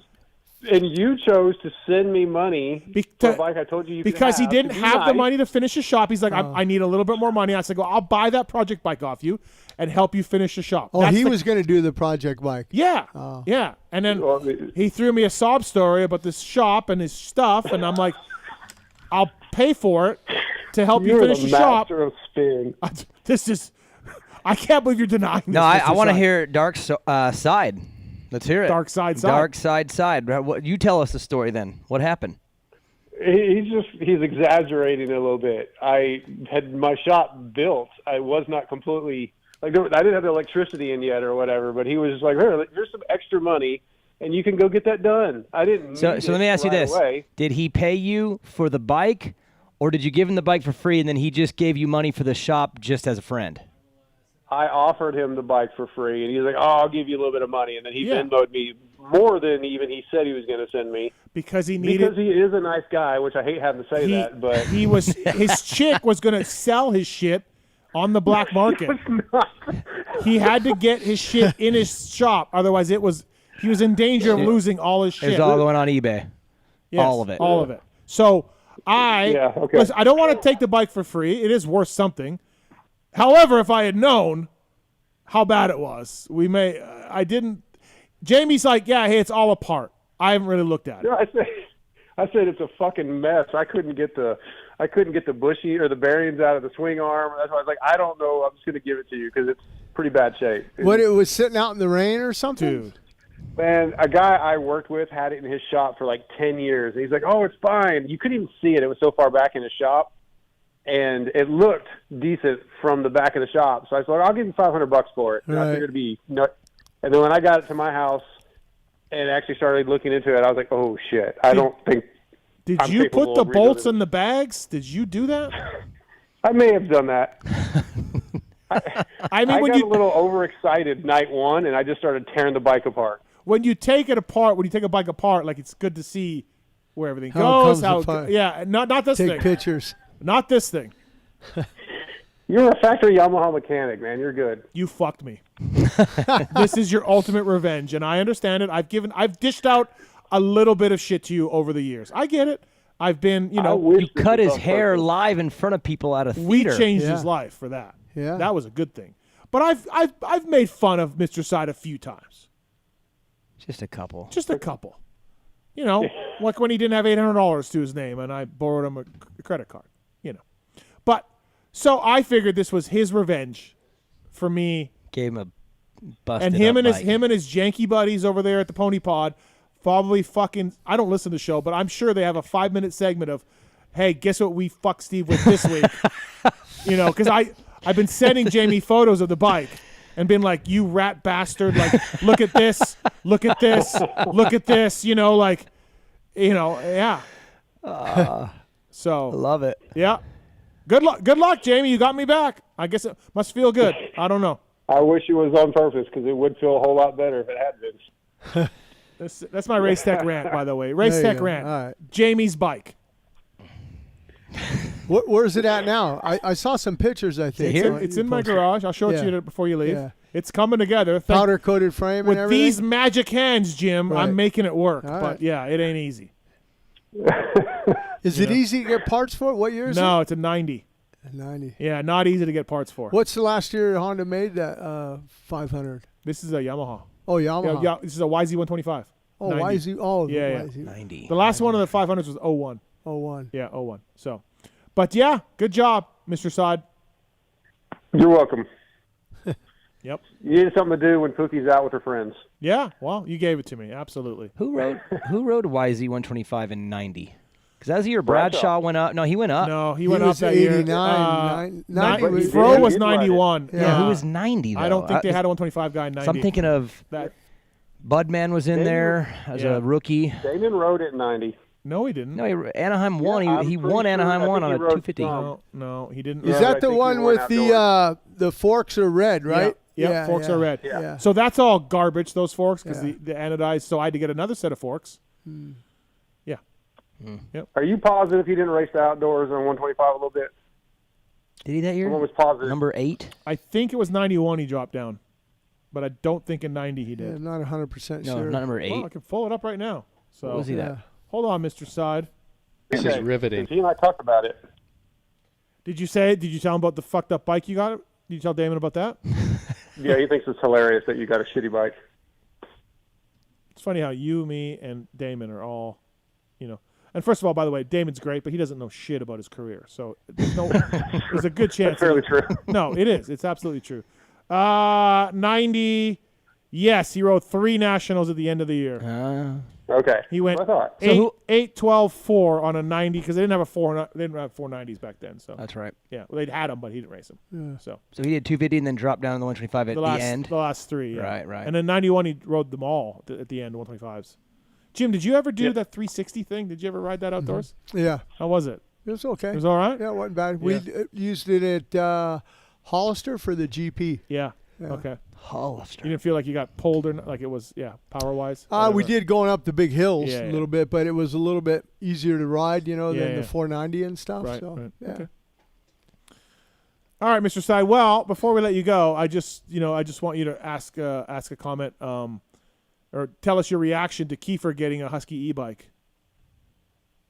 You didn't even know he got one.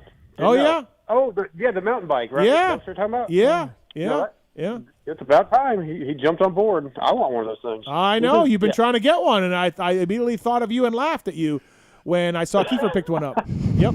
So yeah, I may get one when I get out there in a couple weeks to pick my 24 KTM 350 up. Oh, you're coming out here? Yeah, I got to drive out. I'm driving out the week before Southwick and pick up the new bike and fly to Southwick. From Cali? yeah, I got to bring the Husky back and get the KTM. Okay. Orange Brigade. You know, Daniel and I were working on a contract. Oh, yeah? You got an opening for the Vet 40? Yep, I like to show that we sponsor anybody. Okay. So Yeah. I need that one guy for that spot, and I got one in mind. Yeah, okay. All right. Mr. Side. All right, Mr. Side. Everything good with the Pony Pod? It's going good. Yeah, we're gearing up for the show Wednesday night. Yeah. All right. Sounds good. All right. Well, thanks for screwing me over on this bike. Lewis. Yeah. Well, you're welcome. You're welcome. So you don't know if you're going to race the Ironman or Vet Nationals? You don't know about any of this yet. He's like, am I training for nothing, or what do I do Yeah, here? yeah. Listen, Can I back it down and go find a girlfriend? Right. Jim, you got to go out to East Texas to get this guy a chick. I can do it. Yeah. I'm good. I can do it. You can hang with Jim. He can help you. I would love to hang with Jim. That'd be fun. I'd fly the girls in from L.A., boy. Yeah, boy. Yeah. We'd even have you starring in a movie. I don't know. Side. I don't know what I'm doing, Mr. Side. Yeah, I don't know. Nobody knows. So who knows? All right, get shit together. Let's go race somewhere. Wow. Well, I saw how mentally you were fucked at Glen Helen, so maybe it would be fun to get you back there. Yeah, it was pretty bad that weekend, no doubt. But we're getting better. Okay. All right. Keep grinding away, man. Thanks for calling. Yep. Talk to you soon. Later, bro. That's Mr. Side, everybody. I knew some Israeli models over there. Yeah, I remember that in Japan. Those e-bikes are nice. I was out with Pat Kerrigan from High Torque Publication on the Yamaha electric pedal assist. Yeah, they're phenomenal, man. They're nice. Hey, Matthew, you got a Motocross the Nations question? Yeah, dude. Can you hear me? Yeah. Yeah, so I was just wondering, like, say if it came down to, like, RJ or Deegan or, like, even someone else with a star bike, do you think because they're on a star bike, even if their results in riding was kind of similar, someone would, want to go with the star bike over someone else since they claim they're, have some of the best motors or whatever? I don't think so. Daniel, what do you think? No, and I'm actually looking at the results, and, I mean, I'll be straight up with you. 250 class is going to be either RJ or Hayden.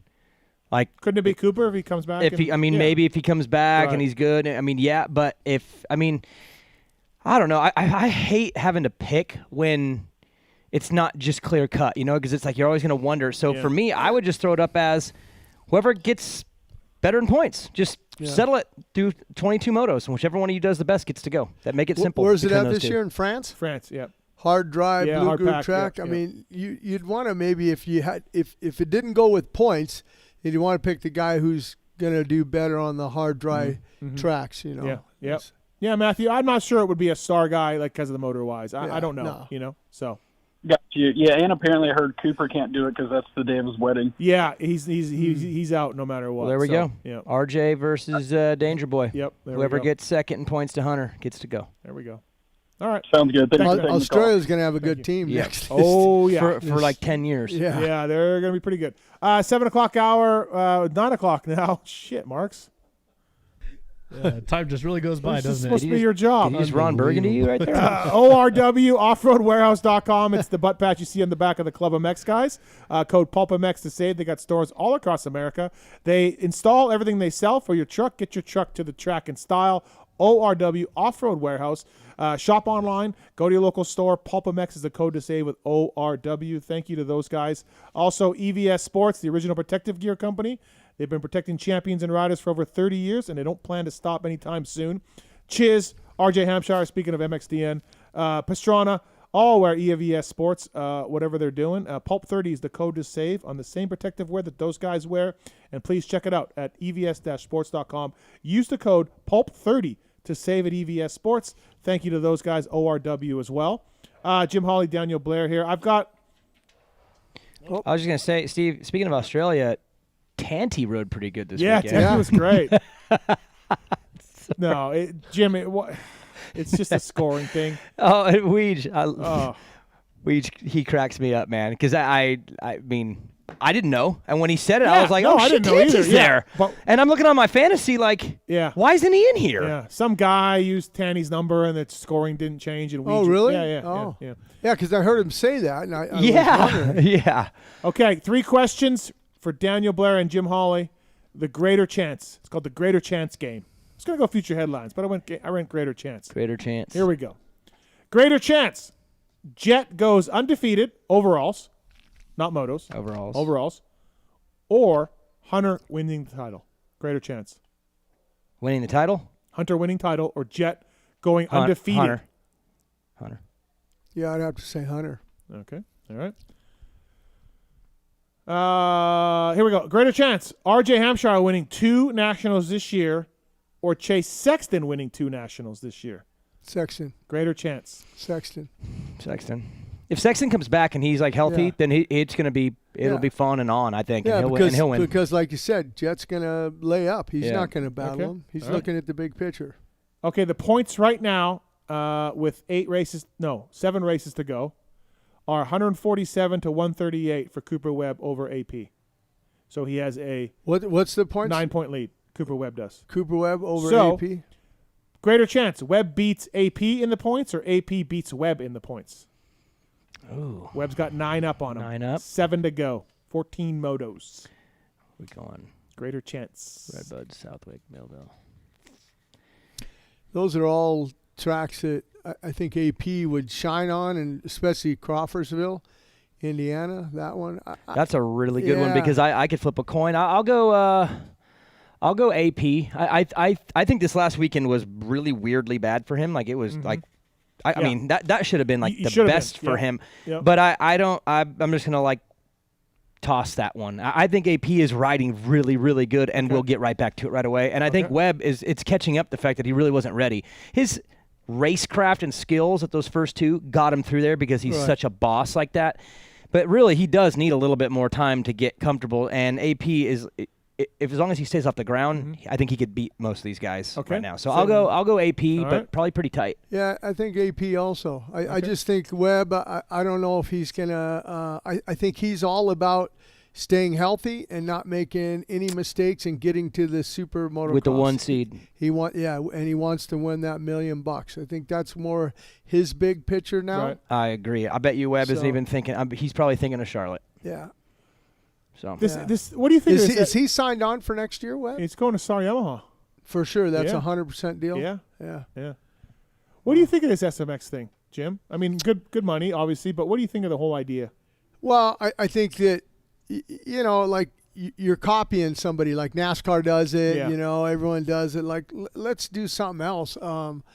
But I think it's great for the guys, the money. I think the money's always been there. Yeah. It's just that the promoters have been hoarding it, and I think it's nice that they're. I sorry to interrupt you. Yeah, no NBC did pay more. Oh, they did. They really did. I mean, so NBC got the money. I'm not going to go with you. The promoters aren't going to have to pay more unless they have to. Right. And I think the World Supercross threat open up their pocketbooks. Right. But however, NBC did pay more for the rights for the series. I think it's it's great for the riders and for the privateer guys that make it in that top 20. It'll be interesting to see that race that they're going to have. They take the next 10 from 21st to 30th to race in. Yeah. I think that'll be cool. But there's some pretty good money on the line for these guys. I myself, I'm with you. Like, first of all, they're calling it a playoff.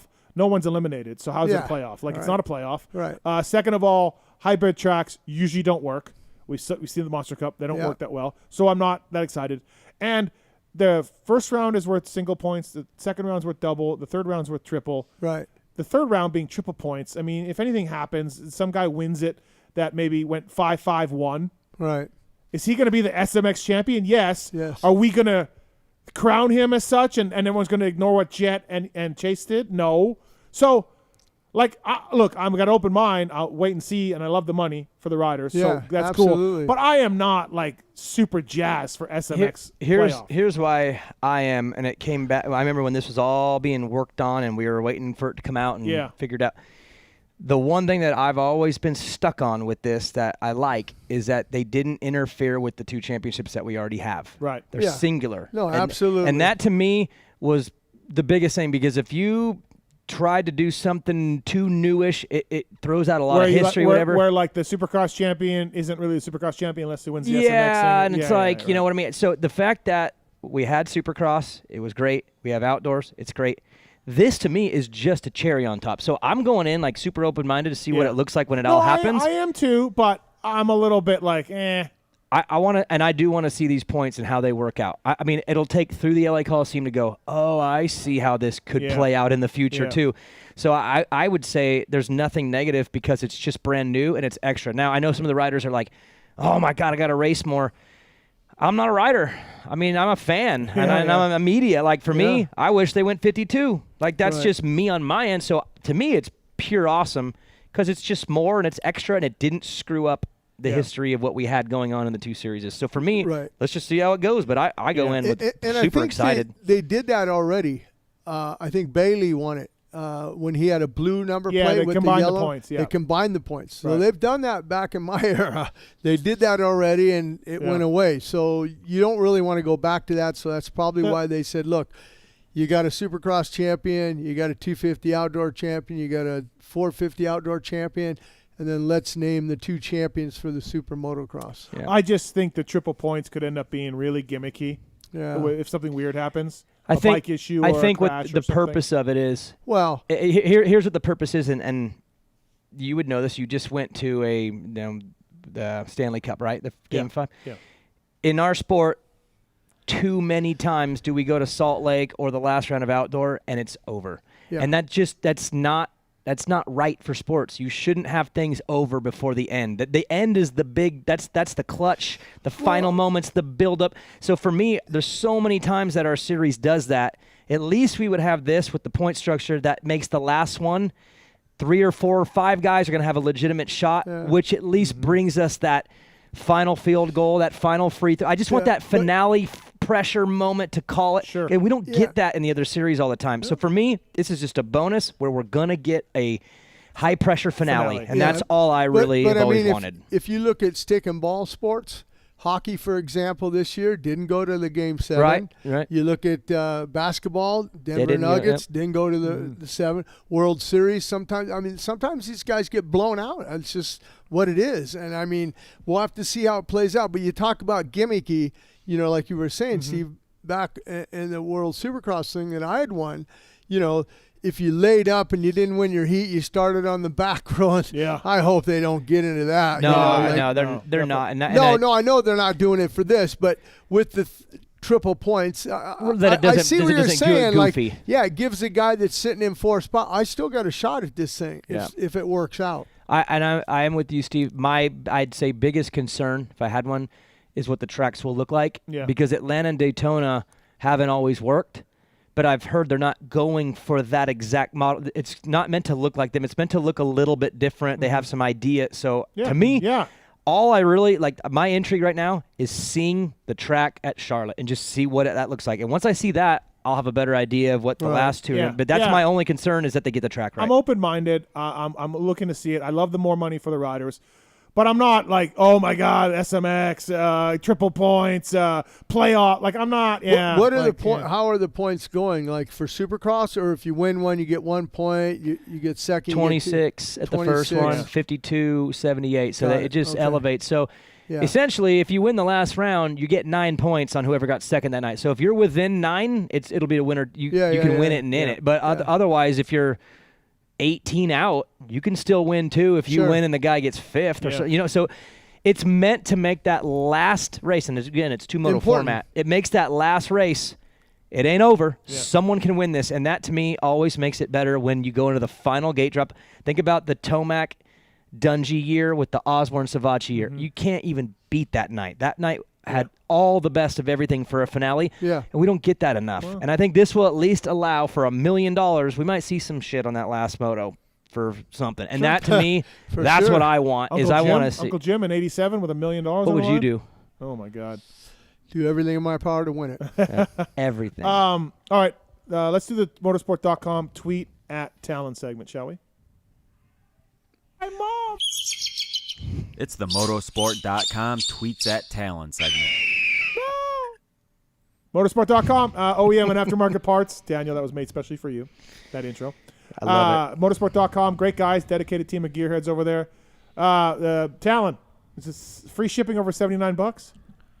Yeah. Or if you call in and we like you, you're cool, then we'll give you free shipping too. Oh, wow. Nice. That hasn't been happening to me with this damn project bike. That's because to get your discount, you have to order through the site. Oh, okay. Also, because they probably don't like you. Yeah, and we don't like you. Also, can you handle my returns, please, Gearhead guy? Thank you. Yeah, I'll be right on it. Motorsport.com, OEM and aftermarket parts, and please check them out for all your online needs. Go through the banner on PulpMX.com to help us out. That would be fantastic. Thank you to the folks at Motorsport.com. If you don't shop there for your online stuff, I don't know what's wrong with you. Go try it out. Really super good website and everything else. Okay, so these questions submitted at PulpMX Show on Twitter, and Mr. Tallon Taylor picks the best ones. All right, from MX Freak. I just finished listening to show 500. It was awesome, but on it, the Supercross discussion, Daniel called Sexton for your 23 SX champ. Oh, wow. There we go. Good job. When was that? Was that halfway through 22? When was show 500? Yeah, it was like after St. Louis last year. It was? Yeah, Okay. I know that because I canceled. I had something else planned, but I came to that instead. So. Oh. Nice. And I was going to fly from St. Louis, but Okay. anyways, yeah, mid-season last year, and you called it. Yep. All right. To go along with a whole bunch of them, Steve, that you just won't acknowledge ever until like years later. Then you'll acknowledge it when it's all past. Then When I said, how does it feel to have a victory lap? That's not acknowledging anything. That's not. That sounded like it cheap. That sounded cheap to me. I'll take it. I'll take it. Yeah. Okay. All right. From Lek 989, coming from a Cowie guy with Pro Circuit's track record over the last few years, was Chance Hymas's decision to go to Honda career changing? How different, if any, would the results be? What do you think? I mean, Mitch is in a bit of a rut. Yeah, he really is. I'll tell you what. I mean, it actually is weird if you look at it. If you zoom out a little bit, Hymas was a Team Green kid, right? Yep. And then went to Honda. Yep. Ryder D, we all know he's not there next year either. He's not. Where's he going? He'll also be on a red bike, I'm pretty sure. Gas. Gas. Dax Bennick, KTM kid all the way through to Yamaha right at the pro. You know, 3 really, really, really good amateurs all changed right at the last second before they turned pro, which I don't know if that's happened in the past. I mean, usually they roll right in, but I just think that that's kind of interesting that those 3, who I think are all going to be really good, are all kind of like switching either before or during like their rookie season, which that's to me is crazy. So. Well, and usually like Deegan, he was on the Orange Brigade, but on the 85, then he switched over to Star. Did he switch on big bikes, or did he ever ride KTM big bikes, or no? No, he went from Super Mini. He went from Super Mini right to 250. I think, and Jim knows this even from his day. Like, look, if you're Chance Hymas and Chris Hymas, the dad, and you got Honda HRC knocking and saying we're going to specialize in you and the Lawrence brothers, and you're going to be our 250 program, and no one else, take it. You take it. Never mind, you can do your own gear deal and everything else. It's a no-brainer. Yeah. From Sportingwood 303, can we get some insight on the club changing manufacturers rumor?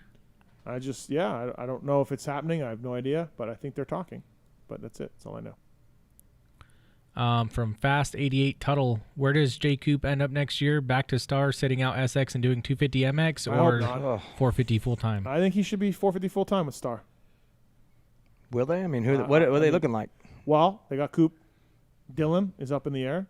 Dylan had a meeting. Eli's up in the air? Yeah. Dylan had a meeting with Hap Suzuki, who may change manufacturers also, but I don't know.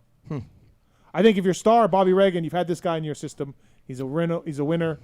You keep him. I think he showed a lot in 450 races this year. Justin Cooper did, so. Yeah. I hope it doesn't happen to him, but it feels very Joey Savacci-ish to me, where he might be like that weird odd man out. Yep. And my only message to that whole generation of guys that are kind of like Joey, hold on a little longer. We're about to have a major, like 5-6 guys are about to all retire here in the next year or two. They're all 30, 31, 30. I mean, they're all about to be done, which means there's going to be a lot of spots soon. Just hang in there. Even Savacci, just hang in there. I think his time's come. I think he'll be back on a factory bike within the next year or two. Because it's going to open up. What about Tomac? You think he's going to retire? I mean, I can't speak for him, but if I was him and I watched the first 8 motos of the outdoors, I'm done. Yeah. That's just me, but I also didn't go very far because of that attitude. Right. So there's that. But I wouldn't want to do nothing. I wouldn't want to race jet if I was him. All right. From Ty, Daniel, what's your favorite drill to have your athletes practice? Drill?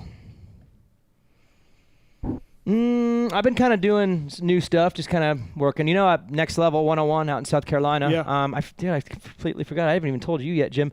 I'm actually going to be a part owner there Really? moving forward. Yeah. Oh, wow. So, which is exciting because you move across the country and you're like, oh, I know there's a track near here somewhere. Come to find out it's really close, and it happens to be with two people I really like, and we mesh and gel, and now, yeah. So I actually been working with a lot of kids on Tuesday, Thursday nights. We have like afternoon sessions, beginners, novices, just kids starting. And what we've been working on is working on the range of the ways you can ride. Because Steve, I think you'll like this. Tomac, Cairoli, both legends, right? Mm-hmm. They don't ride the same, like at all. Like they're completely different riders. A lot of their techniques are different. Even like Dungey, Villapoto, go back to that era. Two completely different riders, yet very equally successful. Yeah. And that kind of tells me that there's not a one certain way to ride a motorcycle. There's multiple right ways to ride. Mike Bell was a champion. Ricky Carmichael's a champion. Exactly. They're different. So what I've been doing with these kids, and they're all new, right, is I've been pushing the range, like making them do stuff that is extremely one way and extremely the other way, and then letting them choose what they want. And you can tell right away which kid likes to do it a certain way. Mm-hmm. And then from there, then you expand on that style of riding. So instead of saying, I want you all to ride like this, some kids ride like Villapoto. They like to ride with the back tire spinning at all times, and some like to carve with the front tire. Mm-hmm. Until you push the range and you really explore like the different ways to ride, you don't really know what you like. And then once you like something, then you can grow on that. But even then, we still push the drills with a lot of range. So that I would say that it's been really fun to almost relearn how to coach. I love that about our sport, where you can win on any bike, like almost basically, and you can be any type of body style, and you can win. Like F1, NASCAR, you need the car, you need the team, you need all this bullshit to win. Motocross, sometimes it just comes down to you. Zach Osborne, he won 4 championships with micro grips and sitting on the middle of the seat in corners. Yeah. That is what you would think that is not allowed to be done. Yeah. And he killed people like that. So Damon, to me, Damon Huffman had like no muscles. Yeah. He was like 2-time Supercross champion. He was like the skinny as a rail. Yeah. So but each rider, every rider is different. What works for you is not going to work for you, and it's not going to work for me. You have to find out what works for you, and work on it. That's why there's these guys on Instagram, these ex-racers that are telling you how to ride. It's like you can ride any way you want. You don't have the secret. If you had the secret, you'd be a trillionaire. Yeah. Because everyone would come and pay you. Look at two of the legends. I'm looking at the jersey right now. Cairoli. Did he look like Everts? Yeah. No. No way. Not even at all. They rode completely different. They're both complete legends, which means there is not the way to ride. There's your way. You have to find it, and the way to find it is to push the range of riding like everybody does to see which one fits you. However, so that's been really fun. However, I'd like to ride like Sexton and Jet, please. Oh, I mean, yeah, if that's your style, if that's what works for you. But could you imagine Villapoto? If you told RV, I want you to go out and ride like Jet, he wouldn't even be like, what? Yeah. Couldn't do it. I'm That's thinking not him. maybe you need to emulate more like Marty Tripes. Tripes? Okay. Tripes. Yeah. JoJo? Yeah. JoJo was good, fast. right? Dude. JoJo was fast. There's a lot of JoJo stories about how good he was. Yeah. He was phenomenal to watch, especially at Southwick. Yeah. By the way, Jim, do you see my new jersey? I added that Barnett one. I bought it off the Road to Recovery thing. Oh, you did? Yeah. From 85. Yeah, Answer Products when they sponsor on the Kawasaki. Yeah. Yeah. Barnett. Bomber. The bomber. He was a bad dude. He was. Yeah. He'd fill up his gas tank down in Illinois and train, just ride his ass off, run it out of gas, push it back, fill it up again, and go back out again. Crazy. But that worked for him. It's not going to work for you or Steve. No. All right, from Coke Man. Oh, boy. Who gets the 250 spot at Destinations, RJ or Deegan? Yeah, we were just talking about that. There it is. Yeah. Whoever beats the other one. Way to pay attention. From Blackwater Stout. What are the odds privateer supercross specialists like Starling and Moran's ride a few outdoor nationals in an attempt to acquire enough points to get into playoffs? No, Moran's is doing World Supercross. Starling said on Twitter, pretty much like, I'll see you in the LCQ. He's like, I'll be in the LCQ. I don't care. Yeah. So he's just going to jump in that? He's just going to hop in 21 to 30. I don't even know if Starling will make the LCQ cut. With the way these points are racking up in private outdoors, like, I don't even know. I was going to say, for this being the first year of combined points where it's going to be official, it might not be what the rest of the years look like. With the injuries this year, I don't know if all these guys are getting this much. Masterpool is 4 points out or something? Oh, he could get to 10th by the end of this thing, just at the rate he's going. Yeah. I mean, I think so should they fix that? Like, obviously there's 22 chances outdoors versus 17 indoors. And then you have, the lack of depth in outdoors. Should they fix that or no? It is what it is. I think it is what it is. No, but I have part I of do the have, sport. Right. If you got injuries, you got injuries. I do have a fix though. I have a fix on something very easily fixable. You ready for this? Yeah. East and West right now in 250 Supercross is off by 1. Do you notice that, Yeah. right? Yeah, so the points are different? Yeah. So the easiest way to figure that out and to make them equal is to only have 1 East-West showdown Yeah. or 3. 2 is the problem because of the way it numbers up. They Right. should have 3, and that would give the other coast that last extra one to catch up because they would get to go on the other coast around. Yeah. And that would be one more East-West showdown. I'd like to see. I'd like to see 3. So there's your solution to fixing that. You don't have to do weighted points, whatever. Yeah. Add a East-West showdown. Give us 3. It's the freaking best race of the year anyway. Give us one in February, late March April, and May. yeah. So. From Kiefer's left shoe. Will the PulpMX Mandalorian know who the gay Suzuki rider was? So not Mandalorian, it's Mandarin. Well, he said Mandalorian, Yeah, and but I it's just Mandarin. changed the tweets. Okay, it's Mandarin, and no, they will not know. Do you remember that, Jim? Do you remember the gay Suzuki rider? It's a big thing, like in 02, 01, 02. I remember that. That's when I was racing. There was some rumor that there was a gay Suzuki rider. He was going to come out at riders' meeting. Factory rider? No, I don't know. Yeah. I don't know, but we were all running around trying to wonder who the gay Suzuki rider was. Go up to, hey, are you gay? Yeah, I know, right? And then, yeah, so. I don't think it's called gay now. I think it's called open-minded. Open-minded, Are you okay, open-minded? yeah, sure. You know? Got it. DB, did you listen to the show last week? Did you hear Kiefer's rant more specifically? I didn't, but what was it? Okay, so, sorry. Want me to tell him? You're good. Okay. Kiefer had a rant. It was kind of bizarre. He was really upset about it, which was weird. He cannot stand when the parents are writing the Instagram captions for their 9-year-old kids as the kid. Not like if you say, hey, this is Tommy's dad, and we went to Oak Hill and we love Pro Circuit, that's fine. And Kiefer hates it when it's like, as the kid, you're right, had a great day today doing 20s and changed the top end on my KTM with a Wiseco piston and really loved my ORW truck parts. Like, Kiefer, I mean, I agree with him. You can get fucked. I agree with him. It's kind of dumb. But he was very insistent that stop trying to make it sound like you're the kid. All right, I just got to. He wants to know if you agree with that. I got to check and see what I've posted on my kid's Instagram the last few real quick. Hold on a second. So he says either let the kid do it himself and with all these mistakes and whatever, or say, hey, this is the dad. Here's what Tommy, did. Okay. I write as him, but it's always like one sentence, like I'm a lucky kid, and then I tag my new bike tag. So like I do as him, but I'm not like making statements. I'm not like speaking on behalf of him. I'm just putting something. I think you are his rant. I think you're part of it. Yeah. And he's old enough he can ride his own. Yeah. My kid? Yeah, he's 13 with a He's got a mustache. mustache. Hell no. He has a mustache. I took his Instagram away from him just like a month ago. Got in his search engine. Oh, really? Yeah. Bye-bye. Bye-bye. Clippy from the Instagram. Searching boobies? He's at an interesting age right now where he's looking up some stuff, and he's too influenced at the moment. He'll like ask me something, I'm like, where'd you get that? And I know exactly where he gets it from. So, and he's super cool and honest with me about stuff, but he's 2 years away from getting his Instagram back. Big boobs. So yeah, I think you're the subject of it. Maybe I am. Yeah. Maybe I am. Yep. So you don't agree? I mean, if he is saying the people that go and like preach on there and go into detail, but like if I'm going to post for my kid, do I just not put anything at all and just put a picture? I have to put something like his last photo was him on the gate. Say, hey, this is Daniel. Evan got 4th at the race, and see, now I'm the opposite way. I'll have my kids post stuff for me because I don't know how to post.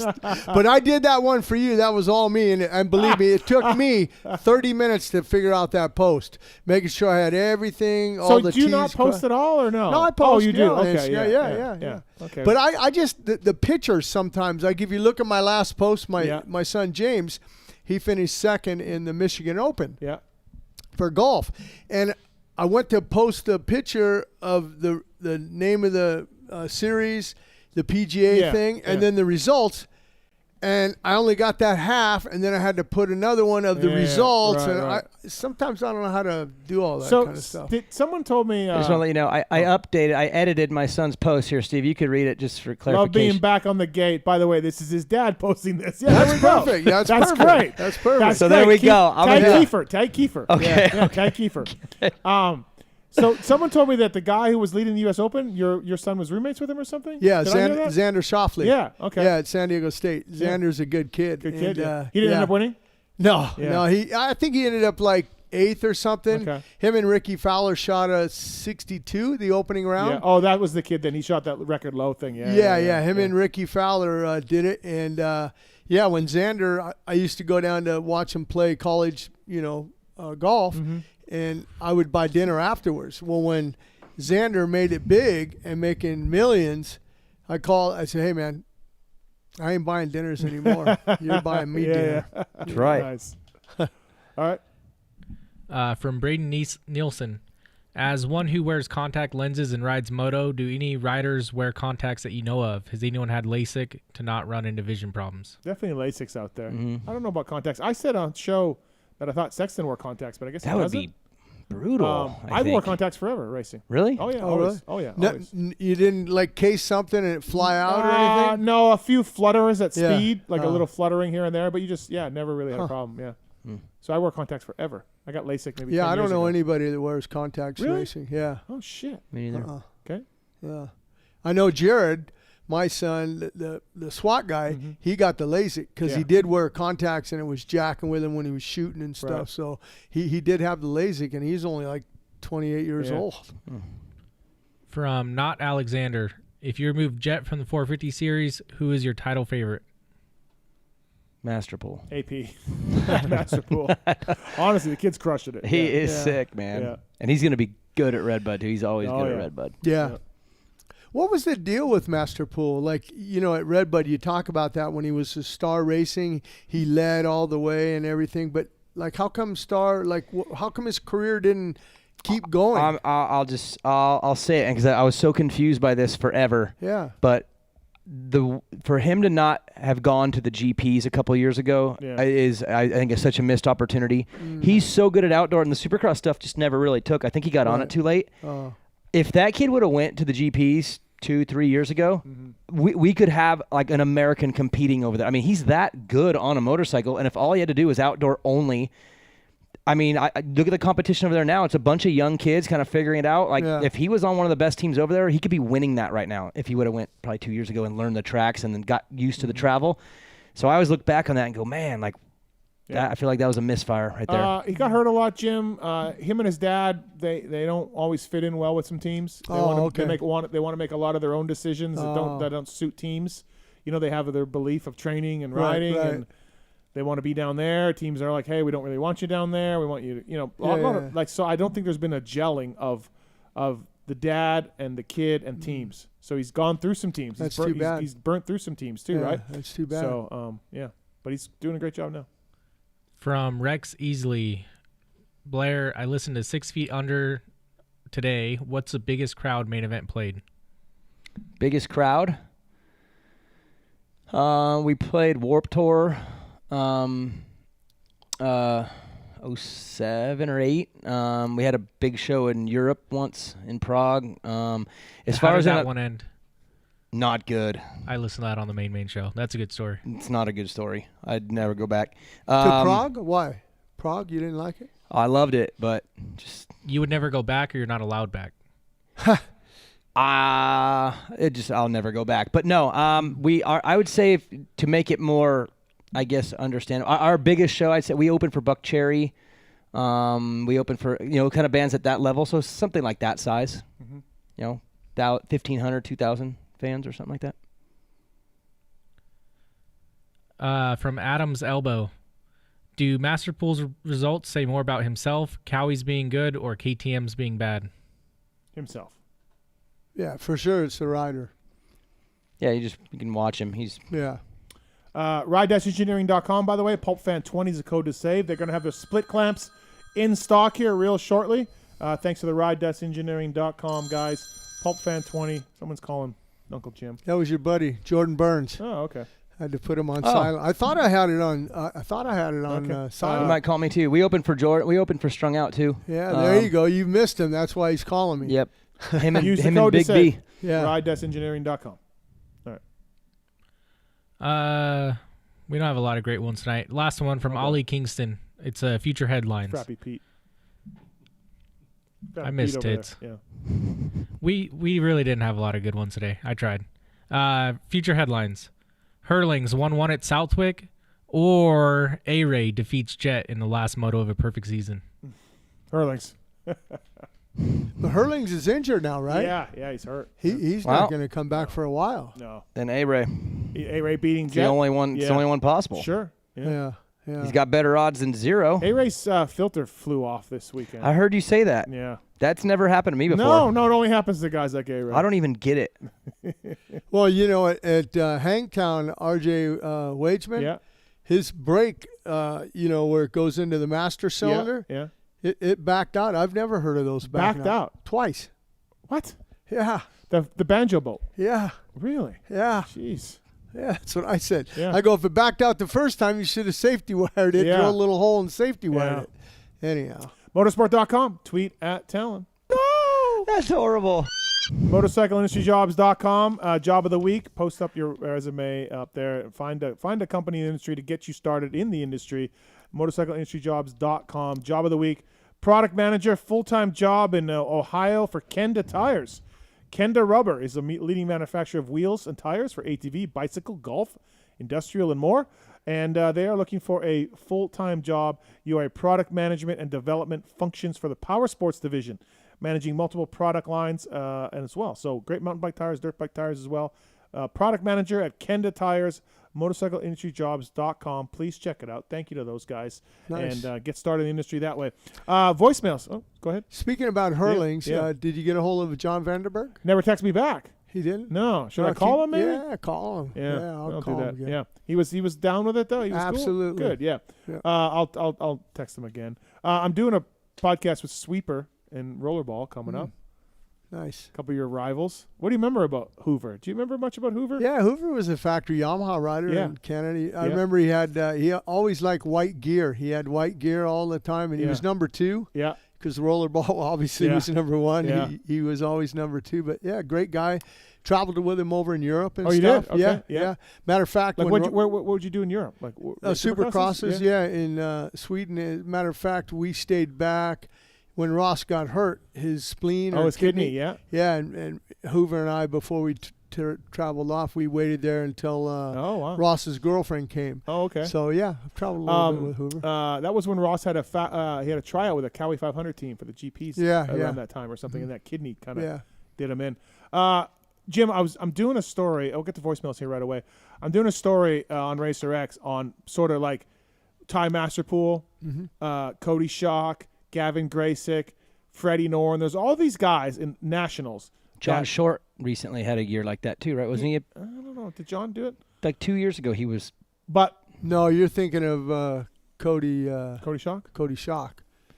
He had a good performances. He was in the top 10. We're looking back at Racer X on privateers who crush it outdoor nationals, and there's a lot of them, right? It happens every so often. Yeah. And I went back to Alan King in '84. Yeah. Brian Myerscough and he beat you by a few points. Yeah. But in '85, it was Myerscough or you. Yeah. Yeah. You were one of those guys that were probably like everyone's like, hey, give him a factory bike. Rah, rah, rah, you know what I mean? Like Brian was riding Hondas and I was riding Yamahas. Yeah. And Alan King, I think he was riding for Team Tam. Yeah, he won a national. Yeah. But there's always been this history of privateers in the premier class outdoors. Yeah. Getting their licks 450. in on getting their licks in on factory guys. So it's interesting. You were that guy for a couple of years. Well, that's good. Yamaha back then, they paid good contingency too. Yeah. That was, what would you have called Kyle Lewis back in those years when he was doing that? Same thing, right? Because he was killing those starts, leading. Yeah. 96, Nolene, he was really good. And Moto Triple X, of course, he was great too. Yeah. So. But then also Kyle went to Japan. He won a couple Japanese Grand Prix. And then when he would come back to here, he would have factory bikes, though, when he came over here. Yep. I talked to Kyle recently this year, and he's coaching a bunch of kids and a bunch of fast kids. 702-586-7857. Leave a voicemail if you want. And here's some of the best, including a couple of bizarre ones. But that's what happens on our show. So here's the voicemails for the week that was. Hey, Mathis. Huge fan, man.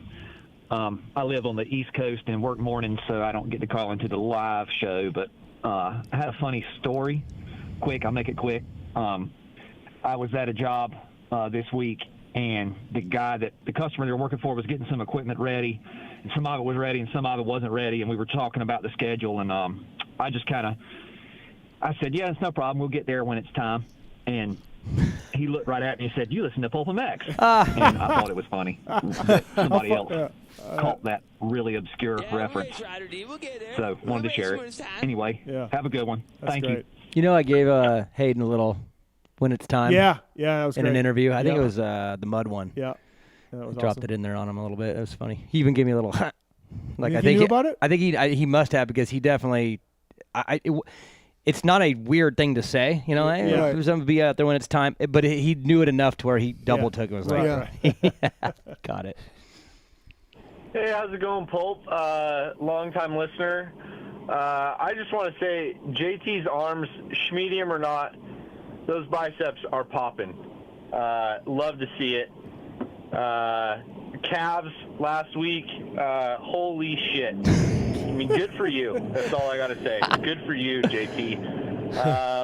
Also, all about Mark's coming on to the show a lot more. His takes are A1. I don't know what he gets paid, but Plenty. It's probably not enough. Plenty. Thanks. Don't worry about it. This job is not that hard. It's not. Jagger did it. Jagger did it. Yeah. Here, mate. I just got done listening to the show. Great show, but fuck me, that Lewis Phillips guy. Fucking restrict him once a year only. Fucking giggles like a schoolgirl the entire time, and I've never heard someone fucking draw breath that sounds so fucking annoying. Fucking hell, get that fucking prick off. I'm done with him. It's a fucking pain in the ass. That's harsh. Is that why you told Lewis not to listen tonight? Yeah, there's another one. Oh, There's a few more coming up. Yeah. Hey, boys, how you doing? Just calling in to let you know Lewis Phillips has got to be the most painful fucking idiot on this planet to listen to. And I'm sure you probably already know that. That guy's a fucking moron. Have yourselves a nice day.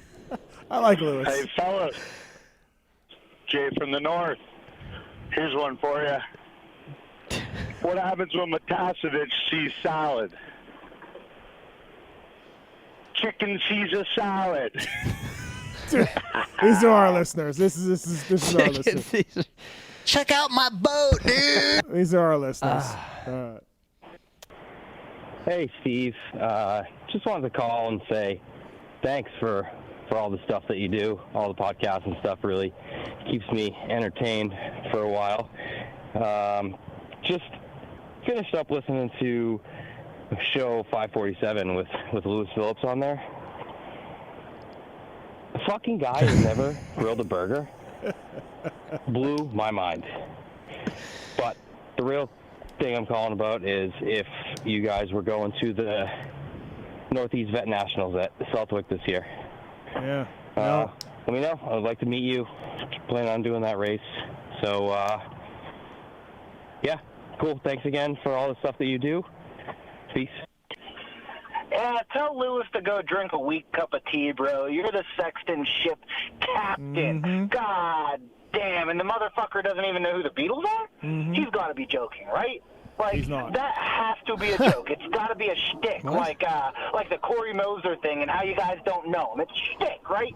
Either fucking way, drink a weak cup of tea and put some fucking sugar in it, buddy, because you're wrong. Steve is the captain, okay? Thank you. Steve is the captain. Thank you.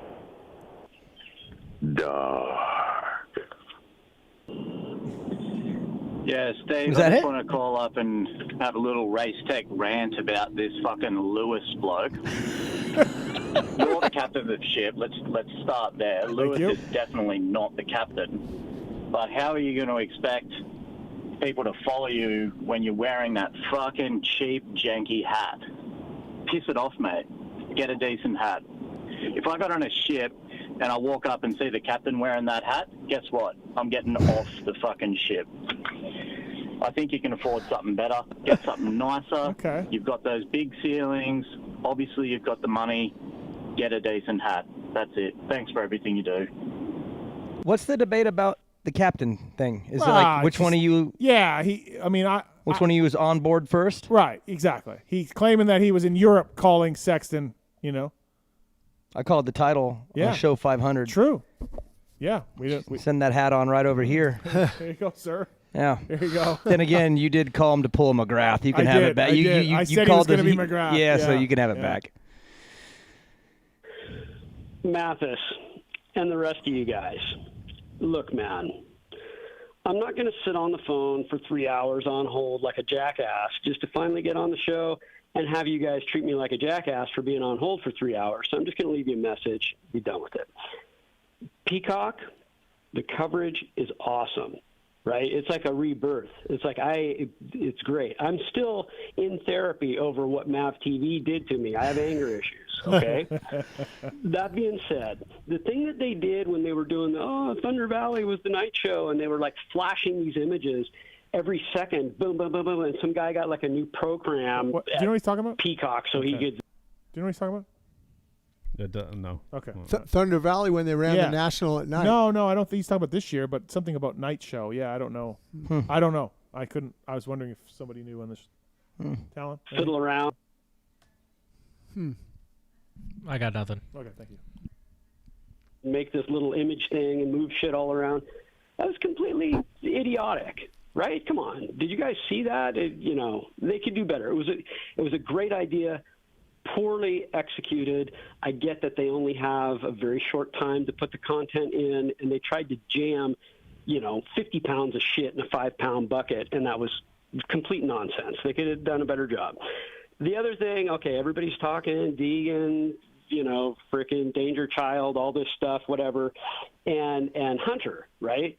And Detroit, JT said it, and you guys got it most of the way there, but you know what? Hunter interrupted in that press conference to chime in to say, oh, no, that's racing. Oh, everybody gets all excited when somebody does something and blah, blah, blah. And in that moment, I'm like, oh, you just wait. Just wait, right? So what I want to see is not just, Deegan wagging around in front of him and riding like he shouldn't.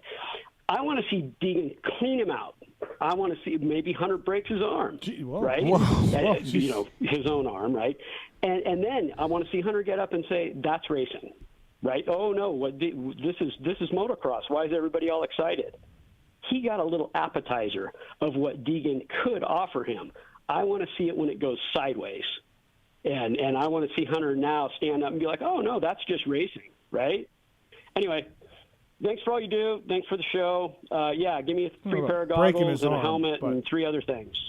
But I don't know about breaking his arm, but I didn't like Hunter saying that in the press conference, defending Deegan that time over, the Jordan Smith stuff.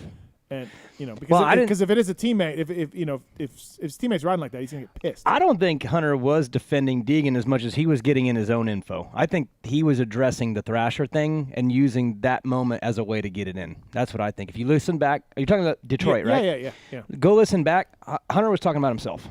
He was talking about Thrasher, and he paralleled the situation. But why jump in when Deegan was getting questioned? And because he was just getting questioned over aggressive riding, and he was sensitive over the Daytona stuff that he was getting hammered on for hitting Thrasher in the sand, and I think he used it as an opportunity to say, you guys like spicy stuff, and then you complain about it when we, So I don't think he was even I think he used that as a way to bring up his own Thrasher Daytona thing. Yeah. That's what I think. Okay. If you listen back. And you don't have my phone number. Later.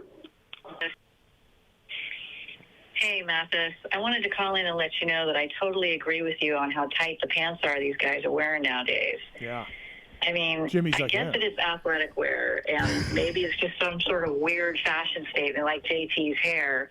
But I've been calling Jet Mr. Moose Knuckle for a couple of weeks now, and oh my God, at Thunder Valley, his pants were so tight, you could see the lines of his butthole. While that might be okay for Kiefer, I think maybe it needs to just be reined in a little bit. I agree. mean, don't get me wrong. I like the donut guy as much as the next girl. But, yeah, this is definitely going a little too far. Yeah, I agree. The stuff's so tight, man. Barsha's pants have been pretty tight here for the last year or two. That's for sure. Barsha. Oh, yeah. I mean, I tried on a pair of, to be hip, those skinny jeans. Fuck, I hate them. I can't even move in them. Yeah. I don't know how they move in the I need something to move around in, I don't know. Hey, just listened to the last show, and Frappy Pete is fucking hilarious. We need more of that guy. Mm-hmm. That guy's fucking hilarious. Frappy Pete's His buddy, probably. monotone just answers, and just like, yeah, that guy's attitude he has is awesome, and yeah, we need more. I miss Tits. I miss Tits Good. I want you to play this on the air, you ass.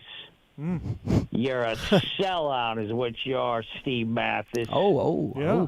You got to get Spotify. You're going to sell out. You're a punk is what you are, dude. Punk. You lost many, many, many listeners, and I'm sure your voicemails filled up with people just like me. What's he talking about? Kiss ass. I didn't hear one thing about You're Spotify. I didn't hear. I don't know what this guy's talking about. He said many lists. I've not heard one person anything about Spotify except for this guy. I don't know if he thinks that only podcasts on Spotify are ones that Spotify's paying. Like you probably hear about Rogan and these other. Oh, he thinks you're like a Spotify contributor or something. Maybe. I don't know if that's what he's thinking. We've been on Spotify for years.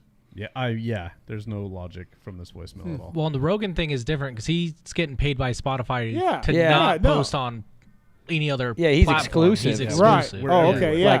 Like Harry and Meghan. We are not that way. we don't get paid anything. They from got Spotify. cut, didn't they? They got dropped this week. I'm pretty sure. Content creators, those two. Yeah. Well, I don't want anybody shit talking my man. So. Okay. So this guy calls back. Watch. Listen. Oh boy. Sellout, guy. Sellout, buddy. Take a train back to fucking Canada. Yeah. I don't know, man. Liners. I don't know what he's talking about. Does anybody know? Let me know. Hit me up. Screw the Canadians. I've not heard one word from anybody else. I don't know what this gentleman's talking about selling out Spotify. We've been on Spotify for years. We don't make any dollars. I mean, he sounds sober, so at least yeah. He sounds all into it for sure. Yeah. So, anyways, that's the voicemail. Penis out of your mouth while you're working. Yeah, that's the yeah. Fuck you, you're fired. That's the voicemails for another day. Chad Reed, Phil Nicoletti, JD Beach. Best interview tonight? I'll go JD Beach. Yeah, I like JD's JD. cool. He's good I don't guy. know him well enough, so for me it was interesting just to learn more about him. I met him this year for the first time, but Yeah. it was for 5 minutes, so that was cool to get to know him better. Okay. So yeah, I'll go JD Beach. You had a lot of listeners in Australia because the time right now it's like Midday, mid-afternoon yeah, down there, and they're listening. I know a buddy of mine listens all the time, Greg Scott, Yep. and the Keg. And the Keg, I asked Greg, I go, why is he the Keg? Oh, he thinks his junk is like a keg size, real thick. Oh, yeah. The Keg. Jeez. I got to get down to Australia and Yeah, you got to go. I do got to get down there. Motorsport.com, Fly Racing, Decal Works, X Brand Goggles, Michelin, Renthal, Race Tech, Cherby's, Firepower, Maxima, Renegade Racing Fuels, Pro Filter, OGO Power Sports, Atlas Neck Brace. Dylan Wright winning again. Atlas Neck Brace. I saw Yeah, that. 2-1 on the weekend. He came from 30th in Moto 1. Who to won second. Moto 1? Pettis. So thanks to the folks at Atlas Brace, Guts Racing, FMF, Works Connection, PulpMX 20. It's the guy to save with Works Connection. Whether it's Guts or Works Connection, those are still your homies. Oh yeah. NorCal guys. Talked to Andy from Guts yesterday. WUSA, thanks to John. Ride Engineering, Intense Cycles, Weisco Piston, EVS, all on board with us as well. Jim, thank you, man. My pleasure. Thanks It's for coming always up. good coming up, hanging out with the boys and stuff. And when you said Daniel was coming up, I said, well, let's have a surprise for him. Yeah. Can't believe it. That was great. Couldn't even believe it. I was shocked. Reunited super team. Yeah. Race day live. They're good times. was good. Daniel, thanks again for coming in. Yeah. Always a man. good time. Love it. Main event moto. August Orange or so. I Brigade. think we'll come back in Yeah, August. come back in August. I tie it in because I got family in NorCal, and plus KTM obviously come out and get in the office for a few days. So next time I come west, I'll come hang with you again. All right. So, by the way, I forgot to mention this. Marks, we got a DM for this. Grindstone Compound and FMF are teaming up to create a scholarship in Ryder Colvin's name. who passed away a few months ago at Mesquite, which is a place I've ridden at quite a bit. And I don't know Ryder Colvin, but I heard some people who did, and they said he was an awesome kid. So there's a scholarship in his name.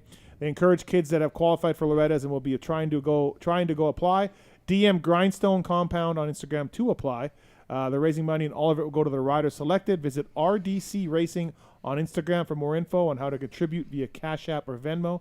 RDCRacing.com to learn more and help out for the Ryder Colvin scholarship. So I meant to get that in. That's awesome. Yeah, yeah, absolutely. Just RDC Racing on Instagram, not .com. But yeah. It says .com. Oh, did I put that on there? Yeah. No, I didn't. It just says RDC Racing on Instagram. Whatever. Can I give a shout out? Father's Day shout out? Yeah. To Jesse Head from his kids Cooper and Cole.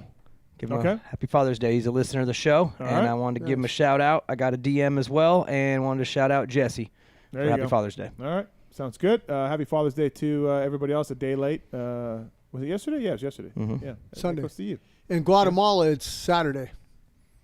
Cool, man. I just thought I'd throw that out there. I mean, I called how my do you buddy know from, that? because I called my buddy Hochi from Guatemala, and by the way, Hochi thinks I'm a doctor because of the anal leeching drops. You know, he calls me Dr. Holley now. Okay, Dr. Holley. And I said, "Hey, happy Father's Day." Yeah. It was yesterday. I go, "What do you mean it was yesterday? It's Yeah. Saturday." He goes, "No, in Guatemala and I guess Central America, they have it on the 17th." The more you know. Yeah. Yeah. Stay tuned, everybody, for the Wildcat racing team at Redbud. They are going to have a new look. Are they? At Redbud. Wildcat Racing. Was that me? That is you. That was me? From Hangtown Review Show. I didn't know that. Yeah, that's good stuff. Yeah, Wildcat. Great to have those guys on board. Boutron and Lucrecio have been crushing it. So, but I eat ass. There we go. So, I want to thank the great Jim Holley, World Supercross champion, Privateer Hero Ultracross champion. 3 times? 2 times? Twice. Yeah. And just a legend in the sport, whether it is on or off the track. Thanks for coming up. Daniel Blair, of course, Main Event Moto. Marks, thank you. My pleasure. Tallon, thank you. Yep, thank you. Thanks to Roto, Swisscore, Moser, Pookie, everybody else involved in the show, listening and all of that. We're off next week, but we are back after Red Bud, everybody. So, again, from the PulpMX show to us, thanks for listening. See you in a couple weeks. They are the biggest tools in the sport. There's something I want to get off my chest, and it's about that summer when you went away to community college. I got an offer to do Playgirl magazine, and I did it. I did a full spread for Playgirl magazine. I mean spread, man. I pulled my butt apart and stuff, and I was totally nude, and it was weird. I mean, you probably didn't hear about it because I went under the name of Mike Honcho, but I just wanted you to know that. If you could hear me, if it got into your brain somehow, that I spread my butt cheeks as Mike Honcho.